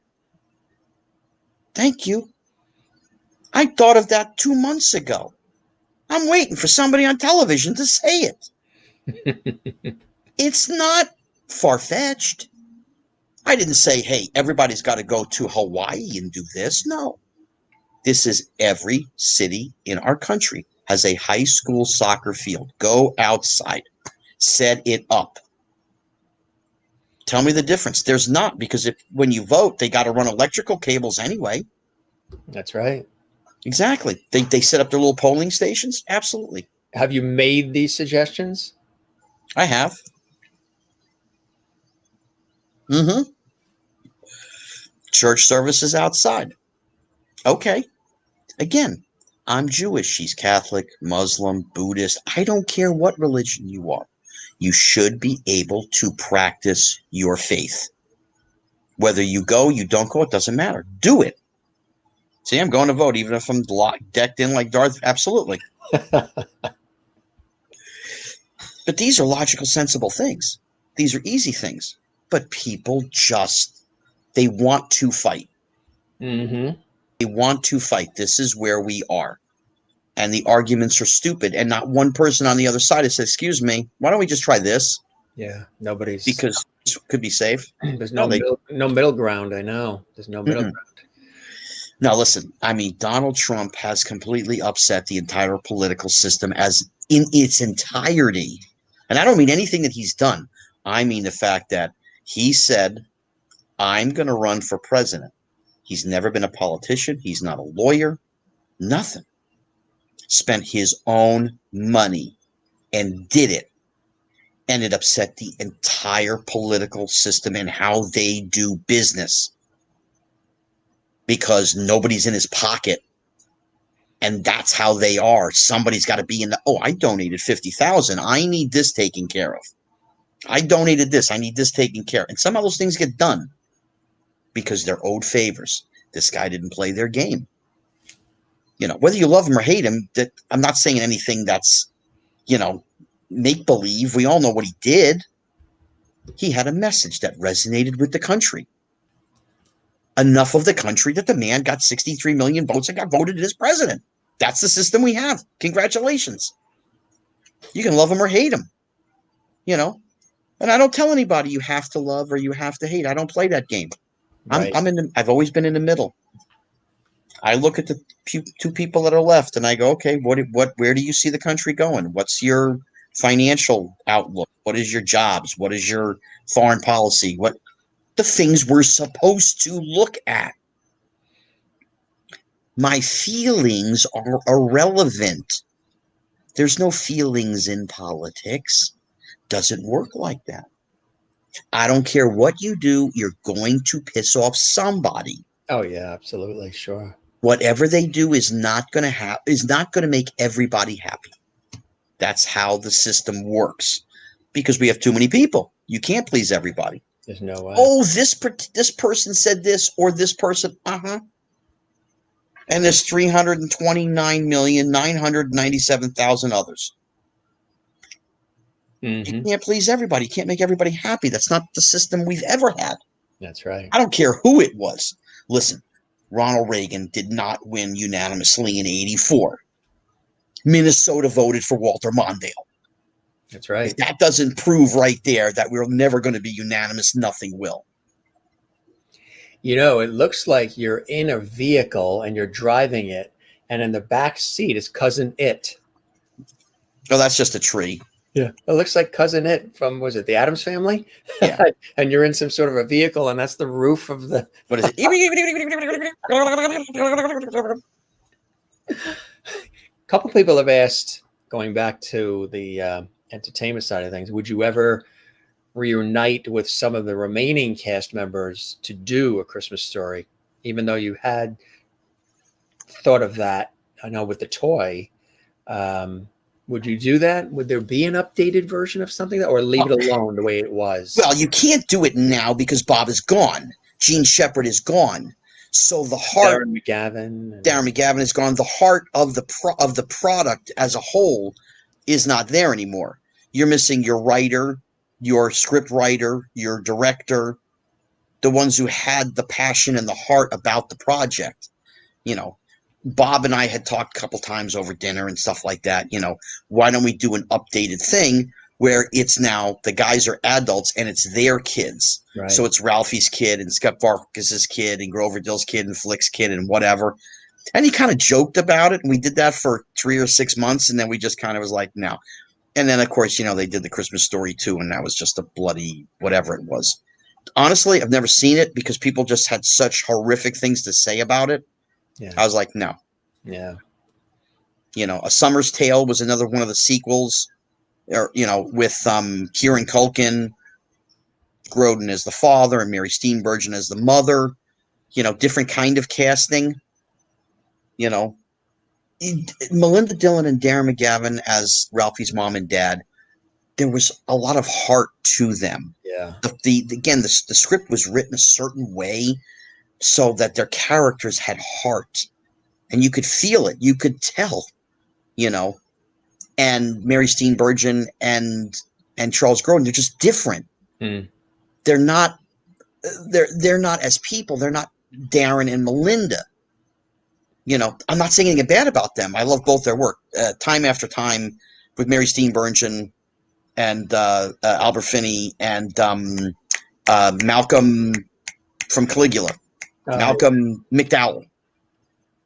One of my favorite movies of all time. I have a 11x17 signed on my wall from Malcolm McDowell from that movie. I mean, I love Time, and Mary Steenburgen's wonderful. She's not the mom. She's not Melinda. And I'm not, again, nothing wrong with her. Just different. Right. It's the old thing. Jack Nicholson wanted to do Christmas Story. He did? Jack Nicholson wanted to be the old man in A Christmas Story. Wow, that would have been amazing, huh? Yeah, but he would have taken up half the budget. Yeah. And he told his agent, I don't care. I'm going to do this film. And they said, no, you're not, because you can't cut your pay to nothing. You didn't work this hard to obtain this, to work for this. Can't do that anymore. They would not let him do the film. And again, would it have been? Did he want it filmed where they filmed The Shining? Yeah, right. That would have been a different feel to it. So a different movie, if that's what Darren had done, or if that's what Jack had done. Yeah. Different completely. Totally different, right? We don't know. I mean, Jack is Jack. He's one of the people I've never met and would love. He's a bucket list person, whatever. Is he well? We haven't seen of him lately. You think he's well? He's probably retired at this point. What the hell does he need? Right. He's done it all. Nothing. Gene Hackman is another one. Gene Hackman is phenomenal in everything. Everything. He lives in New Mexico. He's done. Thanks. I'm good. He's made enough, done enough. His kids can still live off of what he's done. What he did. Exactly. Sure. I'm one of those people. It's like, if you're in the game and you've made enough in the game and you're good, get out of the game. Go enjoy the rest of your life. But again, that's me. I don't have the ego that needs to be stroked for people to go, hey, you have to do this. No, I don't. Right. Right. You got 300 million, 500 million, 800, whatever it is, stupid numbers. What do you need? You need nothing. If you want to do something, you go out and you do some work. Otherwise, you don't. Does it become ego? That's why they still do it? Yeah. That's a part of it. But the other part of it is the game itself, the pieces of the puzzle in the game. You've got your assistant, the guy that drives you, the guy that makes your food, the guy that does your laundry, the PR person you're supporting, the manager, whatever. You're paying all these people salaries. If you go, I'm done, well, their salary is done. And they're going to go, hey, blah, blah, I thought I had job security here. You had that job security, but I'm done. Right. I'm not saying you can't work for somebody the rest of your life. Tell you what, I will write you a wonderful letter of recommendation, how terrific you are in your job. But, I've paid you for the last 5 years, 8 years, 10 years, 15 years, whatever it is. I took care of you. I'm out of the game now. But it's to stay in the game. The agents, well, if you don't do this, then next year they might not offer you. And I'm going, who gives a shit? I got enough. Next year, how about talking to me about 20 and 30 years from now? I still have money then? Then what the hell do I need this for? Right. It then becomes about ego, and you have to, whatever. Right. There's different situations. Sylvester Stallone does not have to work ever. Schwarzenegger doesn't have to work ever. They do what they feel like working. That's one thing. Burt Reynolds, between all of his divorces and all of the issues that he had to keep working, how to continue to bring in money. And I was fortunate enough to meet Burt several times and had great conversations with him. And he was a great guy, but he worked until the end. Yeah. The film, The Last Movie Star, which was the last film he did, it's now running on cable. And I actually saw it.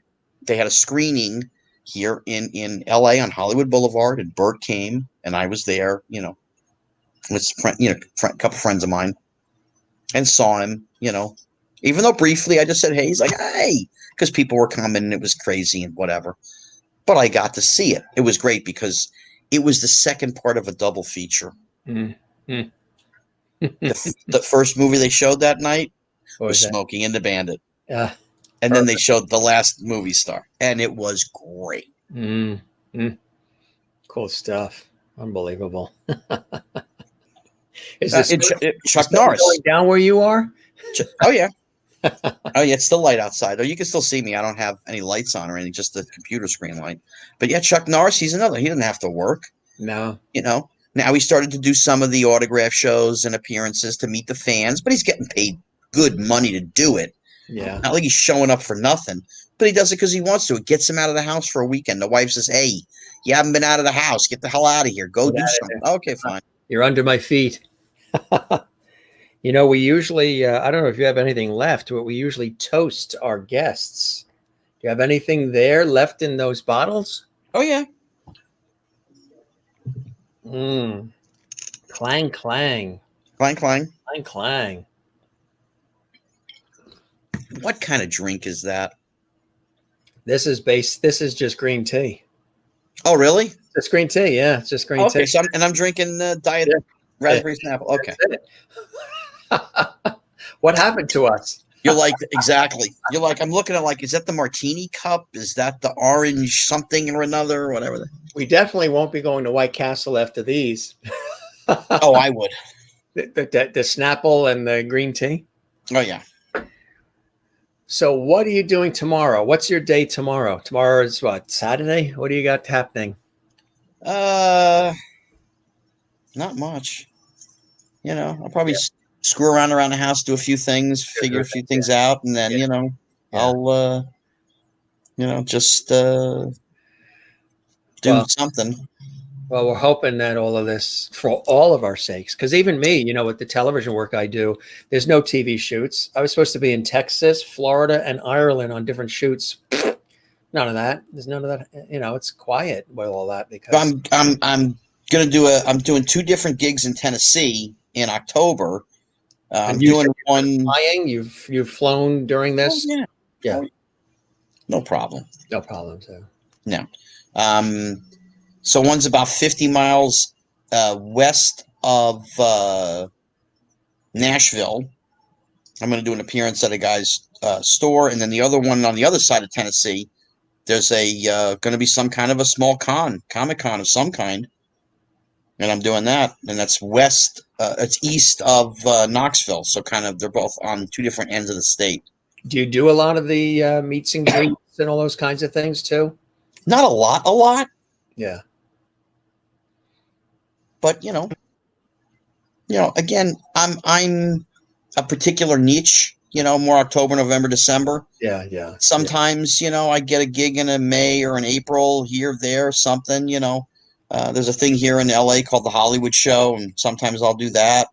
There's Schiller Theater, which is in New Jersey, Parsippany, New Jersey, and I go. It's always April and October. They've both been canceled this year, of course, but I go because it's 35 minutes from where I grew up, so I get to go Dominic's Pizzeria, and I get to go see my friends, and I get to go have my Drake's Cakes and see my friend Dan and just go hang out. I remember on Saturday nights on Channel 11 in New York growing up, 8 o'clock, Chiller Theater would come on, and that hand would come up, Chiller. Yeah. And eat the word Chiller. That was scarier sometimes than the movie itself. If you go on YouTube, where those clips are of that hand coming up, that animated claymation, there's kids that talk about how that used to scare the hell out of them when they were kids. And they'd run out of the room and everything else. And then the movie wouldn't be as scary as the Channel 11 opening for Chiller. Yeah. It started out as a sci-fi horror convention, and then it got much more into the pop culture over the years. You know, the last 20 years has been much more pop culture. Yeah. And they're in their 30th year now, you know. But,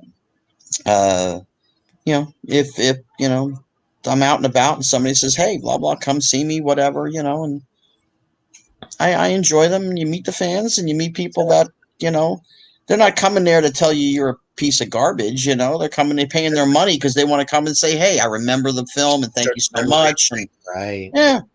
Yeah. But I'm sort of like Richard. When I'm gone, I want people to smile and say, oh my God, did he make me laugh? You know, and have nothing but fun, good memories. That's it. That's what it's all about. Scott, oh boy, here we go. Linda just said Rocky Horror. I did Rocky Horror at the Somerville Circle. As a teenager, I did Eddie. I did Meatloaf's role. Wow. What was that like? It was fun. Whatever happened to Saturday night? I don't remember the words anymore. I haven't done it in so many decades. Oh yeah. With my leather jacket and the whole thing.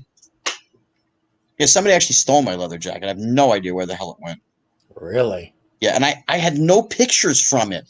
I had nothing. And somebody, a friend of a friend of a friend on Facebook sends me a photo of me and the guy who was playing Frankenfurter. Mm. And I mean, the minute I got it, I knew exactly what it was. I was like, holy shit, you know? So I sent him a thing. Hey, thank you so much for the photo. If you find anything else, hey, you know, do you know him? What happened to him? He passed away, HIV, years ago. Mm. You know, but I was just like, wow, just to have a photo from it back then, you know. Would be classic. Absolutely. Yeah. A couple more comments coming in here. And you must be starving now, huh? All this talk of food and everything. I mean, I like and love you both just for your. Oh, Well, we thank you, Jen. love you. Thank you, Jen. Yeah, no, you know, we've been at it for a little while here, and thank goodness I did have lunch. So I wasn't starving when we started. Was it a big lunch? I hope. Actually, it was a teppanyaki place, but I had what did I have? I had beef teriyaki with fried rice and 2 little pieces of sushi and 2 shrimp tempuras. That was hours ago. Yeah, that was at 12:30. So that was already, you know, almost 8 hours. Smart and Fine, are they still open? Smart and Final. Smart and Final's open until 9. Yeah, they're still open. Well, Scott, this was amazing. We've covered like every area that you could think of, from childhood to spanking to really amazing. Good. For those who came in late, it wasn't like the spanking that an adult spanking. It's an adult spanking a child. So we just need to clear that. That'd be a whole other episode, right? Exactly. And Renee in Iowa says, this has been a fun evening. Thanks so much for coming on here and talking to us, Scott. No, you're welcome, Renee. Absolutely. Linda's saying now I'm starving. She made homemade pizza. I'll have pizza on Sunday. Do you miss the East Coast pizza? Oh, yeah. Yeah. But as I said, though, my friend, that's a 4-minute ride. He owns the East Coast Pizza Company. And he's from back east. He's from State College, PA. Yeah. Yeah. So he makes a really decent pizza, and because we're friends and stuff, I've gotten him to make other things that he wouldn't normally make, like this. They do the individual pies, you know, or a big pie, doesn't make a difference. But I put pasta on it, like rigatoni, mostaccioli, and then put some cheese on top, whatever. He's like, I never heard of that. I'm like, just trust me. And I've gotten him to make it for me. He's like, I got to put this on the menu because, you know, he's tried it himself. He goes, this really is pretty good. You know, that's funny stuff. Renee, I'll do that. I'll do that on Sunday.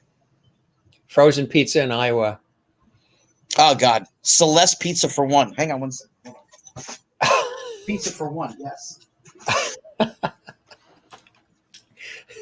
Hi, folks. I'm Jim Masters. Welcome to the Jim Masters Show, the late night edition. 11 p.m. Eastern here. Hey, listen, I started to look like Al Jolson in The Jazz Singer. I'm like, dude, you know, I got to, you know. Is that a WWF seat you're in? Because when you get up, I saw that. Yeah, I saw that. Oh, yeah. Oh, yeah. You know, I still got stuff laying around from the boys and whatever. You know. Right. I mean, I got my Undertaker stuff and, you know. When you ran away, she was like, what's going on here? No, wrestling, we could do a whole show about that. I mean, you know. Seems to be a quiet neighborhood where you are. You don't hear much action. Like, there was a dog barking earlier, but that's about it, really. We are a tucked away northwest of LA. If you looked at a map, I'm 30 miles directly north of Malibu.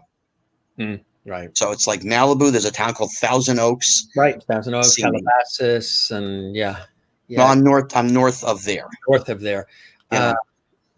North of Santa Clarita? No, I'm west of Santa Clarita. West of. Did you get the fires? They come through there at all, or you're lucky? Now, you saw the fires at the Ronald Reagan Library last year. Really close. The Reagan is if you did air miles, it's probably like 5 air miles. It's just you go straight across. But if you drive it, it takes 9 or 10 minutes, whatever it is. But this is a very conservative town. It's very quiet. There's 400 LAPD sheriff's departments, California highway patrolmen, and local police that live here because it's Ventura County, not LA County. Right. Taxes are a little bit cheaper, stuff like that. This is a very quiet town because people pretty much know if you try and rob somebody's house, you got a 50-50 shot of getting shot. Right. Exactly. Yeah. Everybody takes care of everybody, looks out for everybody, which is the way they used to do it years ago. Yeah. I lived in apartments for years and all that. And I never knew any of my neighbors really, in my apartments. But here it's like my neighbor on this side of me, nice black family that I've known forever. I knew them before I even moved in the house. The guy on this side of me, he's a construction guy. The guy behind me, he worked for the city for 35 years, a bus driver. Guy across the street, he's from India via Queens. Grew up in India until he was like 12, and then his family moved to the United States, and he lived in Queens all growing up, and finally decided to get the hell out of New York and come to where it was warm. Right. And so he bought the house across the street from me. So it's like I know my neighbors, and they're cool people, and it's all good, and they're not a wreck Ryan, crazy, nothing. Now, the family behind me, the bus driver, he's got a couple of kids. Yeah. But I love this guy because he brought his kids up the right way. They have a pool. So when they have other friends over and they have their parties and stuff, the radio's going. The music's playing. But let me tell you something. The Temptations, Earth, Wind, and Fire, Smokey Robinson. Then I'm like, I love him. Turn it up. He brought them up the right way. The good stuff. With rhythm. Not the 90% crap that we have now. Garbage. Yeah. Totally different. Yeah, where the hell is my thing? Oh, yeah, here it is. See? Best of Rock and Soul from the 70s, Yeah. The Time Life series, the best of soft rock, that's me. That's all. I'm just going to show a couple of them. That's all, Yeah. my 70s music, 60s. But I love stuff from the 30s. That's what I was educated with. That's how I was brought up. Right. So why didn't my generation do the same for theirs? Because you're old school. You have an old school sensibility. I'm old school as well. So you have an old school sensibility that maybe didn't transfer to the kid across the street or something. I listen to AC/DC, and I listen to, the hardest heavy Queensryche, who I love, which is crazy. People, who do you like? I like Elvis. I like, and Judas Priest I was never into. You like Judas Priest I never got into. Yeah. Mix. But it was like, I can go from Guns N' Roses to Bon Jovi to Tony Bennett or Elvis or whomever, Journey, Foreigner to Kiss. To Lionel Richie? Oh, God. Hello. Is it me you're looking for? No, it's not. Get the hell off my radio. Okay. That's funny. Stevie Wonder. Oh, my God. Just the Temptations, the disco bands. Earth, Wind, and Fire is still one of my favorites as well. Oh, the disco. Yeah, those K-Tel, like Renee said. Oh, remember that? The K-Tel albums? Mm-hmm. Did you have the Mr. Microphone from Ron Popeil? You did. The Mr. Microphone. Yep. Oh, God, I had so much stuff.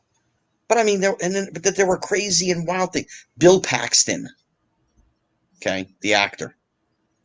I met him when they were doing a press junket for Weird Science.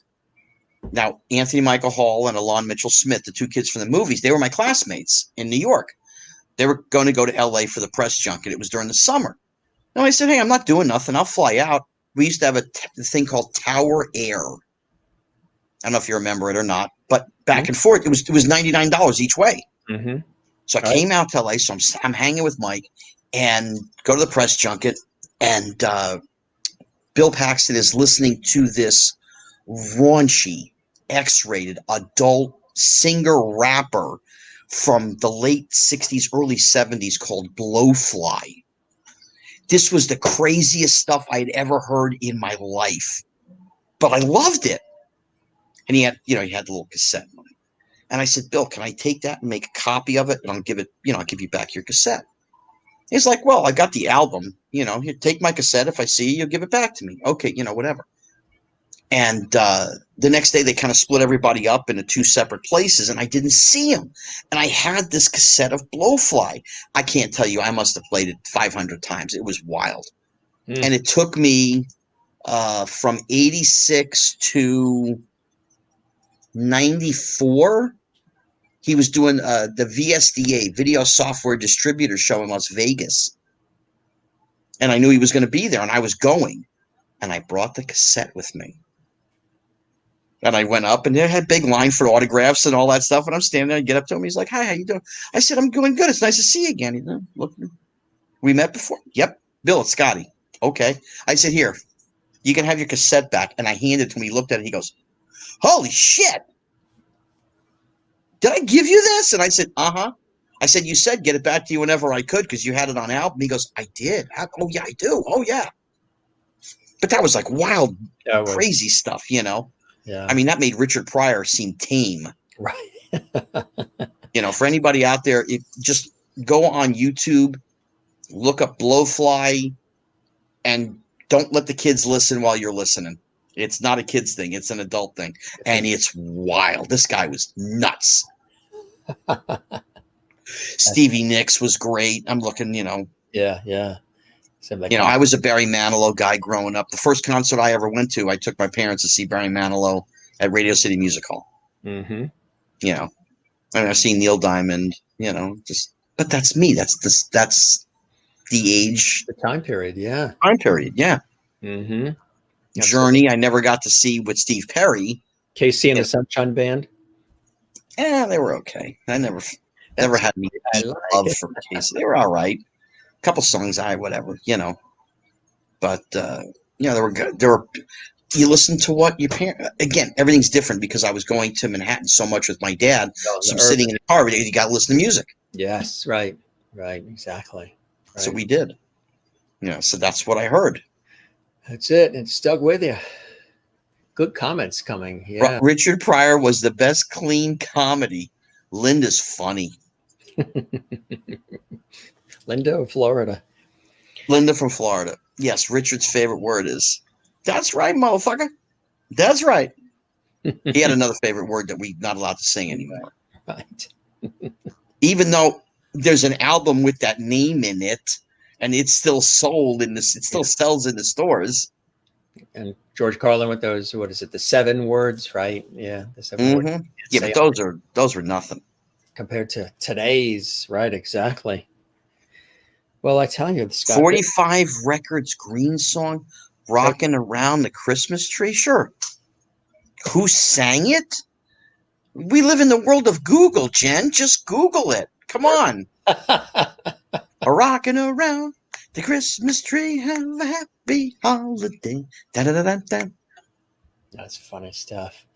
I'm Jewish. I realistically, I mean, maybe it's half that I'm Jewish and half that I'm in a Christmas film. But as soon as, around Thanksgiving or before that starts in California, they start playing Christmas music. And I'm like, it's 93 degrees. What the hell are you people talking about Christmas for? Right. Well, Irving Berlin wrote White Christmas. You sure that's not racist now? Because it has. Barbara now, if Betty White sang White Christmas now, you can't really argue. Right.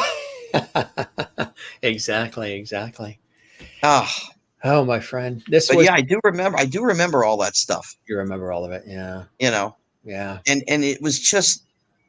Your book's going to be amazing when it comes out. I think after tonight you might want to have to add some extra material. It's incredible. Really amazing stories and experiences. Jameson. I don't know who Jameson is. She's talking about the whiskey. She's had the whiskey. She's been having it all night. Oh, she's been having the whiskey. Okay. Yeah. I'm like, unless you're talking about Jenna Jameson, that would be the only Jameson I know. Okay, fine. The whiskey. Ah, So when you look at all of this, all the experiences that you've had, have they met the expectation of what you thought they would be when you were a kid? I couldn't have imagined the life that I've had. There is no way. It's impossible. Again, everything is situations and things that happened along the journey and the whys and the how comes. You know, Richard Pryor taking me on the set while they were shooting Coming to America and meeting Eddie Murphy and John Amos, who I'm still friends with, Yeah. and meeting James Earl Jones and Eddie I'm friends with and buddies with and Arsenio. Okay, fine. Going with the Stallones to the opening of Planet Hollywood in Las Vegas. Frank called me. I'd done the 2 movies with him. We were good friends. Like, hey, Scotty, what's going on? You got to come over. We're going to, whatever. Come to Caesars. Okay, fine. And sitting there, and there's one woman who I didn't know was sitting next to me, and across was a playmate, Kathy Shower, Frank, another girl, Sly, whatever. But on this side of me is Gina Davis and Rennie Harlan. And Schwarzenegger's at the next table over, and Whoopi Goldberg is there, and Marky Mark was there, and Ricky Lake, my buddy from school, was there, and Steven Seagal. And Exactly. what am I doing here? And I come back to the same thing I've said before. I'm just that kid from Jersey. What in the hell am I doing sitting at this table? That sitting, in front of me, one person is Sylvester Stallone. I'm sitting there with Rocky and Rambo. Come on. I mean, this is fantasy land. This is stuff that's just not supposed to happen. You're sleeping. It's a dream sequence, right? Oh, yeah. And having a blast and just having fun and enjoying. And, my personality has something to do with it because, as you can see from these 20 minutes we've been talking, Yeah. that I enjoy things and I enjoy life and I enjoy people. And if they enjoy you, that's how things work. Richard Pryor opened a lot of doors for me. There's no question. The toy opened a lot more doors than Christmas Story because Christmas Story became popular so much later. And you were such a central figure in the toy. It was really but it's what Richard and Jackie. Yeah, but it's what you do when the door opens. If you're an idiot, you got 5 minutes and you're out, and that's the end of that. Yeah. Whatever. If you're a person and you talk and you treat people with respect and you treat them the way that you want to be treated, that's what it is. I don't care who they are. Right.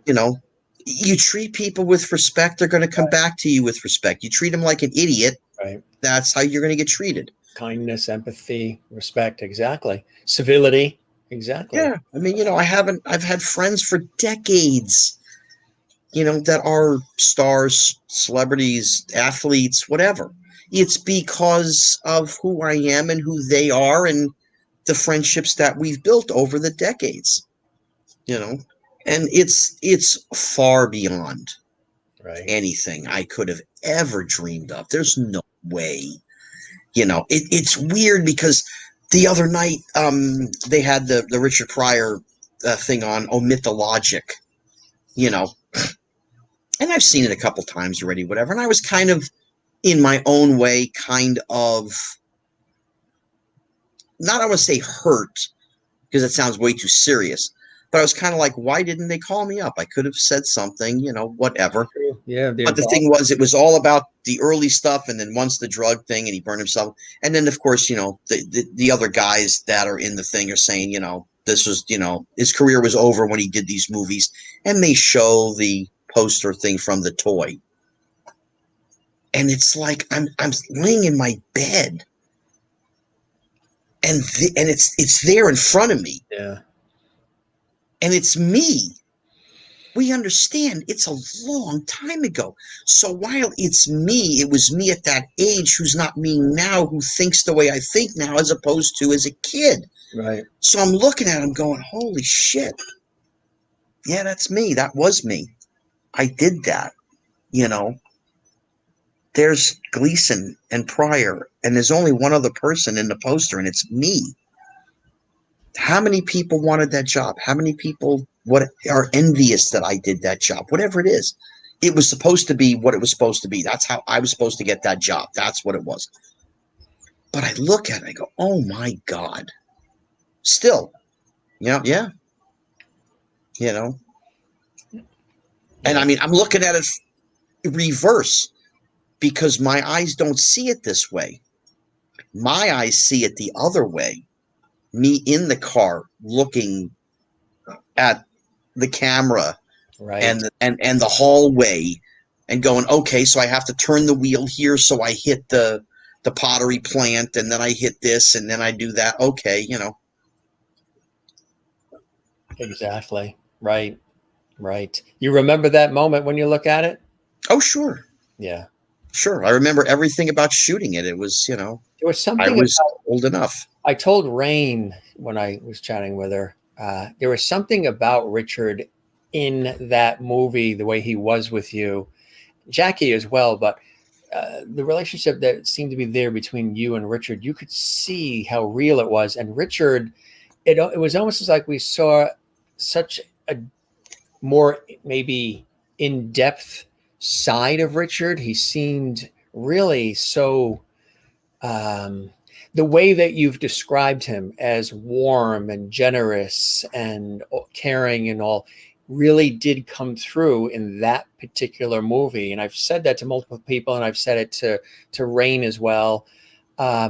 He just was so ideal for that role because he was being himself, and you felt the warmth between you and him was evident in that movie. He was a different person.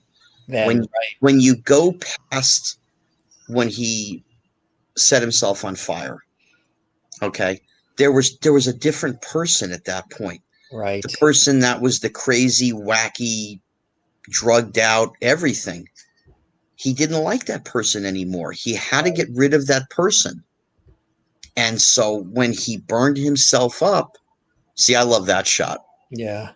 You know, when he burned himself up, really, he killed that Richard.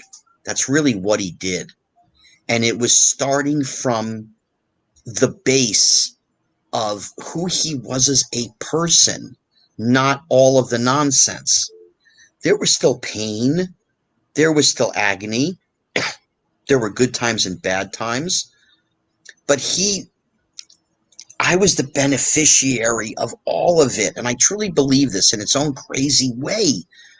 I'm the beneficiary because he wanted to teach and educate and give back and do the right thing by whoever was there. And at the time, his kids really weren't around all that much. You know, they're here, they're there, they're coming, they're going. And so there was nobody really at home. You know, everybody was with their moms. You know, nobody lived with dad. They all lived with mom. Mm-hmm. And here I came along with the personality I had and this never-ending quest for knowledge like he had. And I asked the questions. And I wanted him to teach me, you know. And I was the beneficiary. And I mean, I went to the house and, you know, I went over and saw him and hung out with him and, you know, had lunch or dinner or whatever it was, you know. And there was nothing that was off the table, you know. I mean, I'll tell you this. I never asked him about, Richard, why'd you get married so many times? I never asked him that question, you know. Mm-hmm. Right. I didn't need to know that, you know. But we certainly talked about every kind of subject you could imagine, whether it was about racial issues, whether it was about, we never really talked politics because people just didn't talk about that back in the 80s, 90s. Right. You know, it just wasn't something that was always brought up. It just kind of, it was what it was. Mm-hmm. So we talked about, you know, differences in people. We talked about what's right and what's wrong in just basic what's right and what's wrong. Exactly. And he just, you know, he is by far the single most influential person I have ever met, been involved with, had a relationship with, you know, friendship with. You know, I mean, why I say I have a friendship, I had a relationship with Richard. He was my mentor. Yeah. You know, Yeah. and I, you know, again, the things that, yeah, give me an instance. You got to take these off because you drive me crazy. I can't, you know. Thank you, Linda, but I've seen myself. It's like, oy vey. Cute shot. It really is. Oy vey. I was waiting 4 hours for an oy vey. Yeah. We were on the set. Okay. This is when we were shooting. And it was right after my 14th birthday. And he was fooling around with a couple of the production assistants and this extra and whatever. Okay. And he's pointing women. Hey, what do you think of her? Oh, she's cute. You know, oh, we did this, we did that. And he's telling me everything. Okay. Well, a couple days later at lunch, I get a knock on my trailer, and it's a girl, one of the extras. And she says, oh, you know, I wanted to come by and say hi. Okay. You know, next thing you know, she comes in the trailer and it's make out time, you know, and whatever. But it's all innocent because I'm pre-puberty. Nothing's going on, right? Well, this went on 12, 15 times that there's just strange girls coming to the thing, whatever. He didn't say a word to me. Didn't say a peep. Nothing. Afterwards, you know, at lunch, I would come back after lunch and I'd say, Richard, this girl, oh, really? What happened? I got a kiss or, you know, you got a little booby action or whatever, you know. And he's laughing, never said a word to me. Okay. Now you fast forward 7 years later. It's 1989. I'm in his house in California, in LA here. We're flipping through the stations and the movie The Last American Virgin came on. And I started laughing. I said, I remember those days. I said, matter of fact, I remember all the girls that used to come to the trailer and all that stuff. And he goes, all right, listen, did you think you were like Stud Muffin here? No, I went out and told them to go talk to you in the trailer. I had the greatest wingman in the history of mankind. Richard Pryor was sending girls to my trailer. I was 14. Are the folks hearing that for the first time, or no? Nothing happened. No, it was all innocent because everything was, you know. Yeah. It was funny because there was one girl who, I mean, I just adored. She was much taller than I am. Her name was Erin. I still remember her name. And they were having a party at the governor's mansion, and I invited her as my date and whatever. She was 2 years older than me, you know, and 2 heads taller than me too. And I mean, you know, I got a little kissy face and whatever, you know, whatever. Years later, I actually did meet up with her. I went back down to Baton Rouge and ended up meeting up with her. And it was just like, wow, you know. It's amazing, huh? Unfortunately, God rest her soul.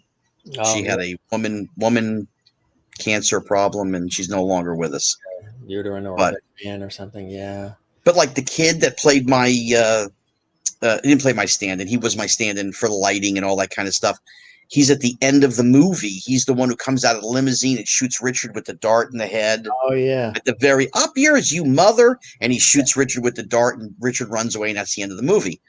He's a teacher down in East Baton Rouge, you know, and he's still down there, and I still talk to him. The guys that were the cops in the movie, they were actually East Baton Rouge Sheriff's Department, and they're now retired, but they're still down there. I talk to them. One of them's on my Facebook. You know, those are guys, they'll always be a part of my life and a part of whatever I do. Right. Absolutely. Absolutely. You know, God bless Richard, you know, and I say this again, Rain, if you see this, whatever, love you. Richard Jr. And Richard Jr. as well. I had never met Richard Jr.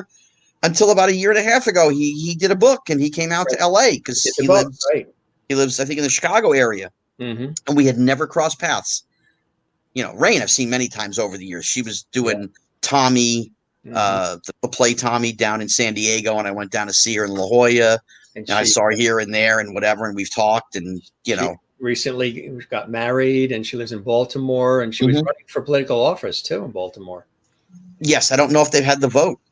I don't know. Yeah. I don't know how far she got. I love that girl. She is. terrific. If she called and said, I need, she knows I'm there. She's wonderful. Yeah, she's You know, I love her too. She's a great spirit. She's a straight shooter. She's loving and absolutely. yeah. I mean, the world is a strange place, and all the people we meet and things you do, and it depends on the job you have or whatever it is. And I've had this crazy job and crazy life, and you know, I've done the spectrum. Boy, have I done the spectrum of all kinds of things. Sure. You know, but I've never hurt anybody. Never gone to jail. I'm not a drinker, so you know, if you hear that I got a DUI, you know it's the wrong name because it ain't me, because I just don't do that. You know, that's just not what I do. You know. You know, I have a friend of mine that we laugh and joke because like once a year, it's like around September, something around there, maybe August, September, I'll be over their house, her and her husband, and she'll hand me a beer. And she'll go, is this the first beer of the year? And I go, yep. And probably the only beer of the year. Mm-hmm. You know. You'd rather have Devil Dogs than White Castle. Oh, Christ, yeah. Oh, and jelly rings and Yoo-hoo chocolate drink and give me a chocolate egg cream. And did you have fluffernutters? We had fluffernutters with the fluff and the peanut butter. Yeah, no. And Dr. Brown's Celery or black cherry soda. Good.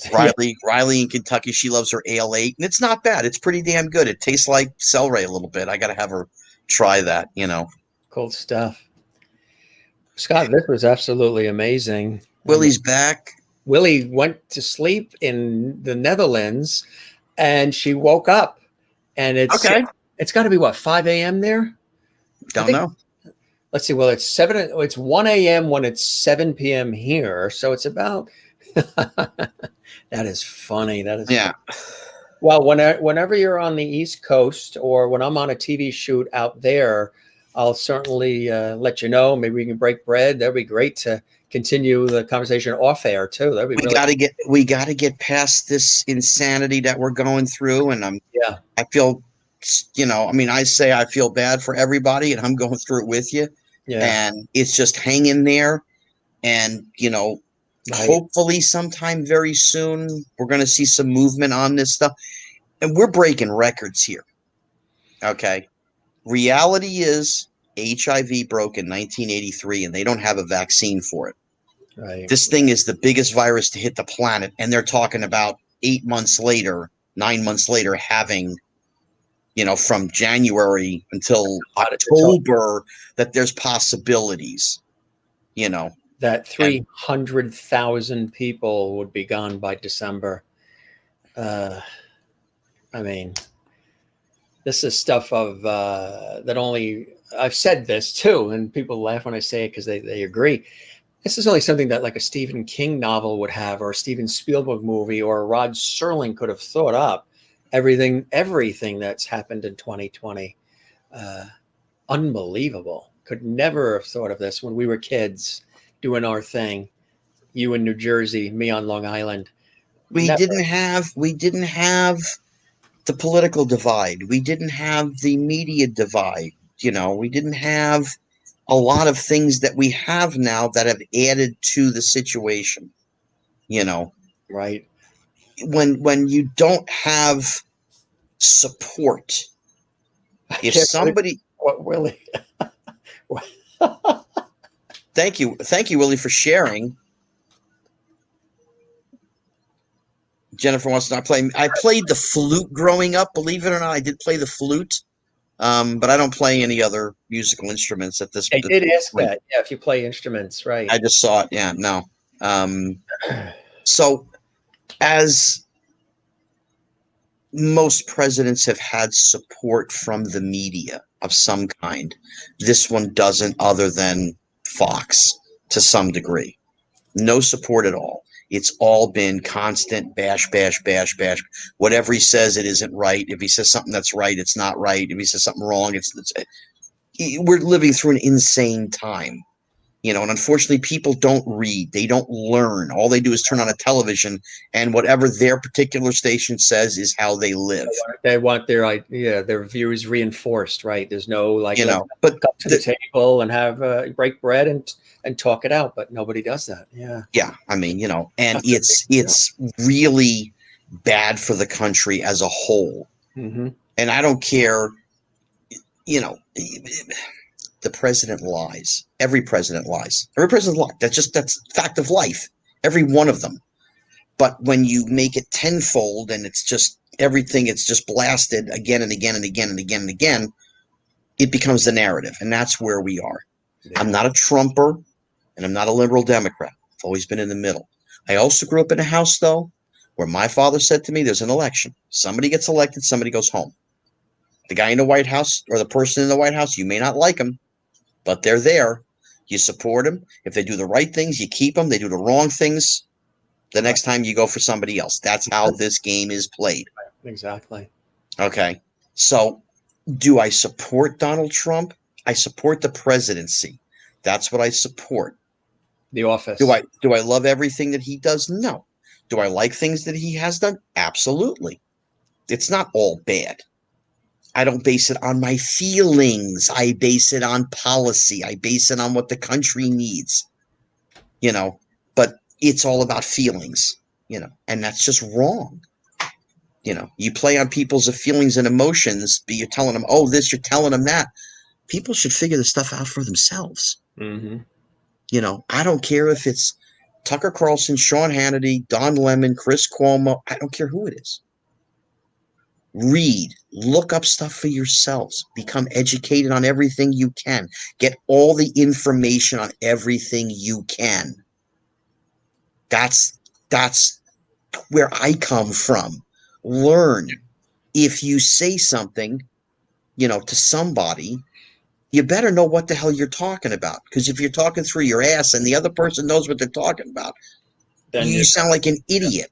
Right. You know? Knowledge is power. Knowledge is power. Yeah. I had a conversation with somebody not too long ago, and they said, listen, you don't understand. Black Lives Matter because every 36 hours a person of color is killed by the police. I said the number's 235 a year. Now, if you break it down, guess what? It's every 36 hours. That's the number. They didn't want to agree with me. Mm. I said, what is there not to agree? You said something. I agreed with you. I just said it differently than what you did. I just said the big number, not the every 36-hour number, which is powerful. It sounds like a powerful number. I said, do you know how many white people were killed by the police? 370. Mm-hmm. That's more than 235. Yeah. I said, there's no numbers to know that. Was there a black officer involved? Was it a Latino officer, an Asian officer? Was there all white? I mean, come on. You want to play the game, you gotta have the information to play the game. I think the number should be 0, but that's not going to happen. It's not the country we live in. People have blatant disrespect for authority. People have basic disrespect for their elders now. There was no way and no how a 15-year-old kid in my high school was going to tell their teacher to F off and get into a fist fight with their teacher. No way. That didn't happen. Right. This is your teacher. This is somebody of authority. They say, hey, pick up your stuff and go to the principal's office. That's what we did. We didn't say F you, blah, blah. That didn't exist. Where does this come from? This is a lack of education. This is a lack of information. What are you doing? Sensible and logical. I'm not crazy. We didn't do that stuff as kids. Where is all the Antifas coming from and all these youngsters, blah, blah, blah, and they want everything for free. Do they not understand everything's not free? Somebody got to pay for it. And in the long run, they're going to pay for it too. You know, who hitting police officers with batons and all these other things and throwing bottles and rocks, frozen bottles. What are you, crazy? These are the people that keep the city safe, you idiot. You know, we understand, are there bad apples? There's bad apples in every job, every area. Some worse than others, sure, okay, you know. But we got to keep the peace. We got to get back to a civil society where you can sit down and talk about anything and try and come to a happy medium. Try and come to that point of civility. Otherwise, you know, we're heading toward a big fight, whether it's a Civil War type fight or whether it's just crazy fight. I'm hoping it never gets there. I'm hoping people screw their brains on and go, hey, wait a minute. Let's come to the table and work stuff out. Yeah.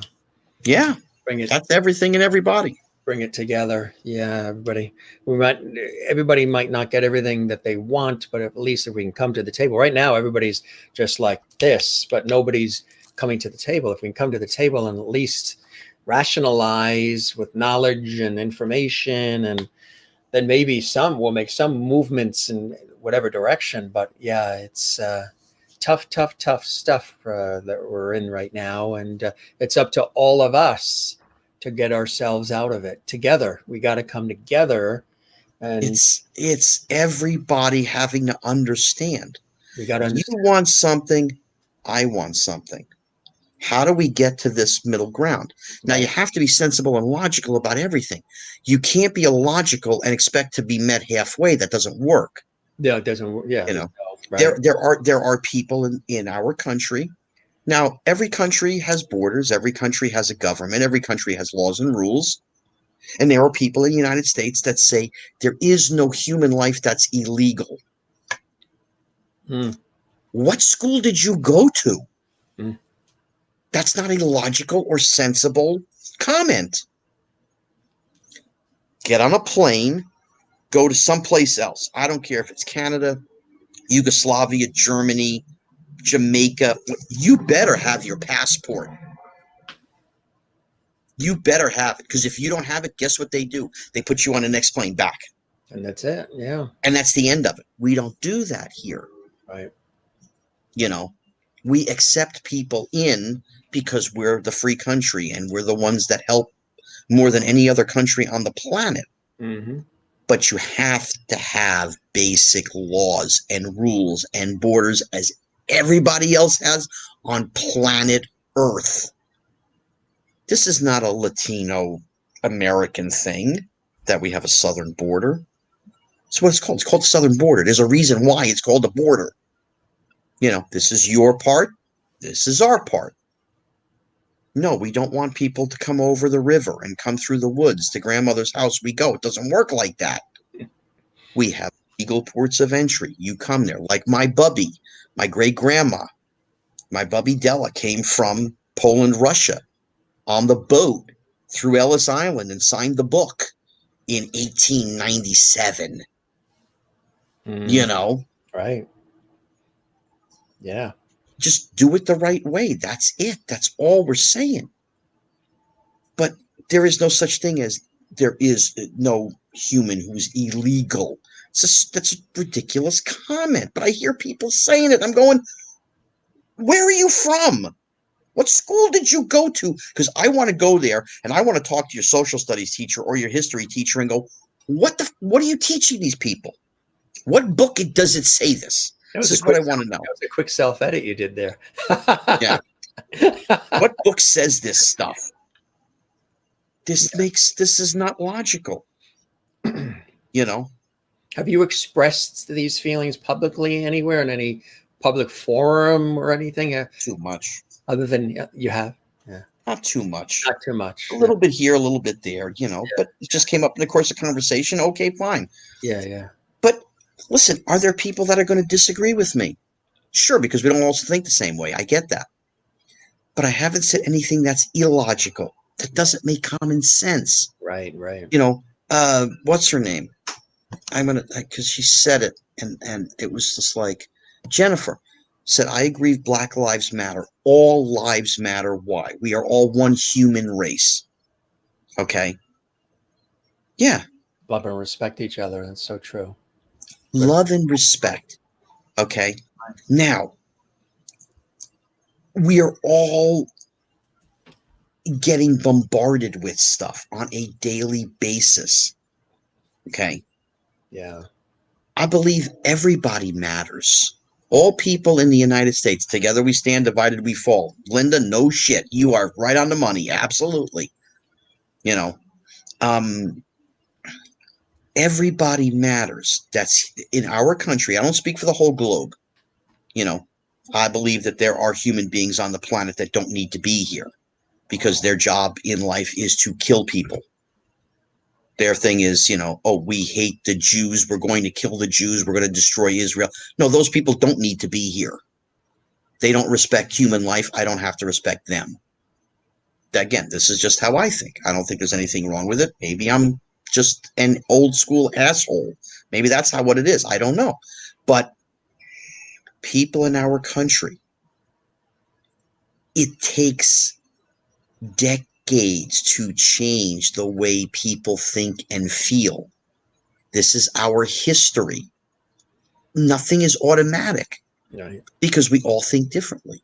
Now, racism is much less than it was 50 years ago, but it's taken us this long to get here. You want to keep improving, not unimprove the situation, rather than fight white man, black man. Come to table. What do you want? People want the same thing at the end of the day. They want to have peace. They want to have love, respect their neighbor. They want to have kindness. They don't want to have hatred. For the most part. Are there some? Yes, they're not there yet. You got parts of the South that don't have cable television. Okay? They're still living in 1950, 1970. We're not living there. 90% of the country doesn't live like that anymore. Okay, it takes time to. At the same time, you do not erase history. You have to learn from it. The statues coming down. This is ridiculous. You don't like them. What is the process we're supposed to do? You tell the people in your local government, hey, this bothers me. We have a petition. So many people signed it. Move it to a museum where somebody can learn from it what happened. Versus destroying it or graffitiing it, right? But again, the things that if you have knowledge and you know things, how do you deface Arthur Ashe? For those who don't know, Arthur Ashe was a tennis player in the 70s and 80s, and he was a man of peace and love and compassion and understanding. I didn't know. Did they deface Arthur Ashe? I didn't know that. Oh, yeah. They spray painted BLM and other stuff on it and whatever. I'm like, this is a man that fought. He was Muhammad Ali of tennis. That's who he was. I didn't know they did that. How do you do this? Well, the one that besides that one blew my mind, but the one that really blew my mind was in England. They defaced the statue of Gandhi. Mahatma Gandhi. Yeah. Didn't they tear down Winston Churchill too, I think? Yeah. They did something with that as well. Yeah. But Gandhi. Gandhi. Okay. Now, again, I don't know if you're a Gandhi fan. I don't know. Okay. Still, it's just, believe it or not, as a teenager, I worked in the movie theater in New Jersey, my local movie theater, Somerville Circle. And while I worked there, one of the films that they had was Gandhi. I cannot tell you, I probably watched it 15 times. It's 3 hours long. I saw a piece here and a piece there, but I saw it so many times over, and it got me into wanting to know more. So I dug, and I went to the Dewey Decimal System, and I looked up the books, and I went to the library, and I read how amazing this man was, and the incredible amounts of human compassion that he had while he's being tortured by the British. He's telling his own people, no, don't fight back. That's not how you do this. Let them feel bad about them fighting you, and they'll find their human compassion. What? Yeah. Right. And it's funny because it was on yesterday morning. I'd gotten up at like 7:30, 8 in the morning, whatever. And Gandhi was starting at 8 o'clock. Would you believe I pushed pause. I went and made myself a cup of coffee, went back to my room, and I watched Gandhi again. Watched it again. And I'm still blown away. Who could deface a statue of a man whose whole life was about peace and equality. People that are uneducated and ignorant, that don't have facts. Okay, see, I try and be, I want to say kinder. I don't even use the word ignorant. I just say that they're uneducated and they don't want to learn. They want to hate because it's easier. To hate is easy. To love is hard. Linda. No, listen, Linda, there's no question, the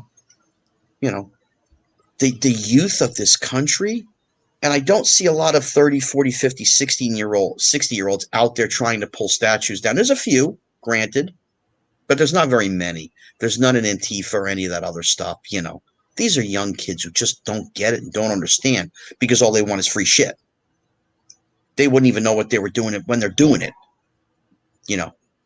Dismantle the police. That was funny. Just right on cue when you said dismantle. Dismantle the police, law enforcement. Why? Oh, because they're the ones that make sure to enforce the laws when you break them. Don't break the laws. You're fine.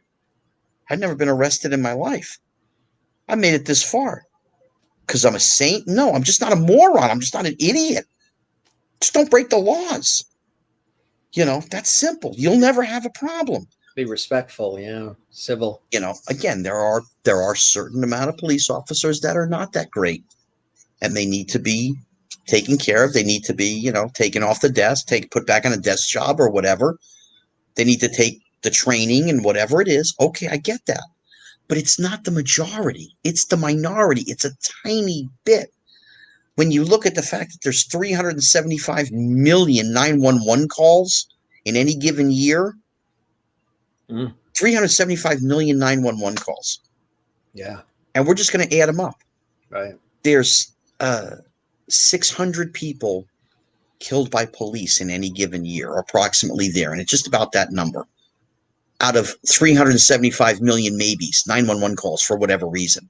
Again, you can break down numbers and say, well, it's only 30% of that. It's still 100 million phone calls. And 600 things happened. What's the percentage? Logic, sense, and be reasonable. If we could just sit down and think logically and talk to each other logically, take feelings out of the mix. I want to hear about feelings, talk logic, talk real. We would go a long way. But we're feelings. Just like the 70s song. Feelings, nothing more than feelings. Or we could do the Julio, not Julio Iglesias, although that sounds a little like him, yeah. No. Jose Feliciano. Oh, yeah. His version was great. But I can do the Julio version. Feelings, nothing more than feelings. Right. Trying to forget my feelings of love. Teardrops. No, I can't do the whole thing. I used to do the To All the Girls I've Loved Before. Oh, yeah, that's right. Yeah, I always did that. I did both. To all the girls I've loved before who traveled in and out our door. I just do that, You see, you could be doing all these voices, and no, you've not done anything for animation. Yeah, character voices. Yeah, definitely. It'll be fun. Got to get that reel together, and that's it, right? Once things open up, but then if you have a home studio, I guess you can do it from the house, stuff, and just send it over the phone line. But I used to do. You probably will know who this is. Linda will probably know who this is. Renee will know who this is. Hello, this is Dr. Ruth Westheimer. This sexually speaking, you are on the air. That was very good, actually. We were coming home from dinner one night, me, mom, dad, my brother, whatever, and Dr. Ruth was on the radio. And somebody called in and said, I'm having a problem with my man, He doesn't always please me and whatever. And she went into this whole thing about how to have an orgasm. Mm-hmm. Right. My mother was just like, would you turn this crap off the radio? It led to a literally 20-year joke. You know, anytime mom, dads would say, I'd say, this is Dr. Ruth Westheimer. What can I help you with? Are you having a problem having an orgasm? No problem. And my mother would just go, but oh, Jesus, Dr. Ruth, you know, whatever. You even make her face, Ruth's face, when you do it. A little bit, I guess. Hello, this is Dr. Ruth Westheimer. Sexually speaking, you are on the air. That's, that is, oh yeah. That's that. Yeah, I thought of that too. Colonel Clink. Where is it? This one. Colonel Clink. Colonel Clink. It does sound a little Colonel Clink too. Is that Clink? Is that Hogan's Heroes? It would be Hogan's Heroes, but I'm not really doing that. But yeah. That's funny. That's funny. Cool stuff. Just have fun. That's all. But it's the bottom line, right? That is. Yeah, I mean, people who have been here the whole time for like unbelievable 5 fakakta hours, unbelievable. Loyal viewers, yeah, that we have here. And I got to call a friend of mine and go, dude, I'm sorry I didn't make it over tonight. I got stuck on this podcast. It was great, but I'll see you tomorrow, whatever. But no, listen, this was fun. We'll do it again whenever you want. This was awesome, wasn't it? Be safe, be healthy, be smart, you know. And I am so jealous because you can go to any store and get between Devil Dogs, Yankee Doodles, and halava. Yes, here on the East Coast. And I can't, so Yeah. I'm very jealous. And New England lobster and clam chowder and all that other. Yeah, I can see I got, let me see. I do this show every night too. Holy Jesus. But not 5 hours. Sometimes I'd say the longest we've gone is 3. When I had Stan Livingston on, we went 3. Oh, yeah, there you go. That's perfect.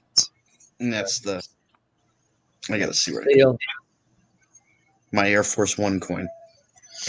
I support the guys in the military. I send stuff. They ask me, whatever, you know. Absolutely. We thank them for their service as well. Marsha, tell your nephews I said hello. Thank them for serving our country. Greatly appreciated. I will stand for the national anthem. I don't give a flying, you know what anybody says. You know, Well, I love, care, and respect this country. And we should all do that because there are people that have given their blood and died for our freedoms that we get to have every day. And to not stand up and to give our respects to them is wrong. You can have your issues with different things. But as I've said tonight, at one point or another, everything has its time and place. Yes. Everything. When you take something and you're doing it at the wrong, you know, you can't go to your job if you work as a secretary and start kneeling and doing different things. The boss is going to go, what the hell are you doing?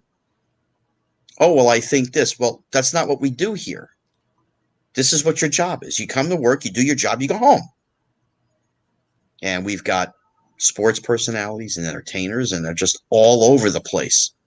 You know, people apologizing for having a wedding 8 years ago because the place was a plantation 180 years ago. Now, people don't know this. This is a piece of trivia. The house we shot the toy in, it was a plantation house. Okay. It was enormous. It was like 500 acres. Yeah. I mean, the place was massive. Incredible place, yeah. Yeah, I mean, the thing is, what you saw is just a house, but in front of the house, it's got the fountain and the whole thing, and it just goes for a half a mile. And then behind the house where the lake is, there's an island out there. It's actually where we shot the piranha scene and all of that. Oh, yeah. Was shot out there, but that was still the property. You know, it belonged to the guy that owned the house. It was a plantation house. What should I do as an actor? Am I supposed to go, oh, excuse me, I shot a movie in a plantation house in 1982. I'm going to apologize. Hello? I didn't pick the house. What are you, nuts? You were a kid. Yeah. Yeah. Oh, I've had people ask me about that because they know. Oh, really? Well, don't you feel bad? About what? You were a kid in a role. Exactly. You know, I mean, you know, I've always said, you know, if I was going to get married again, I would do it in Vegas with Elvis or whatever. But you know what?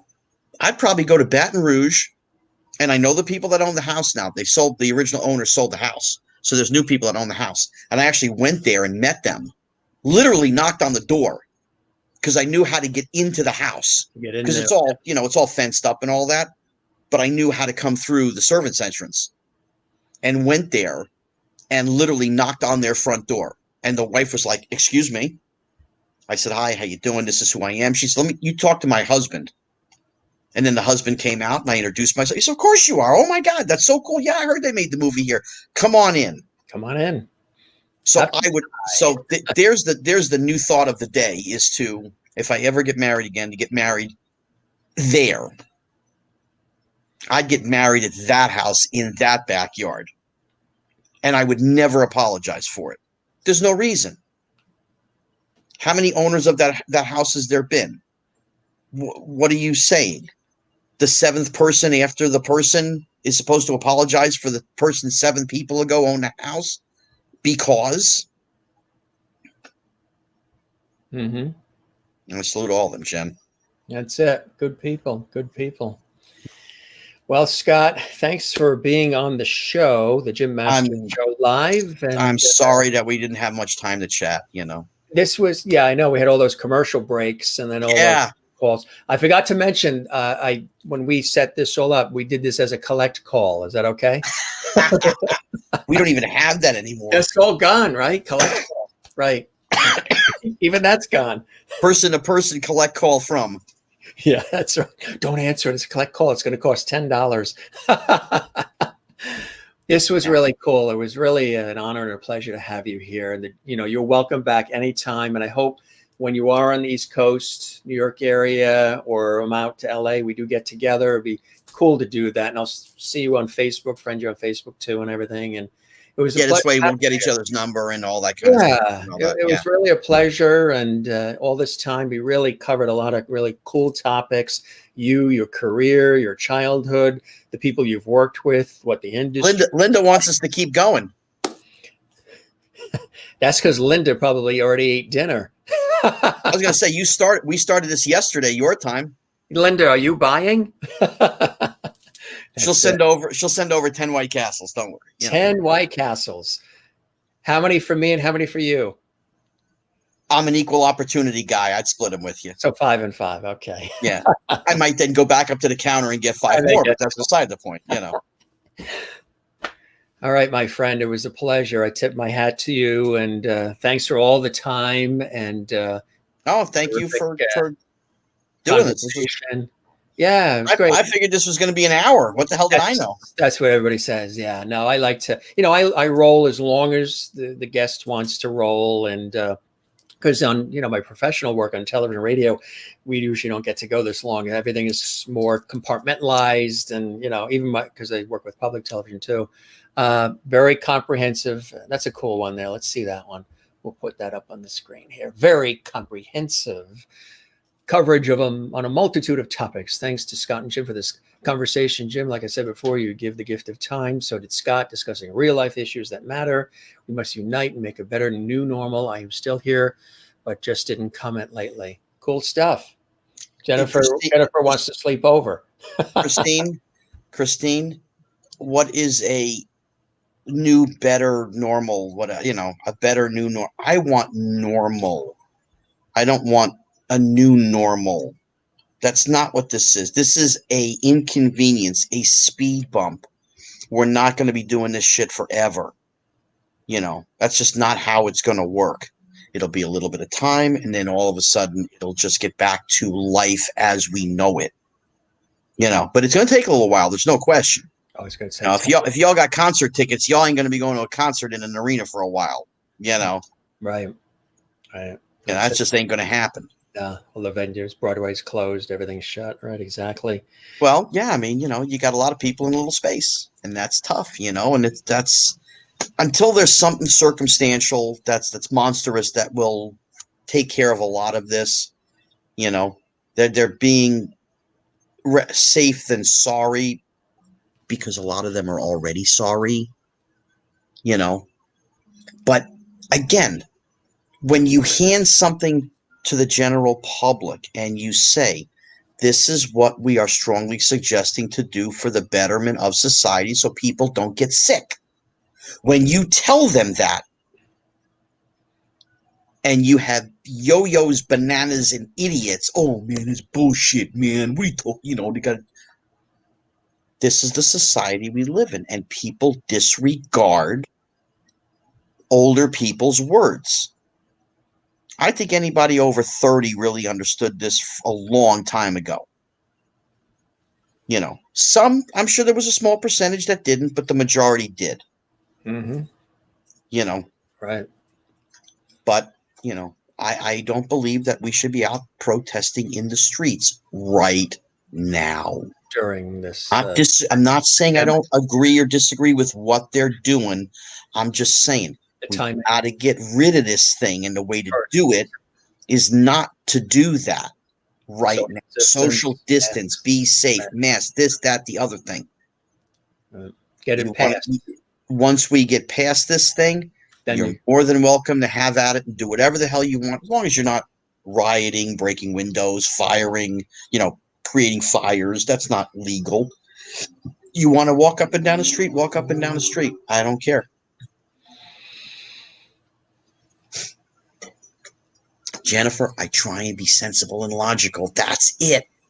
That's all I've tried to say. Mm-hmm. If you just aren't sensible and logical, you're a moron part of society. And there's no question. Listen, the Confederate flag, you can argue both ways. I get it. It's a part of the culture of the South. That's part of their culture. It doesn't make it a good part of their culture, but it is that. So now they're banning the flag. Okay, fine. Now listen, I love the Dukes of Hazzard too. Somebody said the Dukes of Hazzard before. I love the Dukes of Hazzard. But did the fact that I like the Dukes of Hazzard makes me a racist bastard because they had a Confederate flag on the top of the car? No. I like Daisy Duke. I still love Catherine. She's, an acquaintance. I don't really call her a good friend. We don't see each other all that often, but when we do, it's a hug and a kiss. Hello. I've been to her house. I've been to her home. I love Daisy Duke. Good night, Renee. Have a good night. Sweet dreams. All the good stuff. Good night, everybody. It was a pleasure. Yeah, we're good.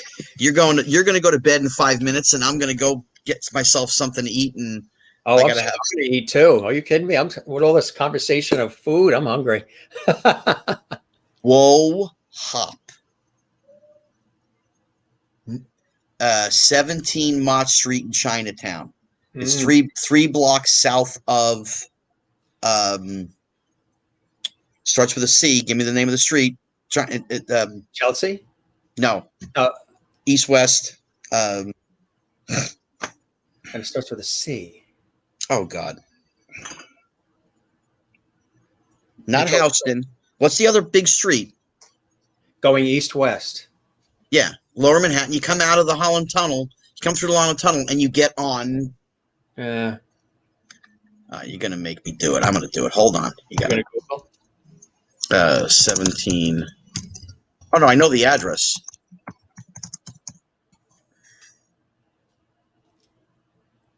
Canal Street. Canal. Yeah, Canal. Chinatown, Canal. It's 3 blocks south of Canal Street. Right next to Little Italy, right? Yeah. Little Italy is the north. If you go to south, it's Chinatown. 17 Mott Street. Whoa hop. Downstairs. Best Chinese food on planet Earth. You have to check that out. On planet Earth. If we mentioned your name, what will happen? They'll go, oh, very nice, very nice. They wouldn't know. Very nice, very nice. They wouldn't know. No. I've never given them a picture for the wall. See, that's what they need. That's what they need. Oh no, best wonton soup, best barbecued pork fried rice, best. Jennifer knows it. We're here. Yep. Pictures on the walls. Walk downstairs. You betcha, Jen. No question. Best Chinese food on planet Earth. Where everything is closed except Perkins. Yeah. But I'm sure they're doing takeout. I'm sure we're doing. Yeah, absolutely. Yeah, absolutely. Oh God, between the wonton soup and everything, the whole thing at Wohop is just. It is by far the best Chinese food on the planet, and I've had great Chinese, and it's the best by far. Unbelievable. And you're near the city. You could go there. I can't. You're up in Queens though, so it's a little different. You're in Queens. Huh? Do you get down to Lower Manhattan often? No. Oh yeah. We're over towards Connecticut, so yeah, a little bit Oh, you're on the other side. further up. Yeah. Southern New England, but yeah, we're gonna have to get in there if the Metro North trains run. You know what I mean? They're like, I will always be a New Yorker. I mean, I guess I grew up in New Jersey, but I mean, I spent plenty of time in New York. Between school there and thousands of auditions and everything else, I've always been a New Yorker. And I mean, to see the city the way that it is now, the first time I had friends that took video of all the boarded up stores, and I'm emotionally drained because I'm going, where's the hot dog vendors? Where's the people? Where's everything? It stopped the whole city. The city that never sleeps is sleeping. Yeah. Broadway's closed. All the theaters are closed. See, everything. Roll Hop, the best. Love. There you go. That's it. All right, my friend. All right, have a good night. You guys be well, be safe. God bless everybody. Stay healthy. You're welcome back anytime. I hope you enjoyed the time with me as much as I have with you, Scott. Anytime you want, man.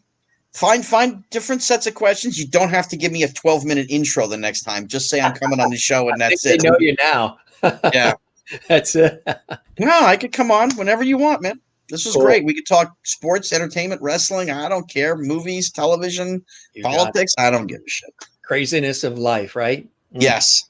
It was a pleasure having you, and thanks for all the time. And let's stay in touch. All right. Absolutely. Hit me up through Facebook if you're friends with Steve or whomever.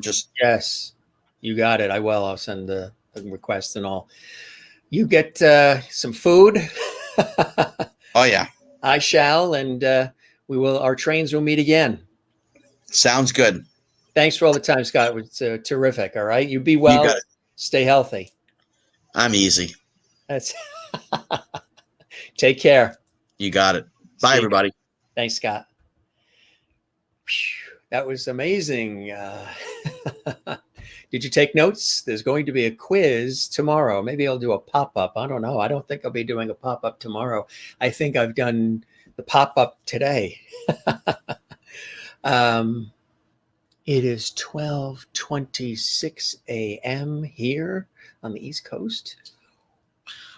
Boy, did we cover a lot of ground, huh? We covered a lot of ground, and really interesting topics, and really talked a lot. There's quite a few of you left here, which is amazing. You guys are amazing. Hopefully you're probably folding laundry and doing other things around the house while you've been watching. Willie went to bed, then woke up, and then went to bed again. That's funny. This is the longest we've done, but really amazing stuff, right?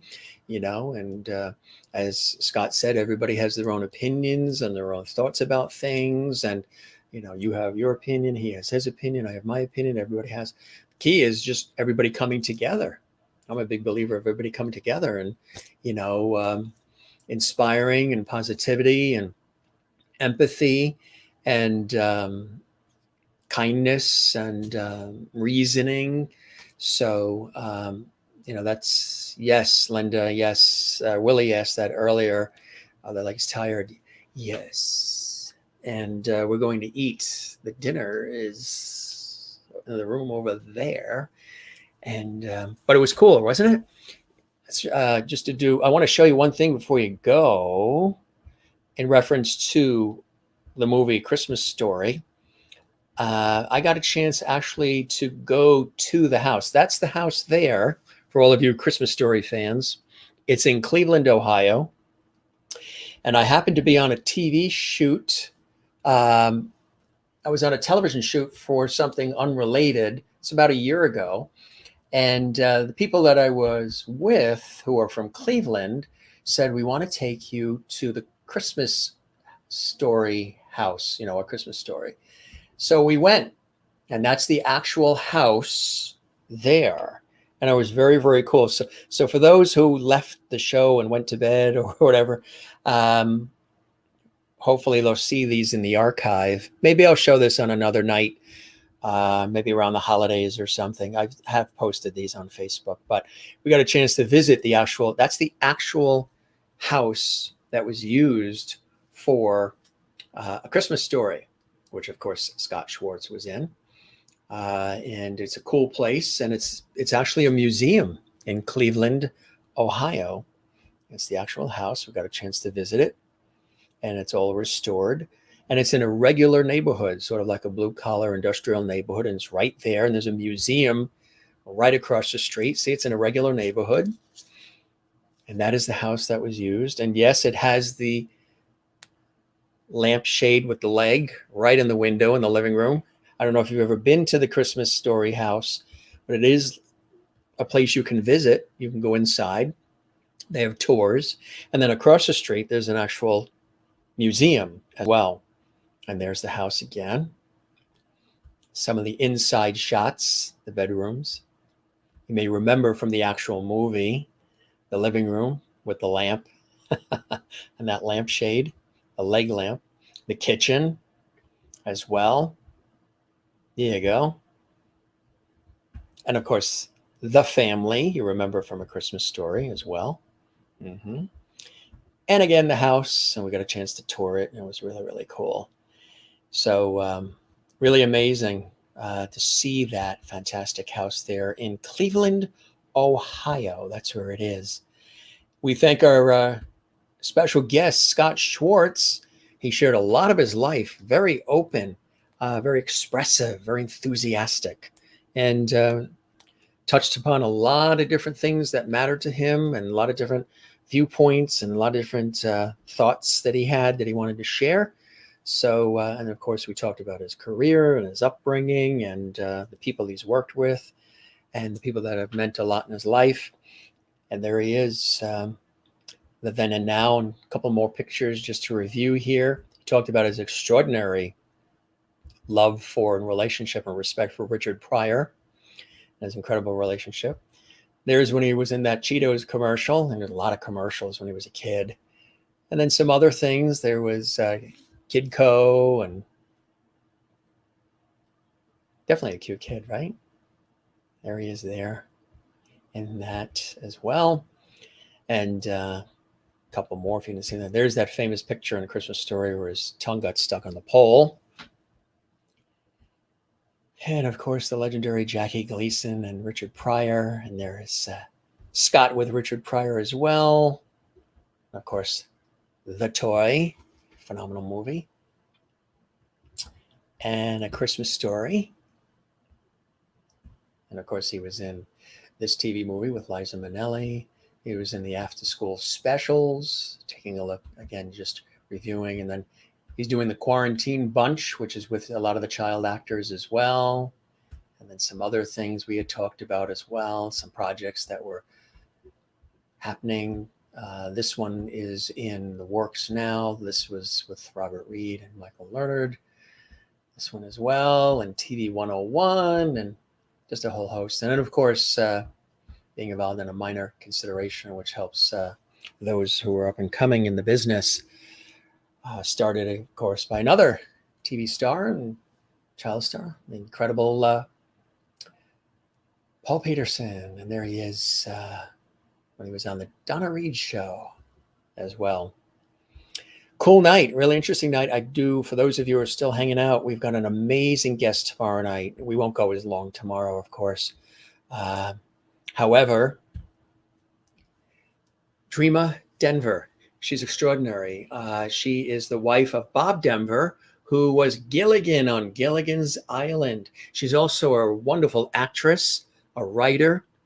She has a new children's book series out, and also she's a radio station owner as well. She's amazing. She's going to talk about Bob Denver, her husband Bob, as Gilligan, as also Dobie Gillis. She's going to talk about the whole Hollywood background, but also she's going to talk about her wonderful inspirational children's books and her own brilliant acting career as well. She's here on tomorrow night. And I do want to let you know, Sunday, we got a really cool show. I don't know if he was watching tonight. Sometimes he watches as a faithful viewer. Jerry Castaldo is going to be here Sunday night. We're going to have all kinds of music. He's going to perform live. So he is here this Sunday, Jerry Castaldo, good friend. He usually does 300 shows a year. And he's been doing this for decades. He is a songwriter, he is a singer, he's a guitarist, and he's a comedian as well.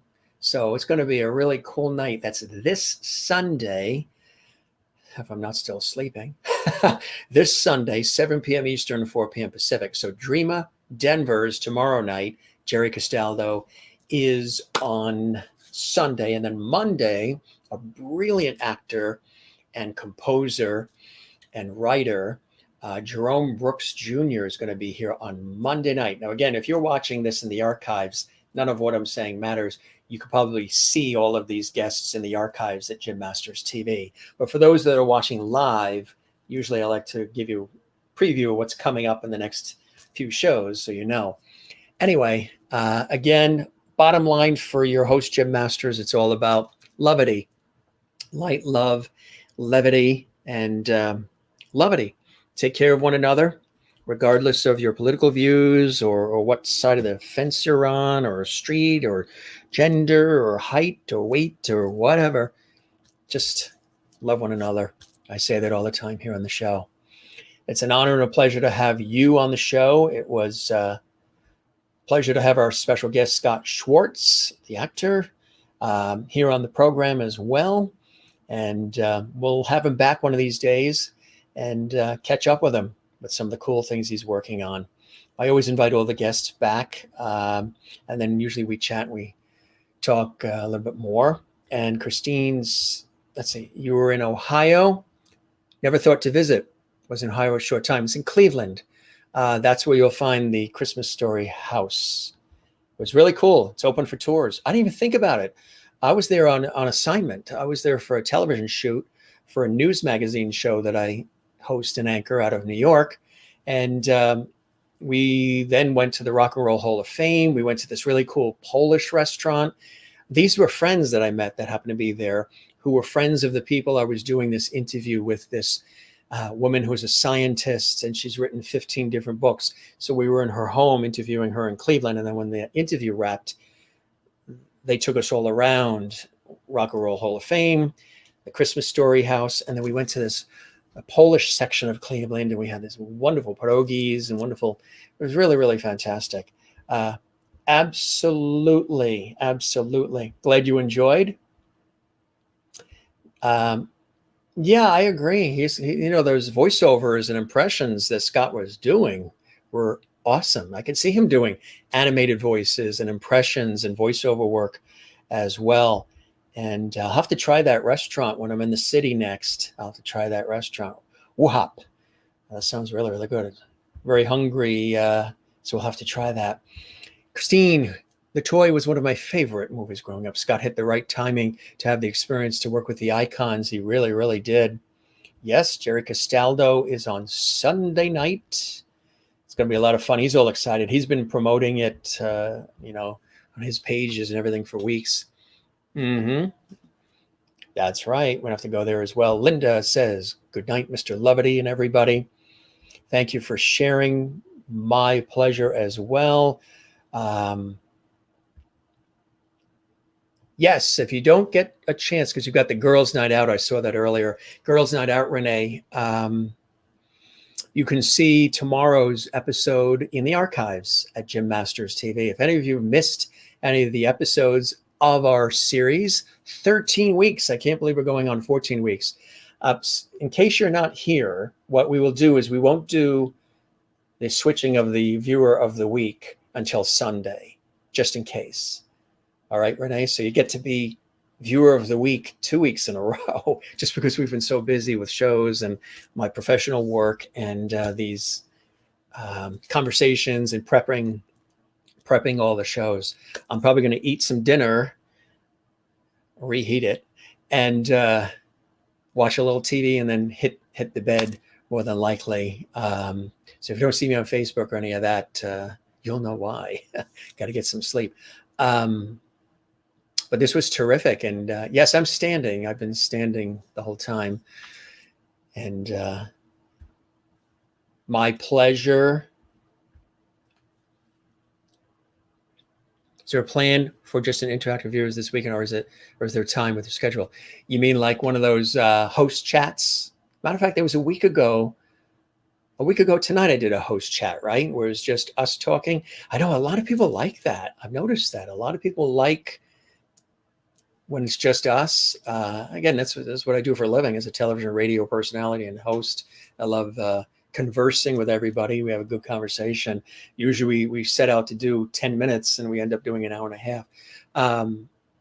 So is that what you mean, Christine? Like one of these host chats or pop-ups or something? I will see. I'll keep you posted. If there is, probably not tomorrow, because tomorrow is a busy day getting the show ready for Dreama Denver. We have a lot of photos and a lot of different memories. So probably not tomorrow. I'm going to sleep in a little bit tomorrow morning. So probably not tomorrow, but there might be a chance on Sunday. Maybe we'll do something. So I'll keep you posted. I will post, look for that on the Jim Masters TV Facebook page. If we do any sort of quick, pop-up show or something, whether we do it just on YouTube, make sure you subscribe to the YouTube channel, folks, because we're doing some promotions with YouTube, and we want to make sure you don't miss anything. The page is Jim Masters TV at YouTube. So I'll keep you posted. I'll post that on the Jim Masters TV page, the fan page at Jim Masters TV, and maybe on Instagram too. I don't know if you guys are following me on Instagram at Jim Masters TV, or I'm also on Twitter at Jim Masters TV. But one cool thing is spread the word. Tell everybody about the show. Again, we don't always do 5-hour shows. This was extraordinary. I mean, we really learned a lot about Scott. We learned a lot about the movies. We learned a lot about the people he worked with, his take on life, his take on things, some really interesting perspectives that he openly shared with us. And a lot of people don't do that, whether you agree or not. He openly shared, and it's just cool to listen, sometimes and converse with people and just have a conversation. And that's what we certainly did. And thanks to those of you who stuck with it. I'm surprised I'm not slurring my words yet. Yes, they've been over the weekend afternoon around 1. So if we do it, it's probably Sunday-ish. Probably that will do it.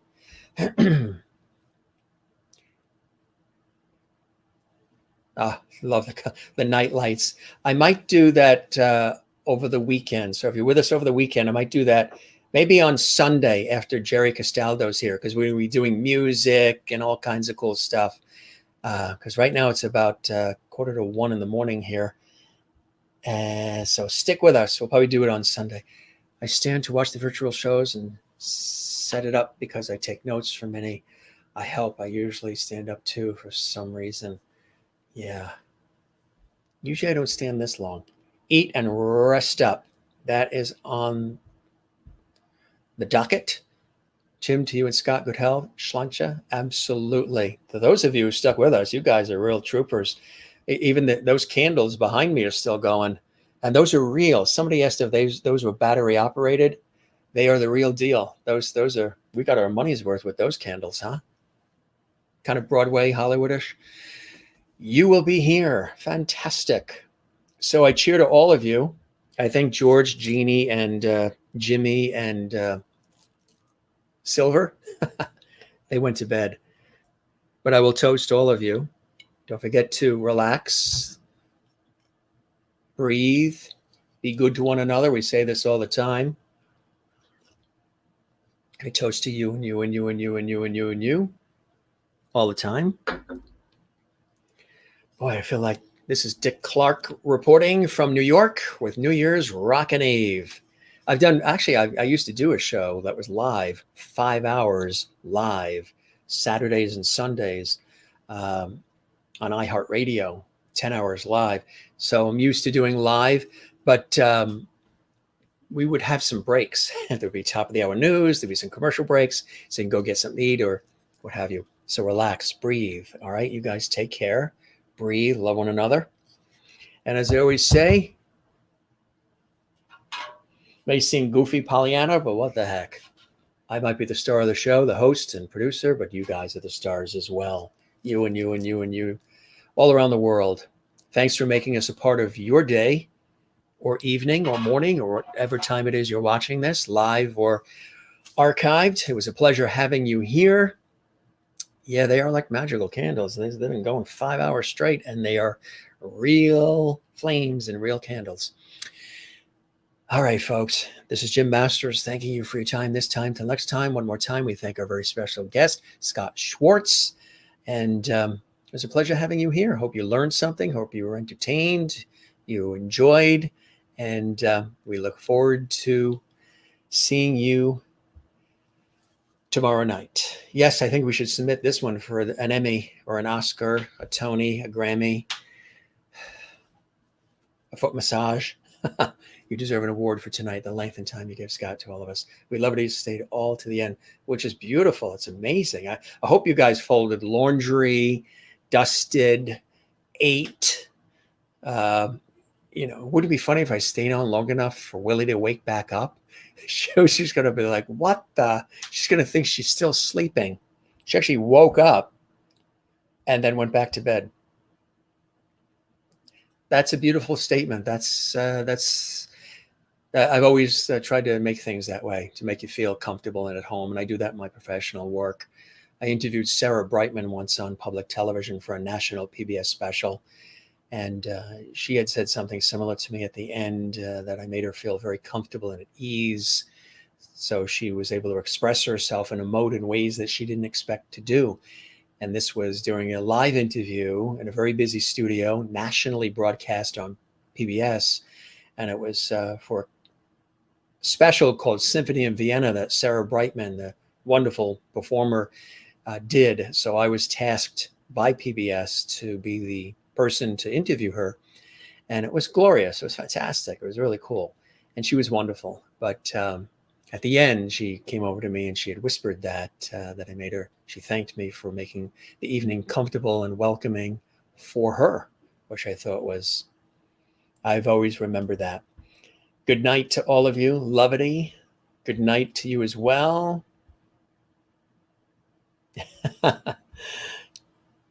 Yes, Willie, I tell you, that is so funny. Yeah. Tell her that we went to about, you could round up. You could say 1 a.m. Eastern. Usually she watches at 1 a.m. her time. We took this to 1 a.m. Eastern, my time, Eastern time here in the greater New York area, between New York and Boston on the coast. Beautiful day here today. Appreciate that, Cynthia, the response that Sarah Brightman had. I appreciate that. All right, gang, you guys are real troopers. So Dreamer Denver is going to be here tomorrow. Jerry Castaldo on Sunday. It's going to be cool stuff. Thanking you very much for sticking with us here. And I hope you get something to eat or you go to bed if it's late night. All the folks in Europe and Brazil and Barcelona and Avril in Hampshire, they're long in bed, I'm sure. But again, that's what's always good about the archives. You can watch the show again, or you can, one day I may binge, like people binge on Netflix. I may binge all these shows just to watch them and remember some of these conversations. And also the shows, I love the shows where it's just us too, That's how I started the show. When I started the show, I didn't do guests. Guests came along once I launched this show. People that are friends of mine in the industries, music, film, television, they all knew people that wanted to come on and told people. And I invited various people like Damien McGinty and Chloe Agnew. I do want to let you know there's some other, I don't know who else is up, but there's some other cool people that are coming on. Ryan Kelly from Celtic Thunder is going to join us. Neil Byrne from Celtic Thunder is going to join us. The Irish singer Paul Byram is going to be joining us as well in coming weeks. We've got some amazing people coming up here on the show. Yes, I can hear my mother saying that. Jimmy, bedtime. You're right. And she's in Florida too, like you are, Linda. Good night, folks. Thank you for your other half for giving their time to us.